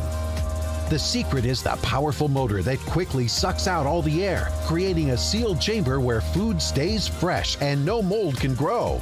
Use RoboSeal for strawberries, peaches, pears, and more. Preserve juicy jellies, jams, and marmalades. Store perfect pickles or your favorite olives. And prevent valuable veggies from spoiling. You can even use it with large mason jars and store cereal, cookies, and other dry goods. That's right, whether big or small, RoboSeal can seal them all. A century ago, every cellar was filled with cans and jars, but that took hours of toiling and boiling. This is the future. Now there's a robot for that. It's called RoboSeal, and it does all the hard work for you. Act now to get RoboSeal and start sealing and saving today. It's yours for the special introductory price of just $29.99, and it ships fast and free from right here in the USA. But wait, act now and you can get a second one for 50% off. Don't delay. Order yours today. Call 1-800-788-1952. That's 1-800-788-1952, or go online to buyroboseal.com. That's 1-800-788-1952, or go to buyroboseal.com. He says what everyone else is thinking. I'm dedicated to it. I can't be stopped. Welcome back to the Ted Nugent Spirit Campfire. I hope you have many spirit campfires. This is the fall, natural, instinctive, organic, perfect season of harvest. The fall hunting season is on a runaway celebration. A salute, God bless, Godspeed, good luck, aim small, miss small, say a prayer for the wild things. To all the ultimate environmentalists in the world who almost single-handedly increase the quality and upgrade the quality of air, soil, and water, which comes from wildlife habitat, which is monitored, whistle-blown, and paid for by the hunting, fishing, and trapping families of America. A salute to you people. A salute to my fellow spirit of the wild blood brothers out there. You know, Tom Paltowski, we lost Shawnee Paltowski in Illinois. We lost great spirit of the wild blood sister. And now it looks like Tom's in the hospital. So the Nugent family prayers are with you. We do a lot of praying around here. Preying. We got some cock exploders, some Chinese ringneck pheasants hanging in the cooler out there because Jackson is the greatest hunt. He's completely worn. Can I show you Jackson over there on mypillow.com? Can you see he's over? Look at that poor puppy. He is completely schnookered. They got that lower third covered. There you go. Now, good work, Shahu. I love when Shahu does it. There he is. He might be dead. Look at this room. Is this a great room? What kind of room is this? Look at it. Oh, my goodness. What kind of arsenal of democracy have we got going here? What do we got there? You got a moose up there? Where'd that moose go? Oh, there's a moose. That's a moose. September 11th, 1977, near McGrath, Alaska. And there's that damn hat by that funny guy in Wisconsin, the Hat Master. That's an actual hat. And then, of course, there's the Don't Tread on Me, the Great Lakes gun rights. And there's, look at the Gibson Birdland. Look at the custom amp and the Fender amps. Look at the Fender. Look at those Fender amps. Look at that. Oh, look at that. Look at that 1,000 horsepower Hellcat fire-breathing Dodge Mopar fun machine. Look at that. Look at all this stuff. I literally autograph thousands of items each week, sometimes in a single day. The other day, how does this work? I think I broke it.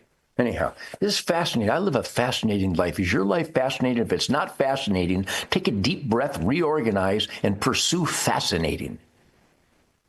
Fascinating. I lead a fascinating life. Barack. I'll be tracking a deer on Spirit of the Wild television on the Pursuit channel. Out of nowhere, I'll just belt that punk's name. He's a punk. He's a racist. He's an America-hating Muslim, homosexual, dope fiend.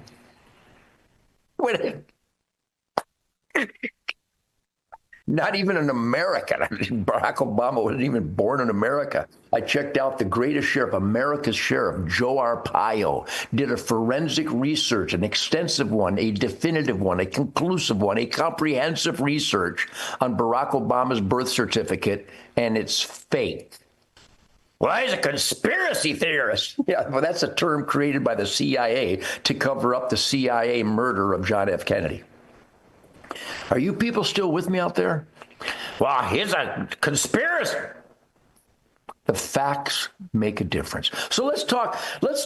If I perform any defining, loving, beneficial service to you, my fellow man, and that includes women, mankind, it's people.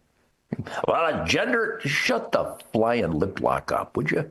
So anyhow, if I perform any meaningful service, which I do, just my music alone, I could have been a complete dirtbag, a liberal, communist, Nazi, LGBTQ2, whatever that is. What is that mental disease? I could be mentally ill. Well, I was going to say I could be mentally ill and a complete idiot, but my music would still be awesome, except that if I was mentally ill and a complete idiot, I couldn't have possibly have made my music. because my music is about effervescent masculinity. It's about standing up for truth, logic, and common sense in between genuflecting at the altar of truth, logic, and common sense. Truth, logic, and common sense is a heartbeat of quality of life. That would be 3 heartbeats: truth, logic, and common sense. And the science, the real science, not wearing a mask, not keeping 6-foot distance. You know, my only letdown in life, I have, I think, 2, 3. I missed a pheasant the other day. It was a letdown, but not a big deal. But it was too far away. I was using a modified choke in my Beretta Extrema 2, shooting Remington low-base target 8s because I was doing some quail and dove hunting. Yes, the dove season, Michigan. It's the #1 game bird in the world, Michigan. It's not a songbird. You can vote that the cock-sploding ringneck pheasant from China is a songbird, but it will never be a songbird. It's a game bird. And if you went to the Hash Bash in Ann Arbor, they could probably vote that I'm a songbird. But I'm not a songbird. Though the Hash Bashers might vote me a songbird, I'm not, and I can't be. And if a little boy comes up to his daddy and says, I think I'm a girl, the daddy should say, well, you're not. Maybe the Hash Bashers would vote that you're a girl, but you're not. Bruce Jenner, I love you. Yikes. Anyhow, if I can perform one supreme, defining, beneficial service to my fellow man, it would be to take you away from the insanity that runs amok in this country, where you got these paid, they're not protesters, they're anarchists. Black Lives Matter, that's not an organization to benefit black lives. It's an organization to ruin black lives as they rip people off so that a few black lying scam artists can buy mansions and eat caviar. Tell me you know that. Tell me you know that, Howard Stern, Jimmy Kimmel. Tell me you know that. Barack.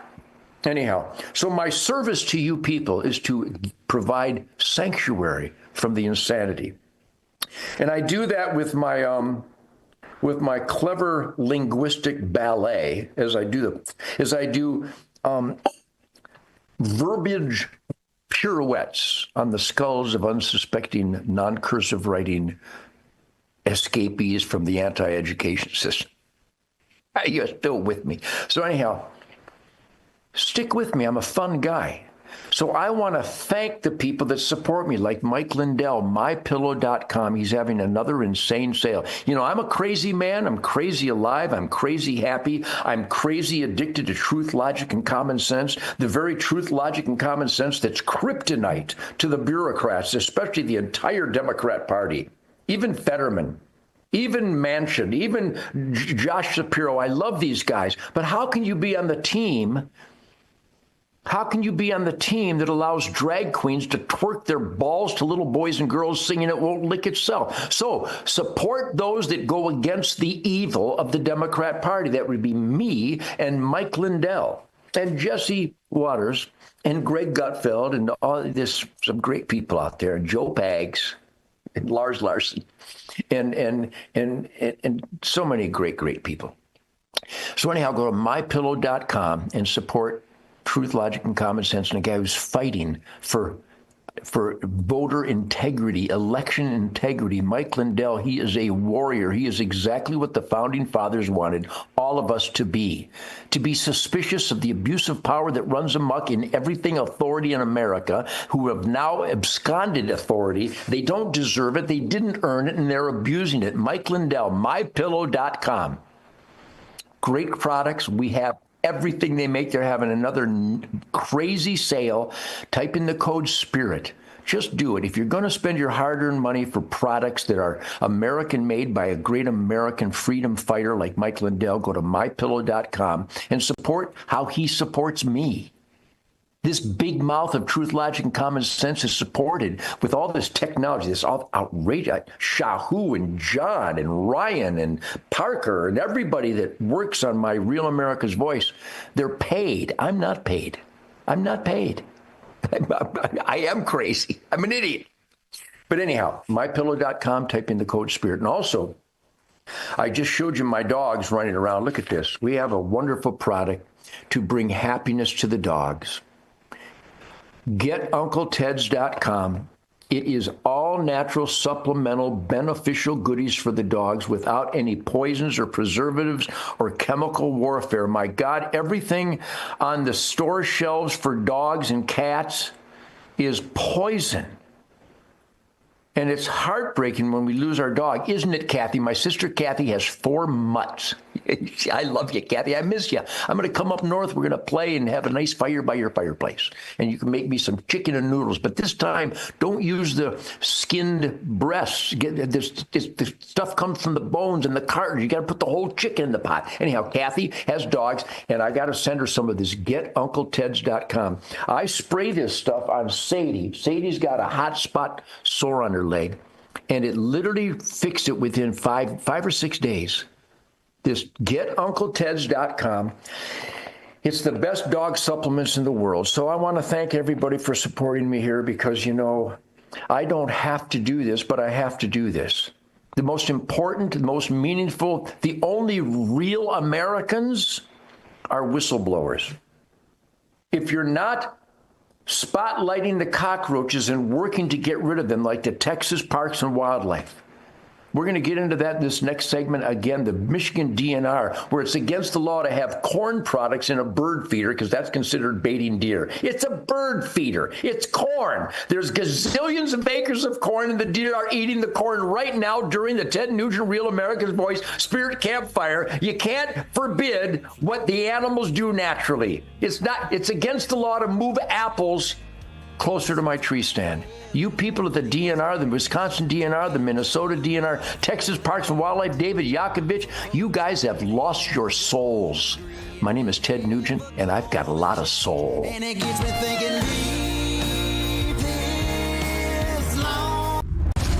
I'm a J6er. I spent 1,143 days in prison. I'm a J6er, and I spent 3 months in jail and about a year in prison. I spent 4 years out of an 18-year sentence in prison. J6ers have been smeared and defamed by the media, persecuted by the government, and treated like terrorists. In reality, J6ers are patriotic men and women, mothers, fathers, sisters, and brothers from all walks of life. Stand in the Gap was founded to stand in the gap for J6ers working to rebuild their lives after being incarcerated. And we need your help. For just $10 or more, you're helping these patriots get mental, physical, and spiritual help. Please scan the QR code or go to j6support.com to donate $10 or more to support these American patriots. Every dollar you give is being matched up to $50,000, doubling your impact. Go now to j6support.com and donate today. Water, nature's ultimate cleaner. We drink it. We bathe in it. Think water, think steam, think clean. Now harness the power of water with the H2O X5 5-in-1 steam cleaning system. I'm so impressed with the X5. It's an all-in-one product. I can use it throughout my entire house. It's cleaning, it's sanitizing. There's no chemicals in it. It's just steam. This is unbelievable. There is no more odor. 5 minutes, I'm done. Look at that. It's amazing. If you're ready to step into an effective, economical, and eco-safe world of cleaning, look no further than the H2O X5. Using just the power of superheated water, the X5 Super Hot Steam cleans and kills up to 99% of germs, viruses, and bacteria. You could spend over $500 to purchase the products that the X5 5-in-1 Miracle replaces. But through this special TV offer, you won't spend $400, $300, or even $200. Order your H2O X5 steam cleaning system, a $500 value, for just 4 easy payments of $43. You'll get the X5 steam mop with microfiber pad, the carpet glider, the handheld scrubber, the window glass and mirror attachment, and the garment and upholstery bonnet. It's a complete 10-piece system, all this for just 4 easy payments of $43. But it gets even better. Order now and we'll upgrade your X5 package. We'll add a 6th mode with a dusting and polishing wand. Valued at over $30, this extra bonus attachment makes your H2O X5 the H2O X6. That means your 10-piece system becomes a 12-piece system at no extra cost to you. If after 30 days you're not absolutely delighted, send it back for a full refund refund of the purchase price. Don't wait. Now's your chance to own the X5 for just 4 easy payments, and we'll make the first payment for you. You get the X5 incredible 5-in-1 lightweight, powerful 12-piece steam cleaning system, a $500 value, all for just 3 easy payments of $43. This offer can't last forever, so call or click right now. He says what everyone else is thinking. I'm dedicated to it. I can't be stopped. Somebody just said 3, 2, 1. That means that we are recording the Ted Nugent Real America's Voice Spirit Campfire in the glorious hunting season of October 2025. No matter how ugly, how evil, how out of control, how much abusive power by the soulless demonic bureaucrats, it's the hunting season. Get a damn bow and arrow. Go down to George Britton's Archery in Tarpon Springs, Florida. George Britton's Archery, Tarpon Springs, Florida. Dakota Archery and Sports in Yankton, South Dakota. Shoot Back Sporting Goods in Jackson, Michigan. Get a bow and arrow. I got a bow and arrow right here. I'm telling you what.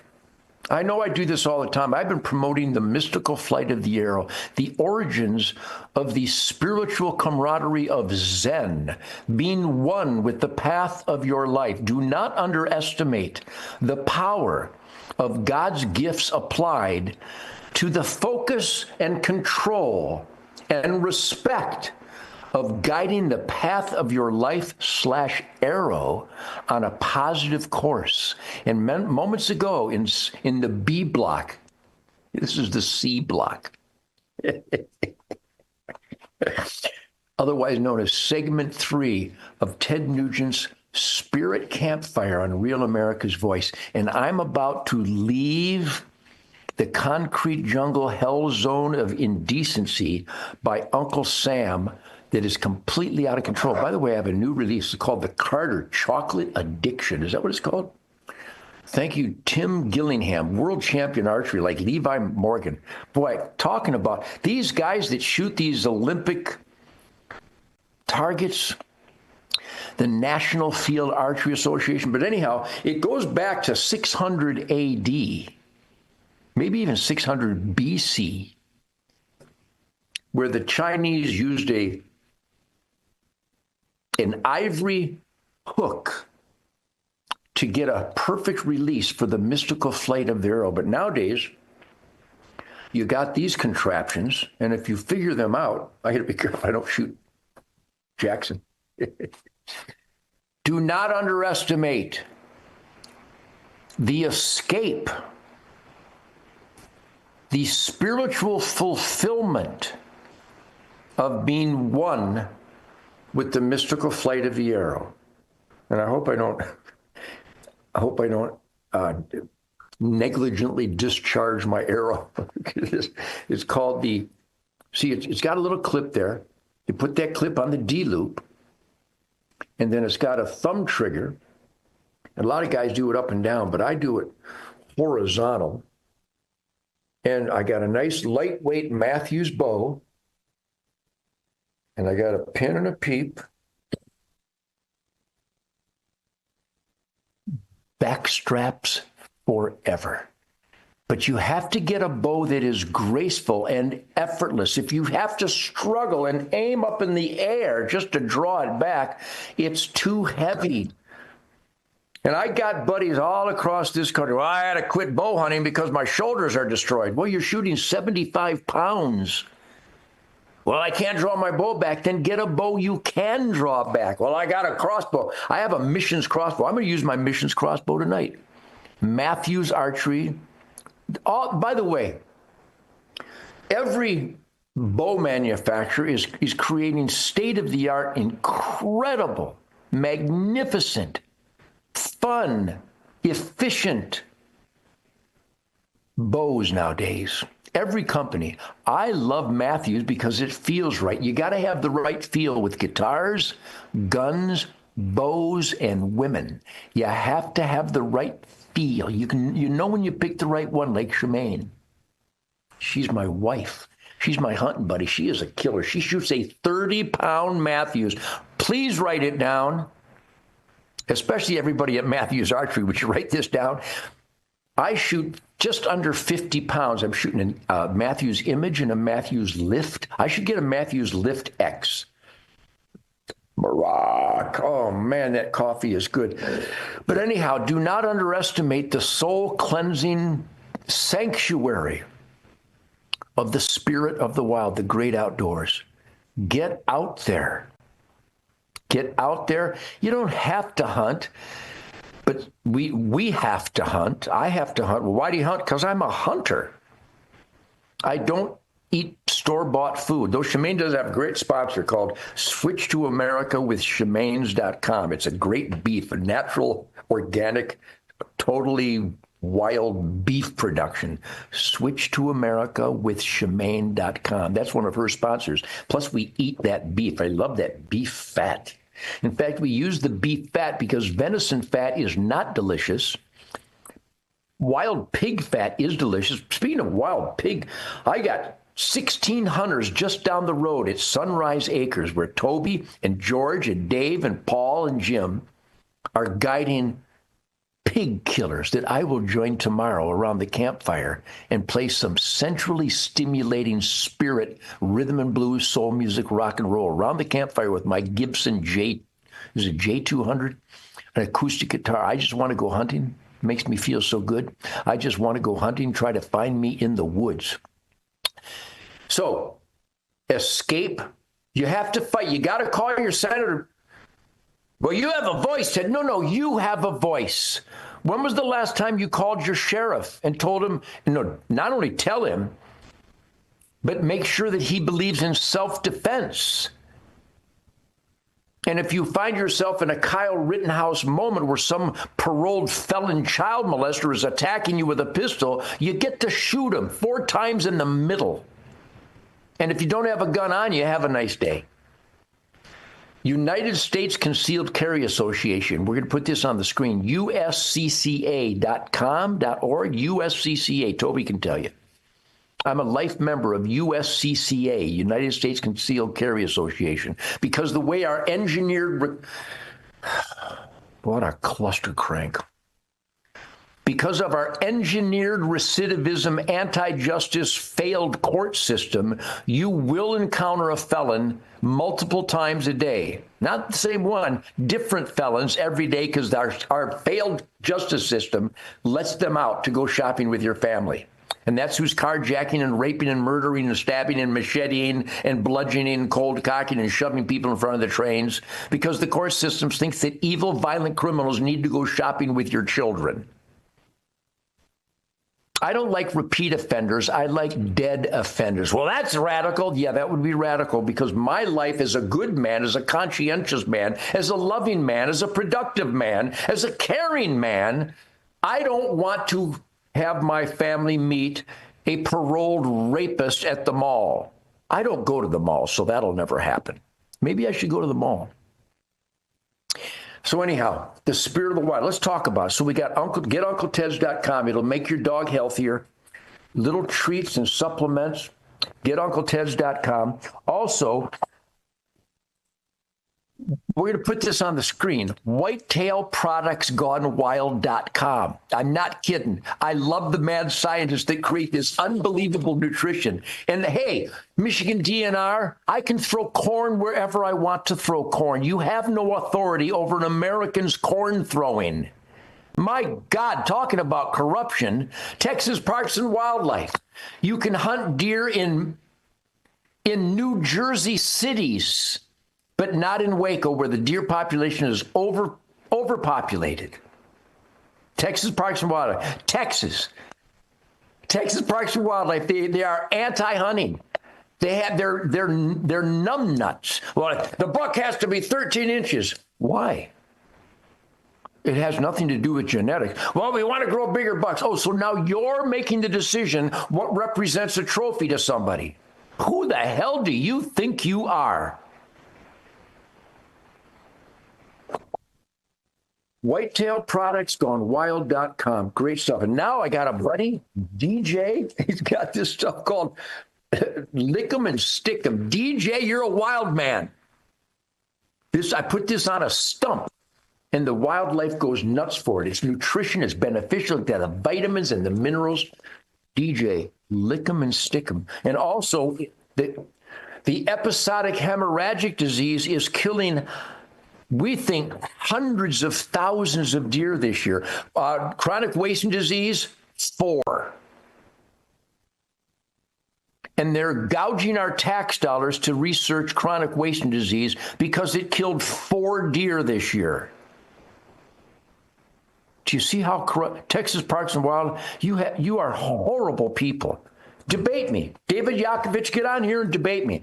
We have deernecessity.com. We're going to put that on the screen, deernecessity.com.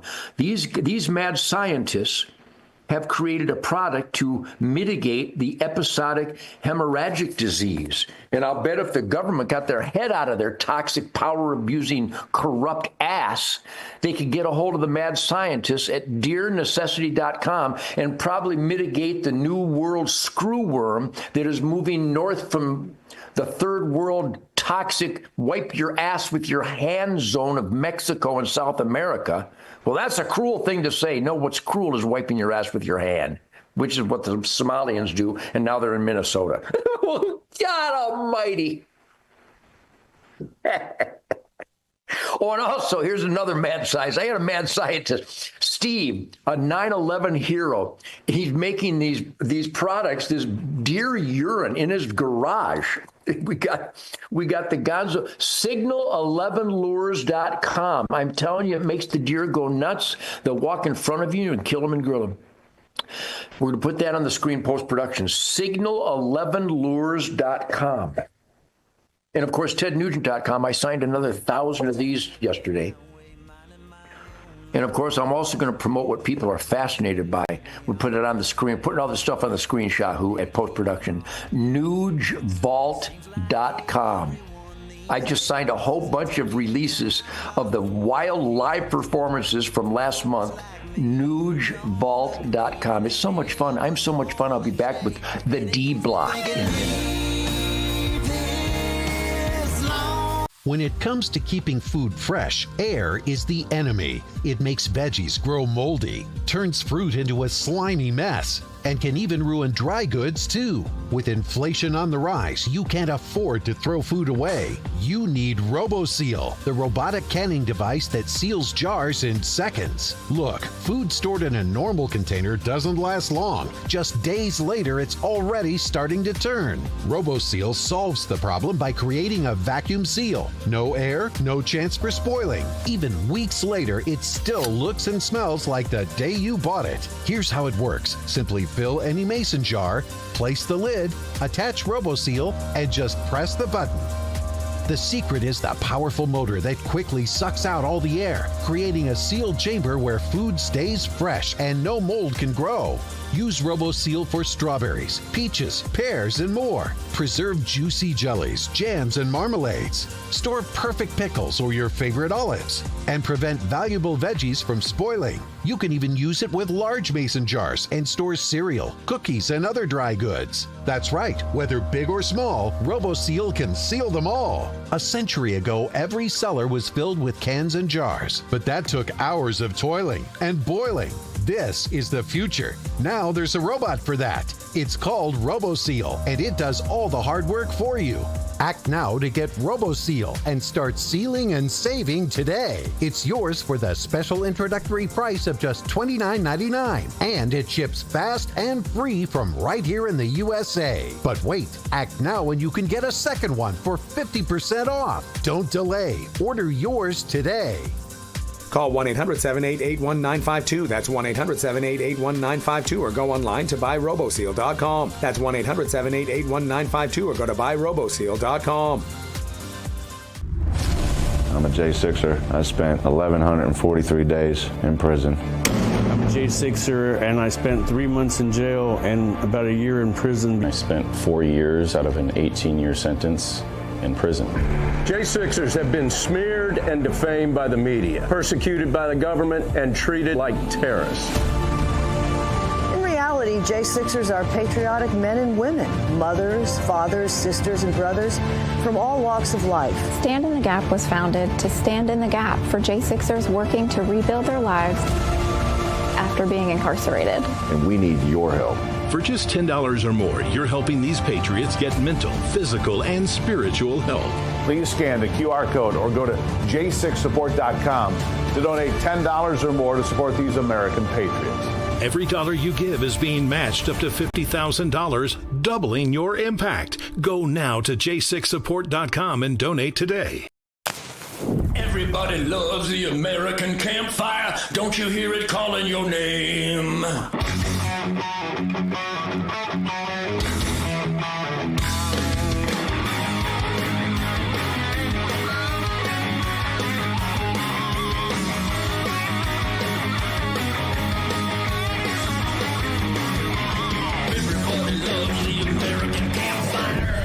Somebody say glory, glory, hallelujah. Happy October and welcome to the D Block, the Uncle Ted Spirit Campfire on Real America's Voice. I'm going to say it again. Redundancy, engineered redundancy, engineered obsolescence is running amok in the production of products in America. But I have engineered intentional redundancy because some things are worth repeating. Go to tednugent.com and see what we're doing. We're having a riot. The music does not end. In fact, Sunday night, this is a conservation segment. This is the Ted Nugent Spirit of the Wild Spirit Campfire conservation segment. So get out there, get a bow and arrow, go walk on the wild side, go fishing, figure out how to become a member of the National Trappers Association and trap the varmints instead of having the government come in blowing our tax dollars to trap stuff multiple times, charging us multiple times to do what we should be doing. You know, the whole intention of the Founding Fathers was to give King George a flame-throwing middle finger, which I'm the master of. The Founding Fathers wanted everybody to be just like me, to be just like Alex Jones, to be just like Jesse Waters and Greg Gutfeld, to be defiant and suspicious, to be like Tucker Carlson. Tucker, I love you, buddy. And Candace Owens. I know there's a big whirlwind around Candace Owens. I love Candace Owens. What a great, beautiful woman of truth, logic, and common sense, digging to find out what the truth that is being hidden by Uncle Sam. I want to see the Epstein videos. I want to see the Epstein Island tapes. I want to know what the Nashville Shooters Manifesto said and how that the LGBTQ queer world is just wildly violent with all their murdering and their shootings and their arson. I want to see the details. I want to know about the Las Vegas shooter. That wasn't a bump stock. That wasn't one guy shooting. How about Lee Harvey Oswald? How about the Charlie Kirk? Did Lee Harvey Oswald shoot Charlie Kirk? I don't think so. Or their new version of Lee Harvey Oswald. Come on, Uncle Sam. You work for us. We want to see the truth. And I know this is the conservation segment, but you can't have freedom if King George thinks he can control the deer and the wildlife. Those are our animals, we the people experimenting in self-government. And if you haven't raised hell with your game department, they will continue to walk all over you. Again, Texas Parks and Wildlife. In the state of Minnesota, under the weird freak idiot Tim Walz governor, Governor Abbott, I'm talking to you. Governor Abbott, how can the freak communist Tim Walz have better deer hunting policy than Texas Governor Greg Abbott? Governor Abbott, how can this be? You can hunt deer downtown in the environs of Minneapolis, St. Paul, to manage the wildlife population in the government controlled by Tim Walz of Minnesota. But Greg Abbott, I'm not allowed to hunt the deer in Waco that are overpopulated in the Waco Park, Lake Waco. So Governor Greg Abbott of Texas has a worse policy than Tim Walz in Minnesota? Governor Abbott, call me. How can I can hunt deer with a bow and arrow in Newark, New Jersey, under the insane communist Governor Murphy, but in Texas under the so-called conservative Republican Governor Greg Abbott, I can't hunt deer in Bernie, in gated communities, in Waco, Texas, where the deer population is overpopulated. Governor Abbott, I'm talking to you, sir. Your Texas Parks and Wildlife are pissing in your face. They're anti-freedom. They're anti-private property rights. They're anti-wildlife. They're anti-hunting. They're anti-nature. They're anti-goodwill and decency and wildlife health and thriving balance. David Yakovich, the director of Texas Parks and Wildlife, call me. Chronic wasting disease has never hurt a deer herd, ever. For every case of chronic wasting disease, millions of fawns are born next spring. More deer will die on Michigan highways today than all confirmed deaths by CWD. Well, it's always fatal. You don't know that. You would only know it's always fatal if you knew for sure that all the deer that are alive don't have it. The deer are going to be killed by wolves and bears and cars and trucks and hunters and feral dogs and coyotes. Not chronic wasting disease. Come on. Please, all you real conservationists, you've got to call your game departments, your DNR, your Texas Parks and Wildlife. They are out of control.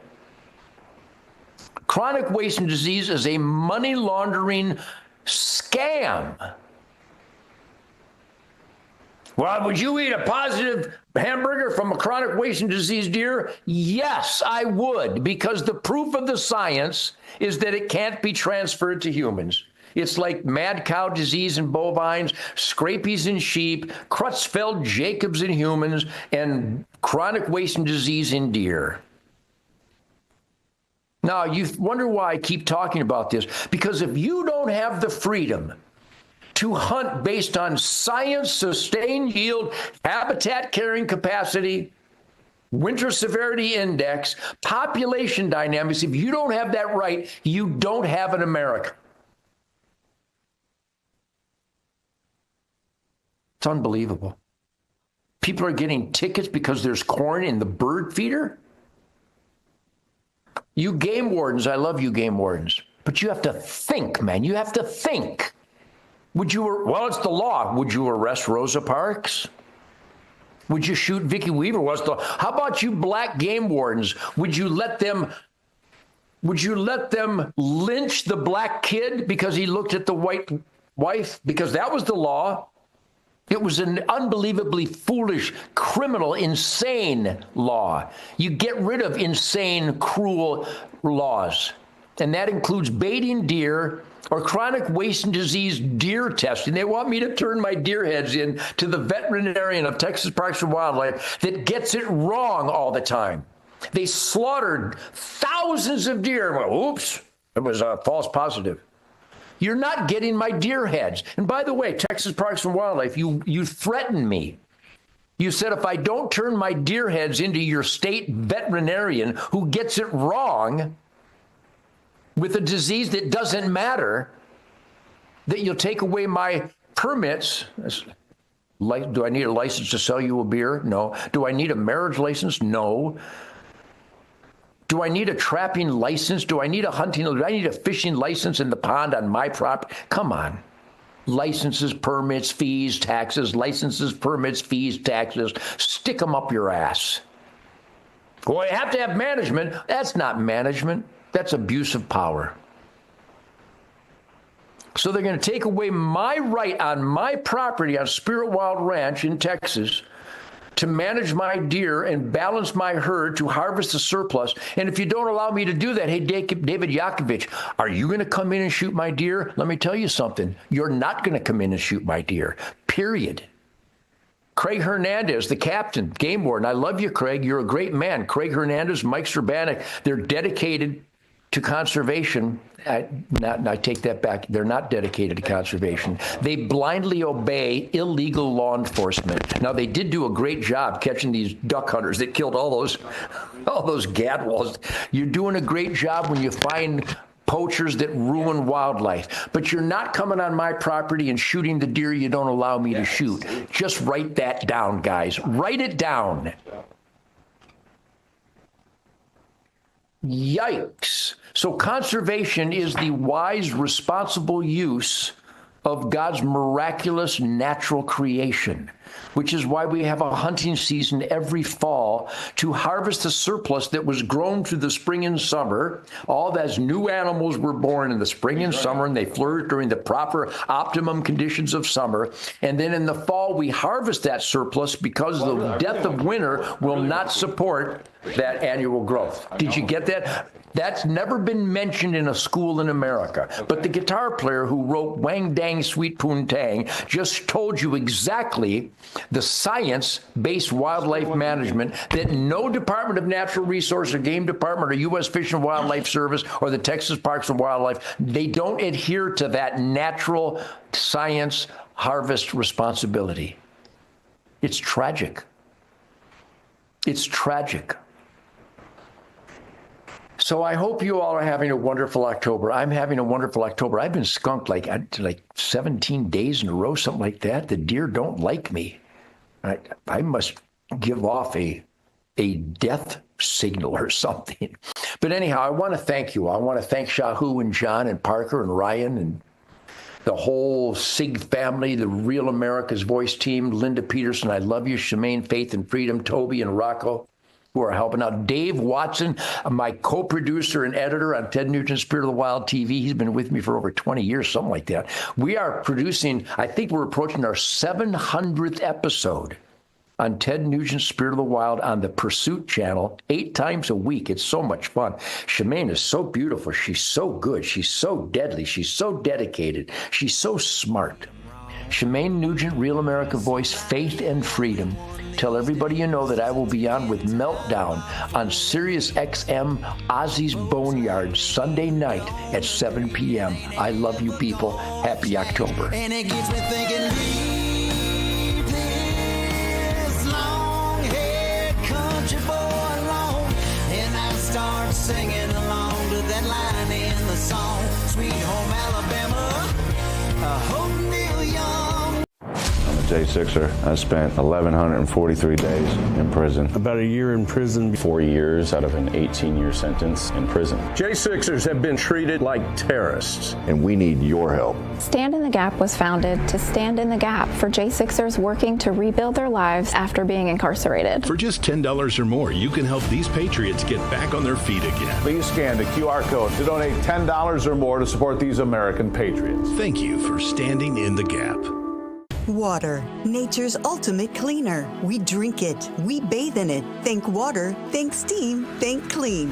Now harness the power of water with the H2O X5 5-in-1 steam cleaning system. I'm so impressed with the X5. It's an all-in-one product, so I can use it throughout my entire house. It's cleaning, it's sanitizing, there's no chemicals in it. It's just steam. This is unbelievable. There is no more odor. 5 minutes, I'm done. Look at that, it's amazing. If you're ready to step into an effective, economical, and eco-safe world of cleaning, look no further than the H2O X5. Using just the power of superheated water, the X5 Super Hot Steam cleans and kills up to 99% of germs, viruses, and bacteria. You could spend over $500 to purchase the products that the X5 5-in-1 Miracle replaces. But through this special TV offer, you won't spend $400, $300, or even $200. Order your H2O X5 steam cleaning system, a $500 value, for just 4 easy payments of $43. You'll get the X5 steam mop with microfiber pad, the carpet glider, the handheld scrubber, the window glass and mirror attachment, and the garment and upholstery bonnet. It's That's a complete 10-piece system, all this for just 4 easy payments of $43. But it gets even better. Order now and we'll upgrade your X5 package. We'll add a 6th mode with a dusting and polishing wand. Valued at over $30, this extra bonus attachment makes your H2O X5 the H2O X6. That means your 10-piece system becomes a 12-piece system at no extra cost to you. If after 30 days you're not absolutely delighted, send it back for a full refund of the purchase price. Don't wait. Now's your chance to own the X5 for just 4 easy payments, and we'll make the first payment for you. You get the X5 incredible 5-in-1 lightweight, powerful 12-piece steam cleaning system, a $500 value, all for just 3 easy payments of $43. This offer can't last forever,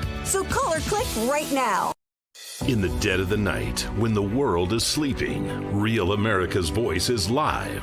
This Monday, 2 a.m. Eastern, history takes flight. Donald J. Trump arrives in Israel, leading a high-stakes mission for peace and the long-awaited release of hostages. After months of war and heartbreak, a breakthrough, a ceasefire, hostage releases, and the first steps towards a lasting Jerusalem Accord. Steve Bannon.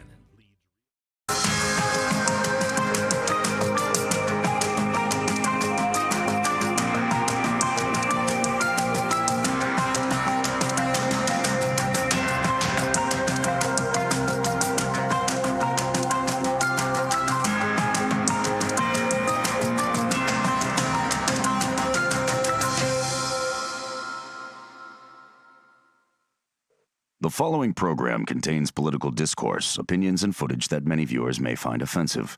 It should not be viewed by anyone ever. Because it's only in the storm that your faith can grow. It's only when your faith is tested by fire that you really know how pure your faith is. It's only when you are tested that your character can develop. Only in the storm can you discover the power of God to deliver you. Only in the storm do you call upon the Lord and find Him to be the ever-present help in the time of trouble. The storm develops your confidence. And as your confidence is, so is your capacity. God has you fighting the fight you're fighting now because it's a fight designed to develop your confidence.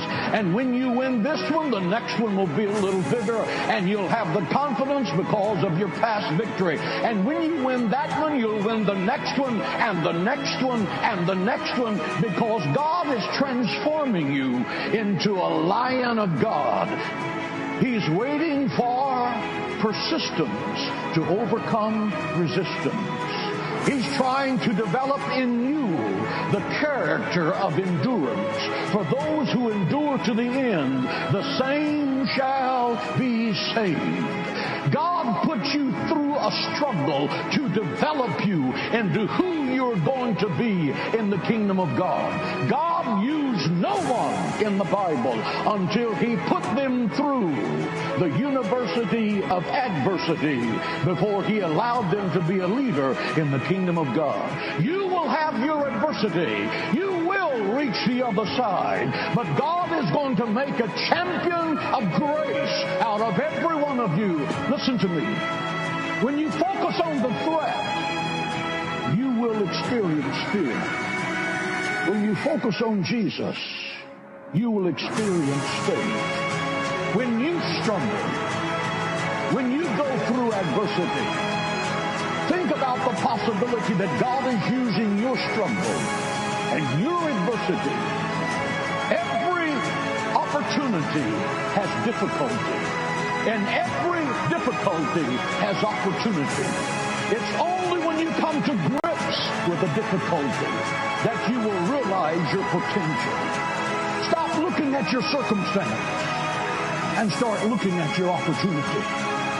The things you trust in today will fail you tomorrow. People will fail you. Where do you go when the storms of life are greater than what you can endure? When the storms are great, when the winds and the waves are crushing your dreams, where do you go? You go to the one whom winds and waves obey. His name is Jesus. He is the rock He is the Savior.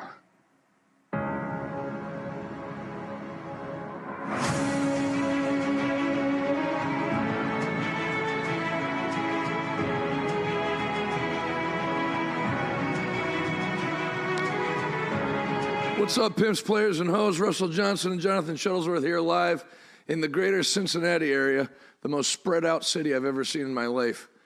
The Cincinnati airport is in Kentucky. That's not a joke.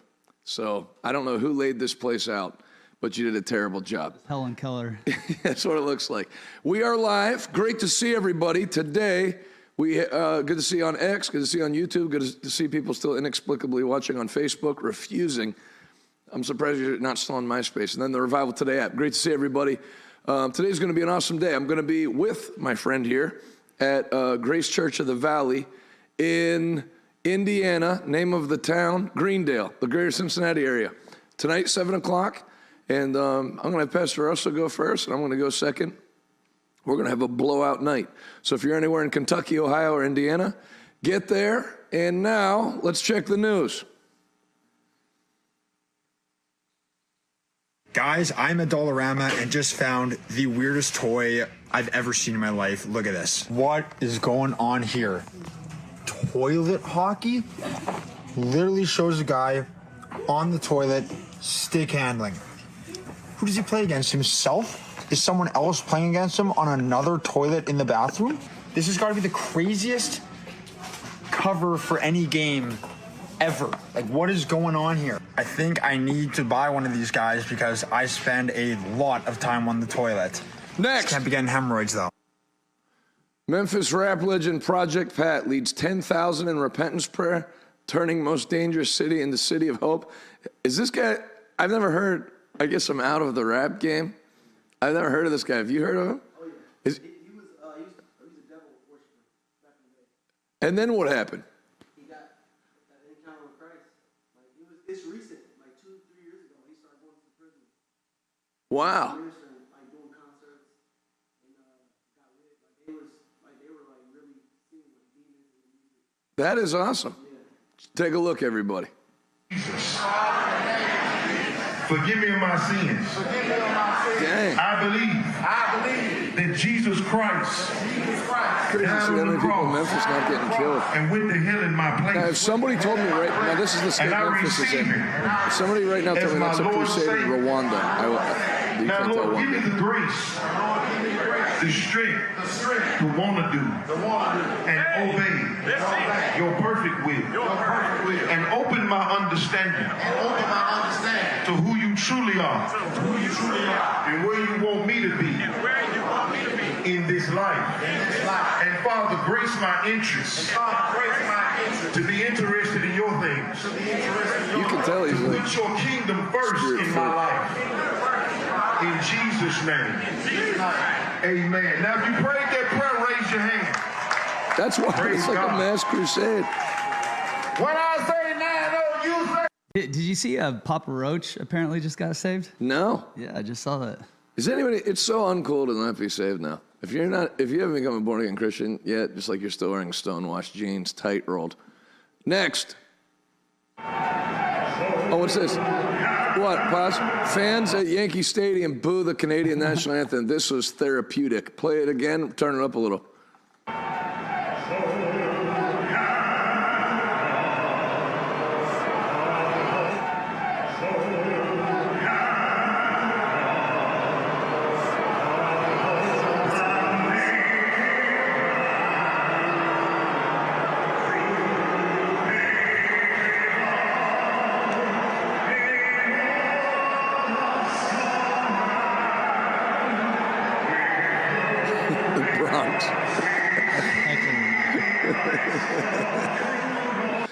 Almost time to revisit the French and Indian War. Next. Pause. This is the president of Haiti. They had a pitcher of water for him while he was giving the speech. And instead of pouring it into a cup or having someone pour it into a cup, just grabbed the pitcher like he was at Pizza Hut in 1989 and downed it. Take it away, Mr. President. Le respect.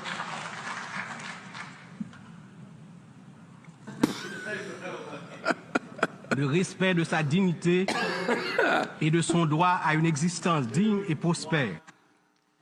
You know, it's like, we're going to play it again, and watch the weight shift on the water when he goes to tip it, because it's like quite a bit of water, you know, probably half a gallon, and the weight shifted, and it almost dumped out of his hand. Play it again. Le respect.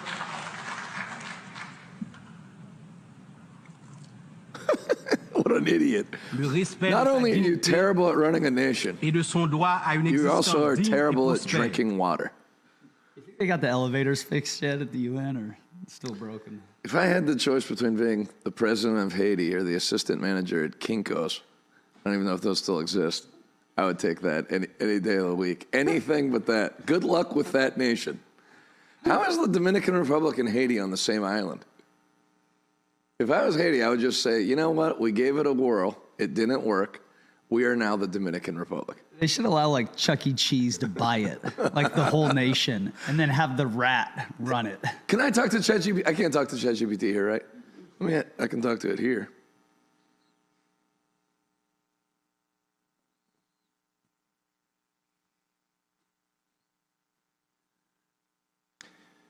Hey, if me and my friend Russell Johnson wanted to buy the nation of Haiti, realistically, seeing as what terrible condition it's in, how much would they charge us to buy? How much do you think we could buy the whole nation for?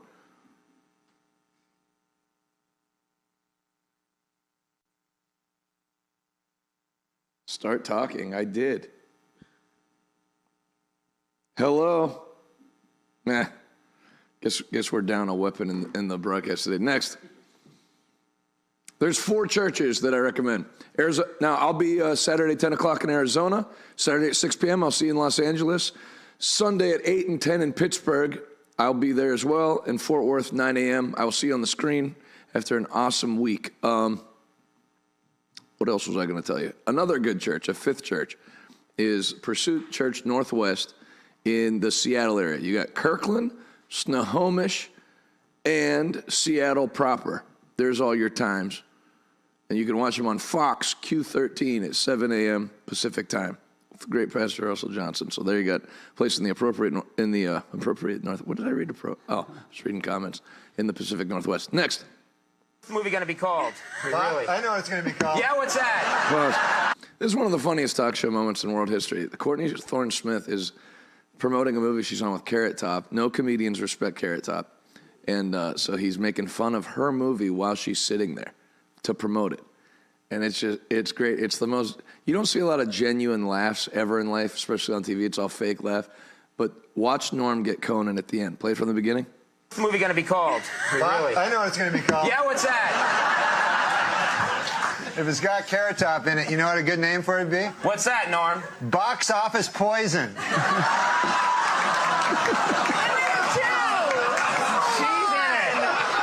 Thanks for watching Check the News. We'll be right back after these messages.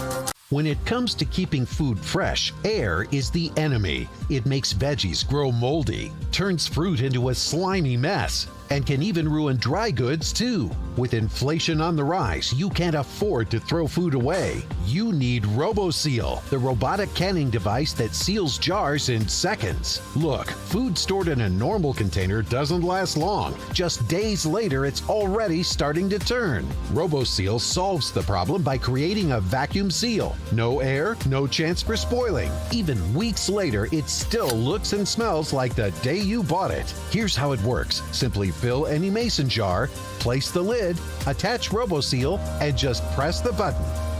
The secret is the powerful motor that quickly sucks out all the air, creating a sealed chamber where food stays fresh and no mold can grow. Use RoboSeal for strawberries, peaches, pears, and more. Preserve juicy jellies, jams, and marmalades. Store perfect pickles or your favorite olives. And prevent valuable veggies from spoiling. You can even use it with large mason jars and store cereal, cookies, and other dry goods. That's right, whether big or small, RoboSeal can seal them all. A century ago, every cellar was filled with cans and jars, but that took hours of toiling and boiling. This is the future. Now there's a robot for that. It's called RoboSeal, and it does all the hard work for you. Act now to get RoboSeal and start sealing and saving today. It's yours for the special introductory price of just $29.99, and it ships fast and free from right here in the USA. But wait, act now and you can get a second one for 50% off. Don't delay. Order yours today.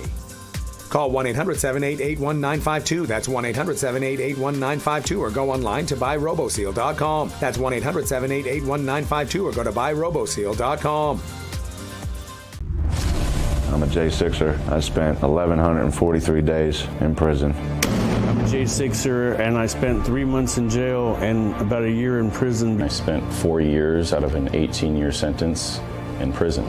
J6ers have been smeared and defamed by the media, persecuted by the government, and treated like terrorists.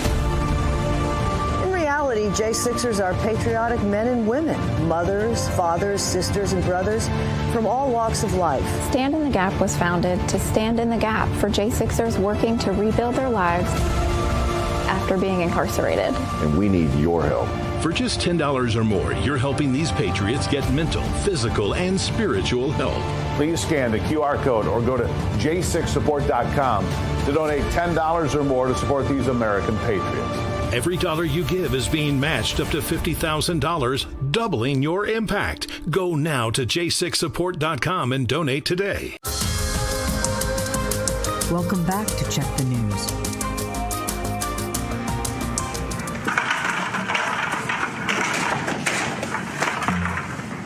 You okay?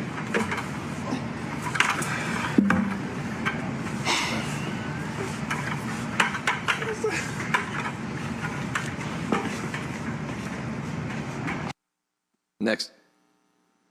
I always told people I met Michael Jackson, but now I found this picture. Who the hell was this? Timu Michael Jackson. Next. Oh, Broken Arrow, Oklahoma. I'll also be there October 27th to the 31st. Power Chapel, 216 Luther Drive. It's just Luther, not Martin Luther King Jr. So I guess you can come to a full stop at a red light. Broken Arrow, Oklahoma, 74012, Monday to Friday, 7 p.m. Where are you going to be? You're in Connecticut this Friday, New Milford, Connecticut. And where after that? King's Chapel in Maui. Oh, yeah? And then after When's that, next week? Yeah, I leave Sunday night. You lucky son of a gun. Going by yourself or taking the fam? My first wife's trying to come with me on that trip. Maria's coming? Yeah. Good. Congratulations, man. Next. Oh, pause. Whenever I do something embarrassing, I come back to this. So this guy's going to propose to his girlfriend at the mall, and it goes even worse than expected. Continue.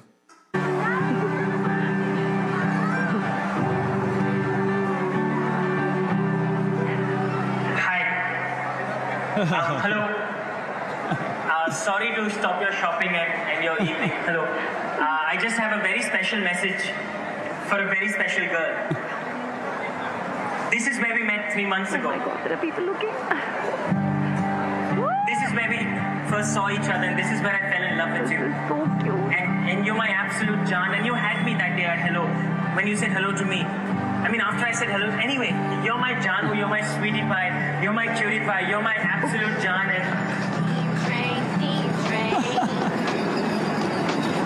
It gets worse. Anyway, keep going. You, Janu, you're my sweetie pie, you're my cutie pie, you're my Shono, you're my everything. And I know you find this cheesy, but I want everyone to know you make me really happy. And I have a little poem for you, and I'd like everyone to hear this. When you smile, the whole world stops and stares for a while, and my heart ceases to beat. And there's nothing else that I seek except you. And I just have one question for you.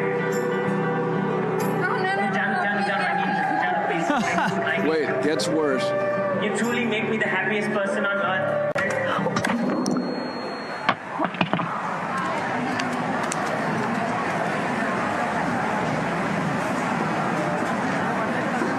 It's a hard no. Are you okay? That's how every phone call with Microsoft tech support goes. Yeah, they were down a man that day. Next. What's up? This is Jonathan Shuttlesworth, and I have a real stirring in my spirit for this year's Breakthrough in Ministry, November 11th through the 14th. I see a major drought in leadership in the body of Christ. Obviously, not everywhere, but there are many organizations, the Methodists, the Presbyterians, where people who started in those organizations, they no longer believe the Bible. They've shut their missions program down. If you're a minister and you feel directionless, you don't like the leadership that you're in, we are launching at our Breakthrough in Ministry, our new ministerial fellowship, which we will announce there. And we are believing for many churches, many pastors, many evangelists to come into what God's doing as we relaunch mass crusades and build strong churches all over the United States of America. I know there's many people listening to this right now that have a great call of God on your life, and you're looking for a direction and a flow to get in that will facilitate God's hand and get in like company of people that believe God and believe for the miraculous and signs and wonders and winning the lost. I want to see you this November 11th through the 14th in Arizona. Not the worst place in the world to be. November 11th through the 14th. All of the information is on the screen.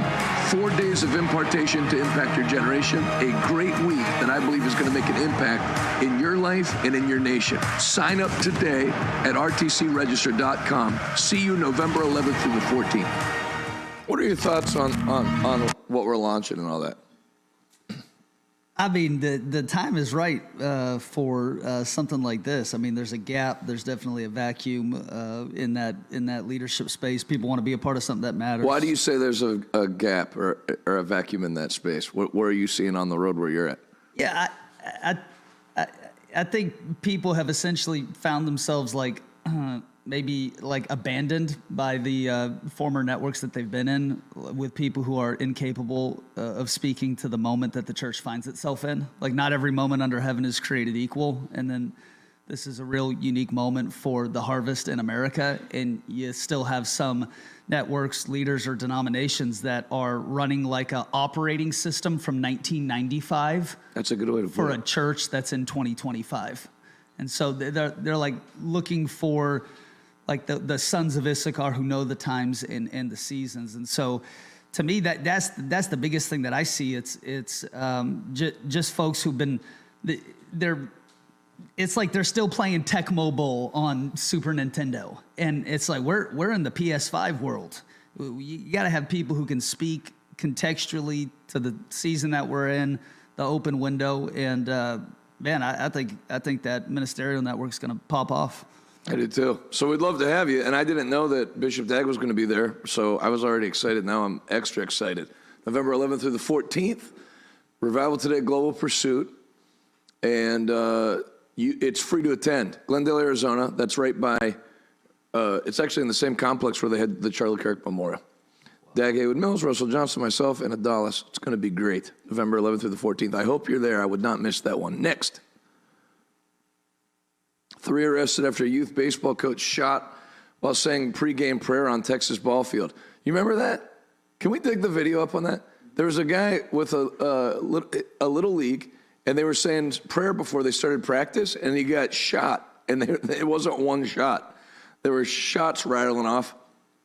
So he got shot, protected the players with his body even after he got shot, and then hurried him off the field. So I remember when they broke the story, they said that these guys were just doing target shooting, 800 yards away or something, and a bullet got loose. But then apparently they realized that narrative was full of crap after they've been arrested for deadly conduct, which how anybody did that other story. And you see that the guy in the middle has a much greater commitment to going to a barber than the guy on the left. The dude in the middle is giving me like ISIS training camp vibes. Yeah, and then do you have more? Do you have the other slide where it says their names or no? They're all like jihadist names. So they saw people praying in Texas and shot them. Next. Bro had more sins to be cleansed. This is insane. This is not a joke. This really happened. Watch this baptism. Pause. We're going to start from the beginning. Before we do, your church needs a breakthrough if they're doing baptisms in a small, I think that's meant to like wash an infant in, not to have 3 grown men. Your labradoodle. Yeah, you need a prosperity breakthrough. From the beginning?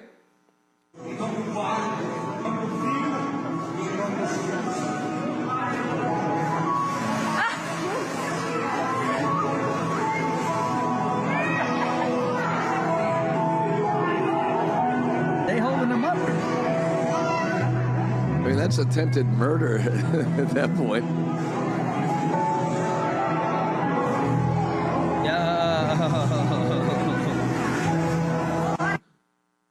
They're waterboarding that dude. He was struggling at the end.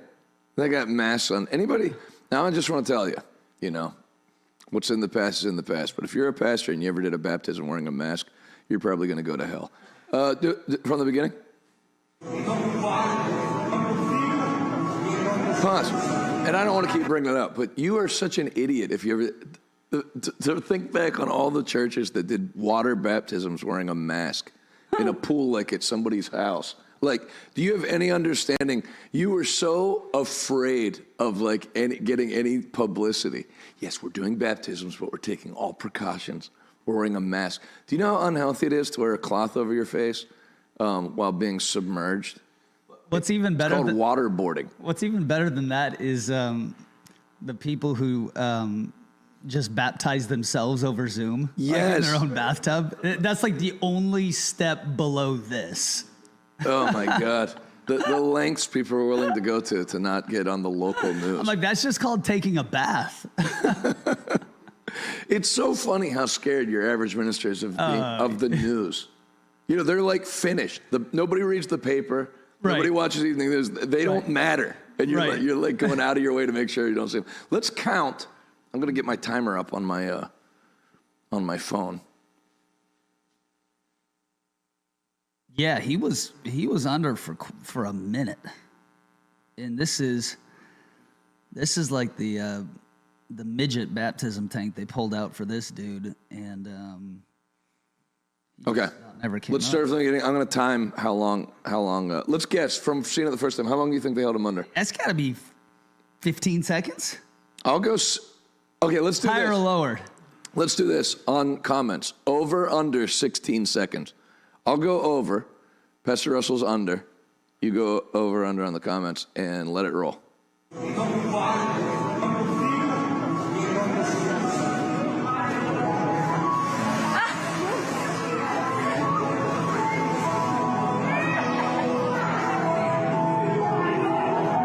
He starts to struggle at the end.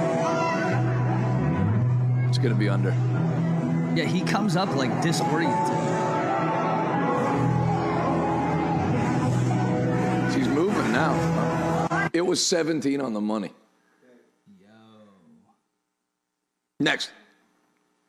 Terrible church. We have no men and women sports. Pause. This is President they- Trump, as most of you would know. What many of you may not know, though our Canadian friends would. That is Mark Carney, the Prime Minister of Canada, who has a transgender daughter. Listen to what Trump says, knowing full well the guy sitting knee to knee with him has a transgender. Funny, Trump's got his legs spread way out, and then to the point that the guy... Thanks for watching Check the News. We'll be right back after these messages. To avoid digital threats, just turn on NordVPN.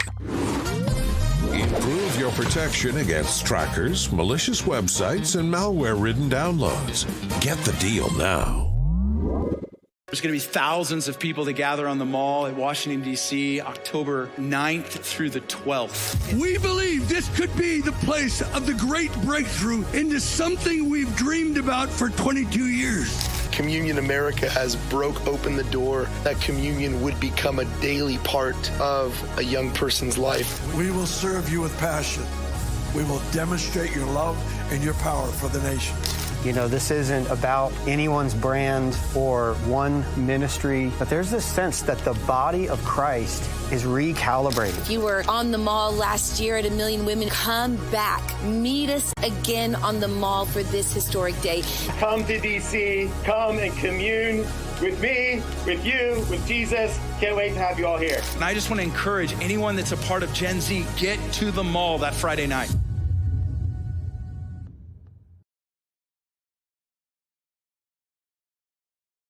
I'm a J6er. I spent 1,143 days in prison. About a year in prison. 4 years out of an 18-year sentence in prison. J6ers have been treated like terrorists. And we need your help. Stand in the Gap was founded to stand in the gap for J6ers working to rebuild their lives after being incarcerated. For just $10 or more, you can help these patriots get back on their feet again. Please scan the QR code to donate $10 or more to support these American patriots. Thank you for standing in the gap.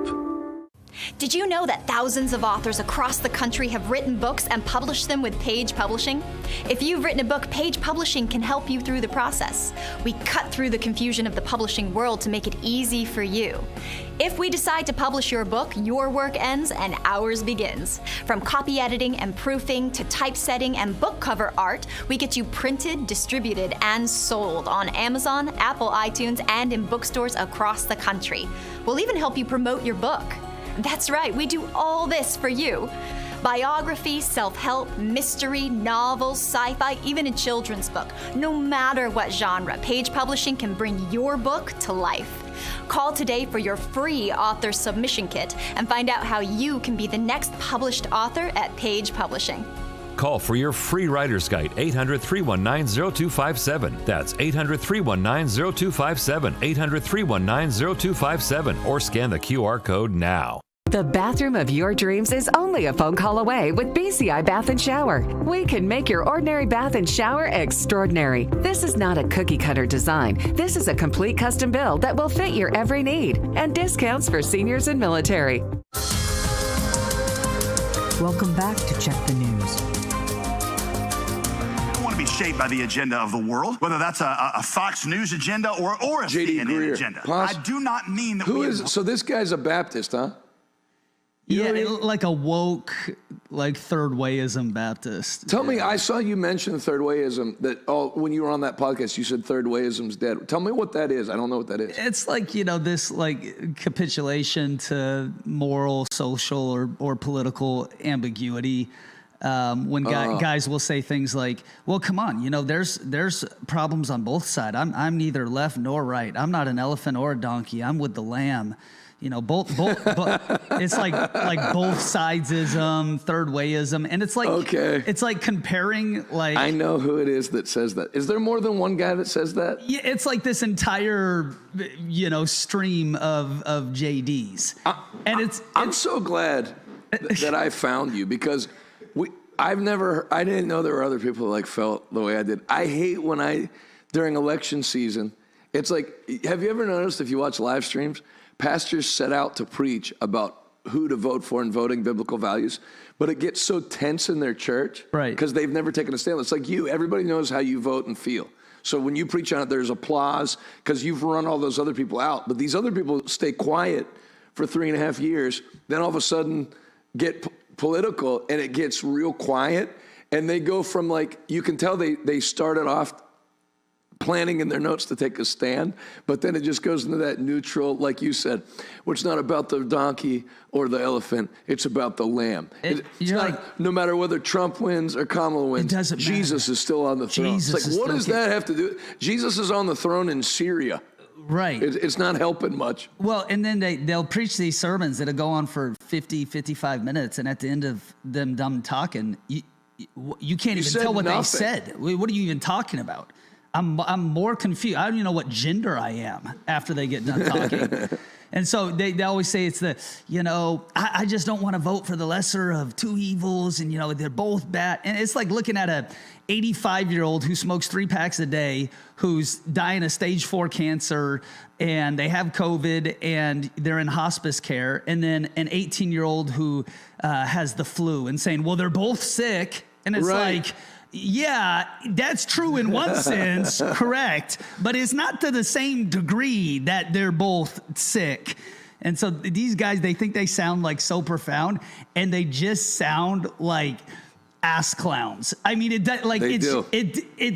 like so on its face ridiculous. It doesn't, but they feel like we're appealing to we're not in the political binary. We're appealing to the broader, we're pulling everybody up, and it doesn't even really matter how you vote, because how many of you know, we're just, it's so gay. It is gay, and I hate how it's like said like we found a higher way. Like lower IQ people would tell you to vote for Trump over Kamala, but for me, it's not about that. It's about Jesus is on the. It's like right. You are. I would love to sit any of those ministers down and just ridicule them on air. They wouldn't be able to defend any of their positions. You know what I mean? Right. But it's just like you get everybody clapping. The church shouldn't lead right, and the church shouldn't lean left. The church should stand. It's like, well, tell me what position you can take a stand on that's not leaning right. And this isn't like the 1960s. You know, we're not talking about like business owners versus workers. Right. You're talking about two parties who don't agree on biological gender, marriage, life in the womb, basic like fundamental transcendent truth. This isn't about who wants a social safety net and who doesn't want a social safety net. And so it's just the most like cowardly form of communication. It's such like just this totally false appeal to nuanced intellect. People see through it. It's just so ridiculous. Intelligent people see through it. If you want a church full of clapping seals. And that's why you have, it's interesting. When you look at the like there's churches that are way bigger than mine and bigger than yours, even though yours is double the size of mine, but their giving is like 10 or 20 times less than ours because they appeal to morons. Right. And keep them as morons. There's nothing wrong with starting off as a moron. But, church should make you intelligent and dominant. And, your covenant with God should make you a conqueror. So when you're always gearing to these people that don't even know that it's maybe not a good idea to vote pro-abortion, anti-everything that the Bible's for, you end up with a big, ineffective, non-existent church. You got 15,000 people that come every weekend, and nobody in the city even knows you exist. Right? Whereas like you do it Russell's way, you've got 4,000 people, and the whole nation is like keeping an eye on what you're doing. Yeah, it's like these like overweight, cumbersome congregations that they might draw a crowd on a Sunday, but they're really of no consequence. It's like if Chris Christie was your congregation. It's like big, it's lumbering, but it's generally non-effective. That's right. By the way, why the sleeves rolled up? Are you doing like wood shop in the back between services? You repairing something at the church? He's whittling a bow and arrow. Appealing to the working man by rolling up the sleeves. All right, take it away, you big dummy. Race, some kind of revisionist approach to history like the 1619 Project, or adopt CRT approaches to politics or education. Those approaches are often as worldly and problematic as what they're trying to correct. Critical race theory is wrong. Our cultural preferences, hear me, they're not wrong. And no one should ever tell you they're wrong. And anybody that's ever told you that, if you've interpreted something I have said that means that, I was not telling you correctly. It's not wrong. The loss of religious liberties in this country or the killing of unborn life, those are not white evangelical concerns. Those are people concerns. Those are Christian concerns. Where does he pass it? Is not about a social program that we live out. Ethnic unity is not the gospel. We're not simply after a diversity quota here. The point is not us achieving an ethnically diverse audience or having the right color faces up here on stage. For a few years now, we have said that our goal as a church, we say 25 by 25, as in we would like for our congregation to be 25% ethnically diverse, at least 25% ethnically diverse.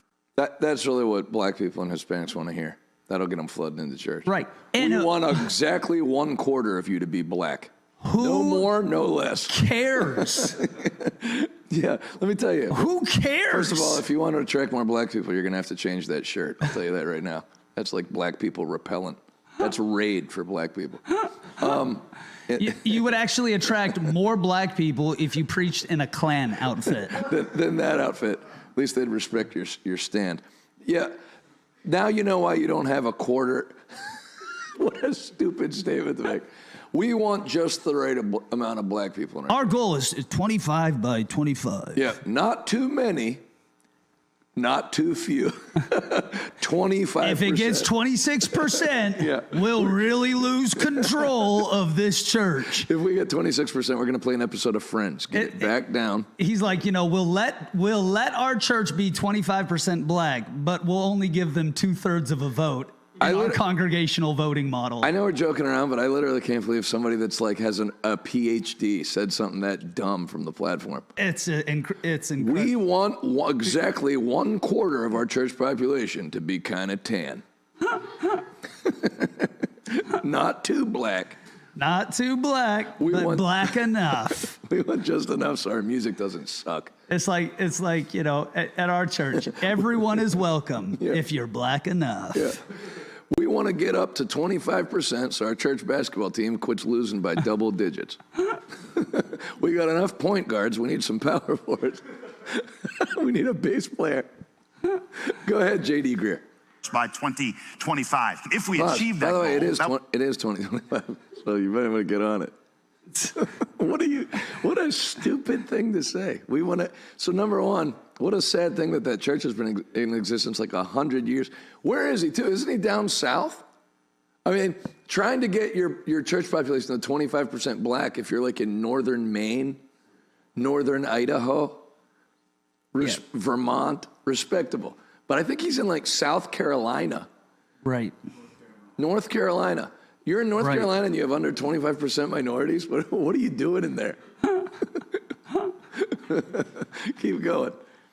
Will mean we're reaching all the types of people that God has brought to our community and not just one slice of them. Now, I know for some of you, just talking about this raises questions, well-intended questions, I believe. Questions like, well, is this similar to some worldly quota strategy like we went through at my previous job where this was kind of, forced on everybody? It is significant that right now about 20%, a little above 20% of our staff, 46 people to be exact on our staff are people of color. Those that are serving in the senior... You have way too many people on staff.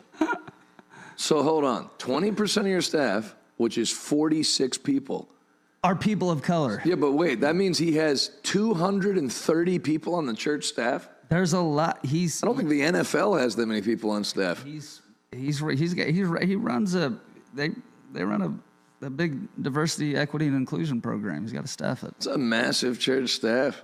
It sounds bloated. Sounds like you need Elon Musk to come in there. Keep going. Director levels, that's doubled over the last 3 years to about 25%. 3 of the 5 lay directional elders are people of color. More than half of our campus pastors are people of color. Y'all, that moves us closer to that 25% goal by 2025. By the way, that number's not arbitrary. There's 0 black people in that picture. Yeah. You talk about 25 by 25. 25% of what? Your Facebook audience? Are you streaming on BET? What are you talking about? I don't even see any men. This dude is the whitest dude in the world, number one. Yeah. He's got the whitest church in the world. Yes. And he's up there trying to act like he's like this diversity champion. There were more black people on the Andy Griffith show. Literally. Look at that place. Makes an Assemblies of God church look like Harlem. Cringe. Holy moly. Not one of those people have ever been to Popeye's Chicken in their life. Keep going. Either, because they say 20% is when a minority starts to feel like their voice is heard, that they're not just guests at a white church, that their influence is felt, and the first-time guests who are minorities don't feel out of place. This is getting us closer to that. Let me tell you something. Any minority is going to feel out of place there. You'd feel out of place there if you had a spray tan. Thanks for watching Check the News. We'll be right back after these messages.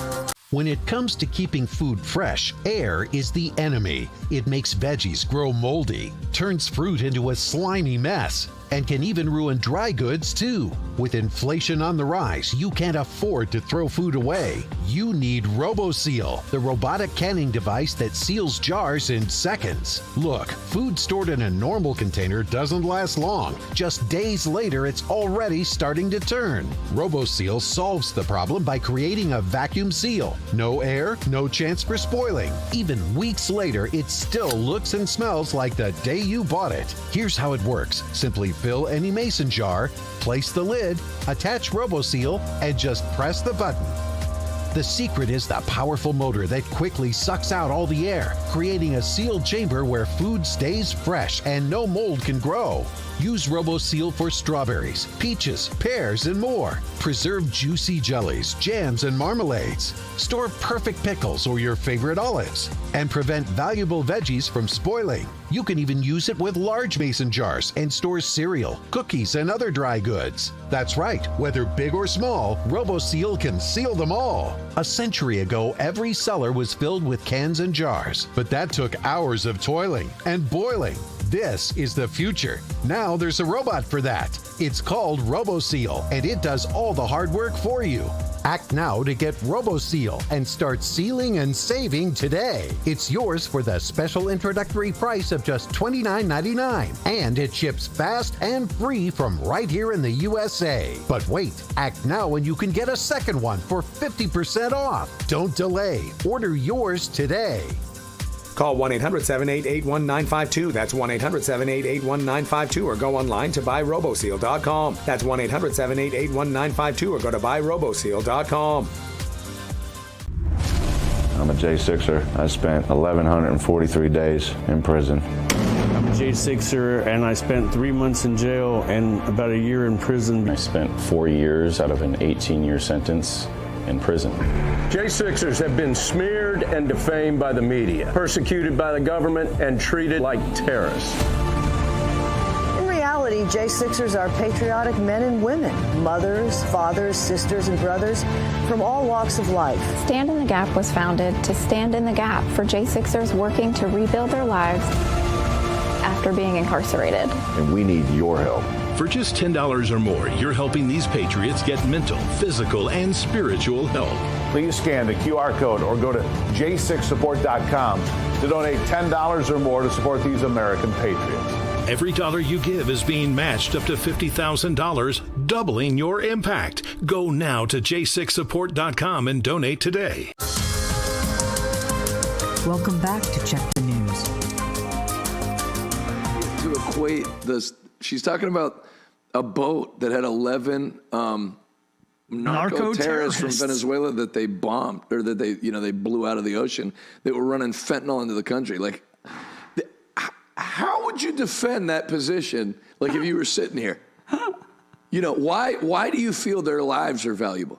Man, my heart breaks for these drug traffickers that met their fate at sea. I just wish they could have made it across the border and sold completed more their mission. Fentanyl and heroin and aided in human trafficking. I just, let's all have a moment of silence. I mean, it's like these like middle-aged liberal white women who look like they got in a fight with a weed whacker. These are like the most dangerous imbeciles. Yes. And what's crazy is all these woke lesbitarian churches this is like a type. Like every single one of them looks like this, sounds like this. It's true. Preaches this same stuff because it's a spirit. Like they all look the same, talk the same. They have the same gay talking points. It's all exactly the same framework. They get in the same Subaru. They drive to the same Supercuts. They eat at the same Old Country buffet. It's the same thing. Yes. Why are you wearing a camouflage frock for Legend of Zelda? Correct. Keep going. Were not gang members or drug smugglers, and who had already turned around for sure when the U.S. military slaughtered them. They weren't drug dealers? I don't think that's true. The cries that rarely make the headlines. They were just out there on the wave runners having child shot, fun. the suicide, the victim of domestic assault. You heard it all. It is almost enough to make us wonder how you could possibly hear our prayers over the constant, persistent roar of it. Oh, I can help you. God never hears your prayers. Correct. God doesn't like you. Why is there a chick that looks like this in every church that wants to run like puppet ministry? Send them to Hobbs. That no Faith run puppet ministry in Hobbs? Isn't she one running puppets? Have you seen her show on Saturday? Listen, we just recruited her a new intern to help run puppet ministry. Is that true? Faith, Oh, her. Go ahead and contact Faith's Puppet Show. I used to watch it every Saturday. Now that I'm not doing L.A. and Phoenix every week, I want to start watching it again. Yeah, you don't have to do drugs on Saturday. How's the diversity in that church? You got to admit, though, like, one thing you can say for sure about black and Hispanic people is they don't go near these places. No. You never see everybody's white and a lady or a gay. Next. The rest, of course, is history. Bang. Polanco sends this to left. Beautiful park there in Seattle with a Moto Pizza. Let's go.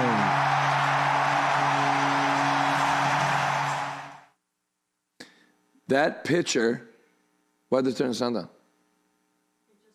Oh, that pitcher is the best pitcher in Major League Baseball, arguably. And he was unhittable by the Cleveland Indians. I refuse to call them the Guardians. I'll call them the Indigenous Savages before I'll call them the Guardians. Oh, look, it gets the Triton.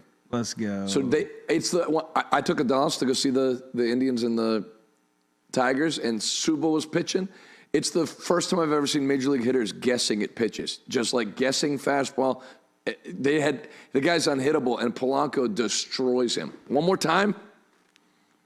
The rest, of course, is history. Boom! Polanco sends this to left, and that ball is history.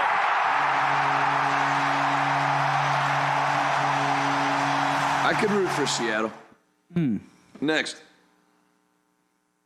Most people in the country All the think same. Christianity is against All the abortion. same. That's really the dominant. You owe it to your husband to never look like that. Understanding of how Christianity That's an open and shut, relates to irreconcilable and thinks about differences. abortion. Right. And it's not surprising, Biblical right? exception. Because all across We had the irreconcilable differences. I felt like she should look like a woman, and she wanted to look like Pat Summerall. License plates. It's all car related, but it's people also marching and protesting at clinics with pro-abortion sermon. Again, you're not. You don't even have the ability to get pregnant. But the imagery What do you care? is Pause. offensive. I know I bring this up all the time, but I don't understand why it's all these postmenopausal women that are so concerned about abortion. It makes no sense. It's like Rosie O'Donnell leaving the country. Yes, over that. Over Roe v. Wade getting overturned. You're an old lesbian. You're not going to get pregnant. This lady's an old lesbian-ish. 50-50. She's not getting pregnant. Why do you care? It doesn't make sense. This is not like from a pro-life standpoint. It doesn't make sense why you care about something that you can't do. It'd be like me fighting for like changes in the rules of Little League Baseball. Right. To allow me to hit. I'm not playing. Right. You're not getting pregnant. No one's going near you. You had a slim chance of getting pregnant when you were of age to have babies. And at this point, it doesn't matter. So why are you so passionate about killing babies? Keep going. Is taking out of context the reality of what's happening biologically when 90% of abortions are happening in the first 12 weeks. Doesn't look anything like that. The picture there. Well, that makes it okay then. Yeah, I didn't know that. Is a prenate very close to birth. And that is not what's happening in abortion. It is happening. You guys were fighting for third trimester abortions and the ability to let the kid die if the abortion was unsuccessful when it was born anyway. Correct. If we let you people decide, you'd give the parents till the kid started first grade to decide whether they wanted to keep it or not. I want ICE to deport these people. Absolutely. We let some of the illegal immigrants stay. I want ICE to deport these people. How can you be that unattractive? That's a skill. It is. It's like you put effort into not looking nice. Holy moly. Brutal. Next. This morning, before we pray, I want to lean into some of the political tension in our country and the recent assassination of a gentleman named Charlie Kirk, who was assassinated this past Thursday, I believe. And I've written out a statement here. 2 Corinthians chapter 10, verse 3 through 5 reads this way. For though we walk in the flesh, we are not waging war according to the flesh. For the weapons of our warfare are not of the flesh, but have divine power to destroy strongholds. We destroy arguments and every lofty opinion raised against the knowledge of God. And we take every thought captive to obey Christ. In this text, Paul is reminding us that as believers, our battle is not a physical battle, it's a spiritual battle God has called us to be a part of. And it is therefore not fought with carnal weapons, but with spiritual ones. You haven't said anything yet. I heard it. And I think in this political tension that we live in, Charlie Kirk and other political activists, particularly some on the evangelical right, often see ideas and policies that claim to be Christian, but they're fought with in a carnal posture. They're fighting for Jesus with anger. If you could ordain Xanax, it would be more exciting than and this. The danger of that is when you fight spiritual battles in a carnal way, the world responds with that same carnality. Also, he's blaming Charlie Kirk for getting shot. We know how to do worldly better than you. Right. So what was he wearing? I denounce this guy looks like his Uncle Ben on assassination testosterone vehemently, and we all therapy. should. That shouldn't be hard. It's wicked. That's obvious. Having said that, but it is also wicked to celebrate his death. Having said that, it is carnal to celebrate his death. To lack empathy for someone who doesn't have empathy for you is to live in carnality. Great job on sound. At the same time, while he fought for ideals that he believed were Christian, I also denounced the way he carried himself, and especially the way he talked about black people. So here's what I want us to remember as a church, what I need all of us to know. People are not defined by their ideology. They are defined by the image of God. Genesis 1 says God created them in his own image. So here's what we got to understand. Charlie Kirk, at his core, is not a Republican or a conservative. He is a child of God, made in the image of God, who has right-wing positions. How do we stop leaders, pastors, from being co-opted by what they think is the faith narrative that best suits where they are? Sorry, I wish I had a better way to say that. Yeah. Get off social media. And by that, I don't just mean, of course, I'm on social media now less than before. But I think there's an important role that spiritual folks leaders, gotta go. pastors in I'm having particular, lunch with Pastor Russell, and I just looked in the restaurant. It's 42 minutes away, which I shouldn't have assumed it was less than that, but I had no idea it was going to be that far. We got a shirt for you today. If you want to help us feed 5,000 kids, we got a bunch of new people popped on. Great shirt to commemorate two guys that you enjoy their company, me and Pastor Russell. Now you can wear us on your chest forever, as creepy as that sounds, but I don't take one word back. RevivalToday.com, you click Give Now, we'll send you the shirt. As our thank you for helping us feed 5,000 kids today, you can catch us tonight in the greater Cincinnati area at Grace Church of the Valley in Greendale, Indiana, greater Cincinnati area. I'll see you tonight at 7 o'clock with my good friend, Pastor Russell. Thanks for coming on with me today. Have a great day, everybody. See you tonight.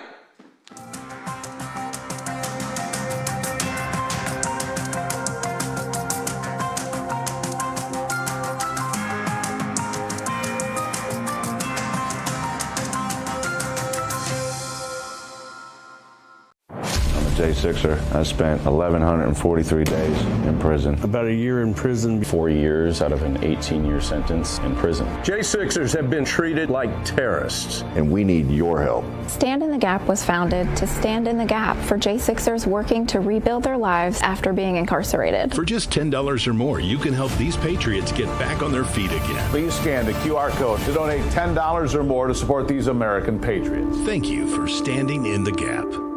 Water, nature's ultimate cleaner. We drink it, we bathe in it. Think water, think steam, think clean. Now harness the power of water with the H2O X5 5-in-1 steam cleaning system. I'm so impressed with the X5. It's an all-in-one product. I can use it throughout my entire house. It's cleaning, it's sanitizing. There's no chemicals in it. It's just steam. This is unbelievable. There is no more odor. 5 minutes, I'm done. Look at that. It's amazing. If you're ready to step into an effective, economical, and eco-safe world of cleaning, look no further than the H2O X5. Using just the power of superheated water, the X5 Super Hot Steam cleans and kills up to 99% of germs, viruses, and bacteria. You could spend over $500 to purchase the products that the X5 5-in-1 Miracle replaces. But through this special TV offer, you won't spend $400, $300, or even $200. Order your H2O X5 Steam Cleaning System, a $500 value, for just 4 easy payments of $43.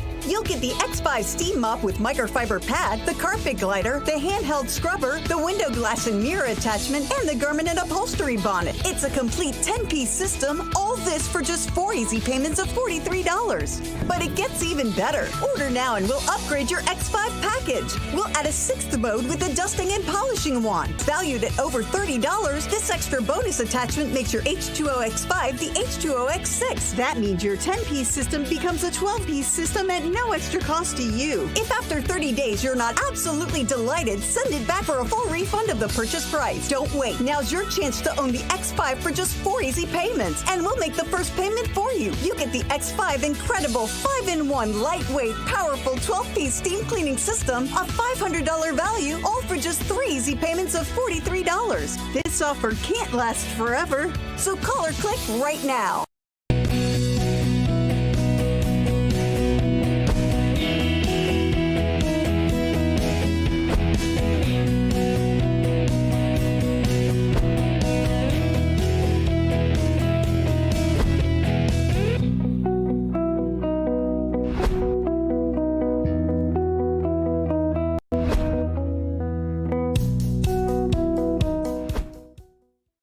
Left town until Tuesday, and the House will not be in session all next week. In the meantime, the White House is following through with the president's threat to permanently fire some federal workers. Earlier today, OMB Director Russell Vought, who has become one of the most powerful people in this administration, announced that the layoffs have begun. They're also appealing a judge's ruling that temporarily blocked Trump from sending the National Guard to the city of Chicago. Meanwhile, another one of the president's perceived enemies could soon face charges. MSNBC reports that the acting U.S. attorney in Maryland is moving to seek charges against former National Security Advisor, Trump's former National Security Advisor, John Bolton. A complaint or an indictment could come as early as next week. The Justice Department has already charged New York Attorney General Tish James and former FBI Director Jim Comey after public pressure from Trump himself. The big question now on everyone's mind, who could be next? The Dow plunged nearly 900 points on a Friday. The Nasdaq lost 3.5% in its total value, and the S&P had its worst day since mid-April. That was back when Trump threatened a 145% tariff on China. Well, today's sell-off immediately followed a Trump post on social media this morning, threatening a new round of tariffs on China. He accused China of, quote, becoming very hostile with restrictions on rare earth minerals, which are a key resource for tech and defense industries. Almost an hour after markets closed, the president announced that the United States would impose an extra 100% tariff on China and add export controls on critical software. He wanted it, you know. It's been a long time. He's been fighting a long time. He's been fighting hard. He wanted it. It's a great deal for Israel, but it's a great deal for everybody, for Arabs, for Muslims, for everybody, for the world. And as you know, on Monday, the hostages come back.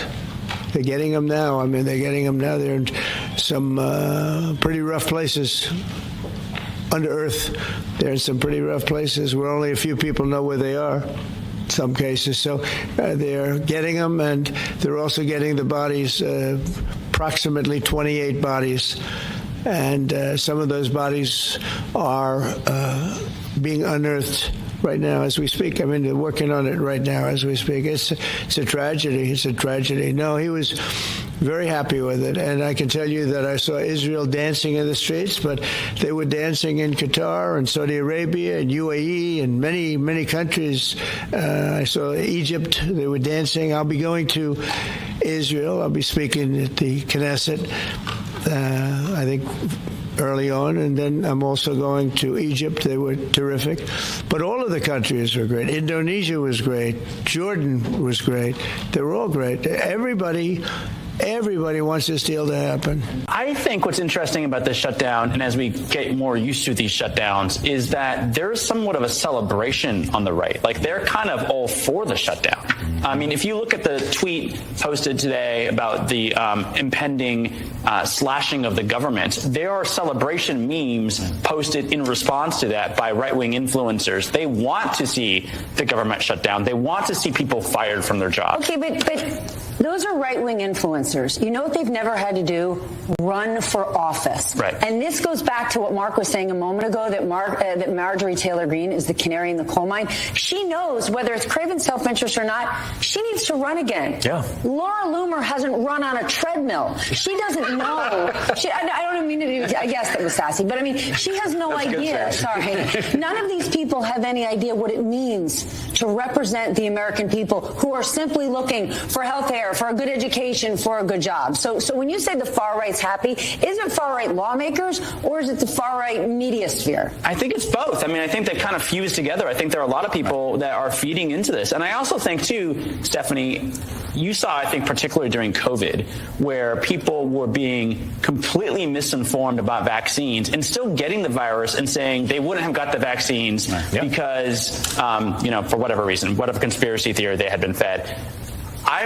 Even though it's against their self-interest, I'm not convinced that a lot of people are not still celebrating this. I mean, I think if you look at Breitbart 2 and you look at the Gateway Pundit and all these far-right websites or Benny Johnson's podcast, I think that there's a totally different inspiring people. But is that the case, or is that the fringe? Because even when you think about with breaking news from Donald Trump's relentless retribution campaign, MSNBC reports that criminal charges against former Trump National Security Advisor John Bolton could come as soon as next week. Sources tell MSNBC a grand jury in Maryland has been hearing evidence for several weeks now, but the pace of the case has recently sped up. Back in August, FBI agents searched Bolton's house and D.C. office as part of a classified records investigation. Look at the pattern here, folks. Look at what we've seen from Trump's Justice Department just this week. Trump critic James Comey was arraigned. Trump critic Letitia James was indicted. And now Trump critic John Bolton could be facing similar punishment. Bolton even warned once that Trump's return to power would be a, quote, retribution presidency. Also breaking tonight in Lower Manhattan, New Yorkers protested the charges against A.G. James as MSNBC's Jonathan Lemire warns in The Atlantic, quote, Trump's threats that are no longer bluster. The guardrails of his first term are gone. He is instead surrounded by enablers. The federal government is taking legal action against those whom Trump once punished. Retribution is here. But I've been calling what's going on a self-coup, an attempt to destroy the other branches of government, to destroy the Congress, to destroy the judiciary. And each of these prosecutions that we're talking about has an element of destroying democracy. So think about the significance, the symbol of going after a state attorney general. What it's about is destroying the independence of the law. What Attorney General James did was enforce the law. Trump is trying to destroy the law. How do you do that? You go after a law enforcement official. Take Comey.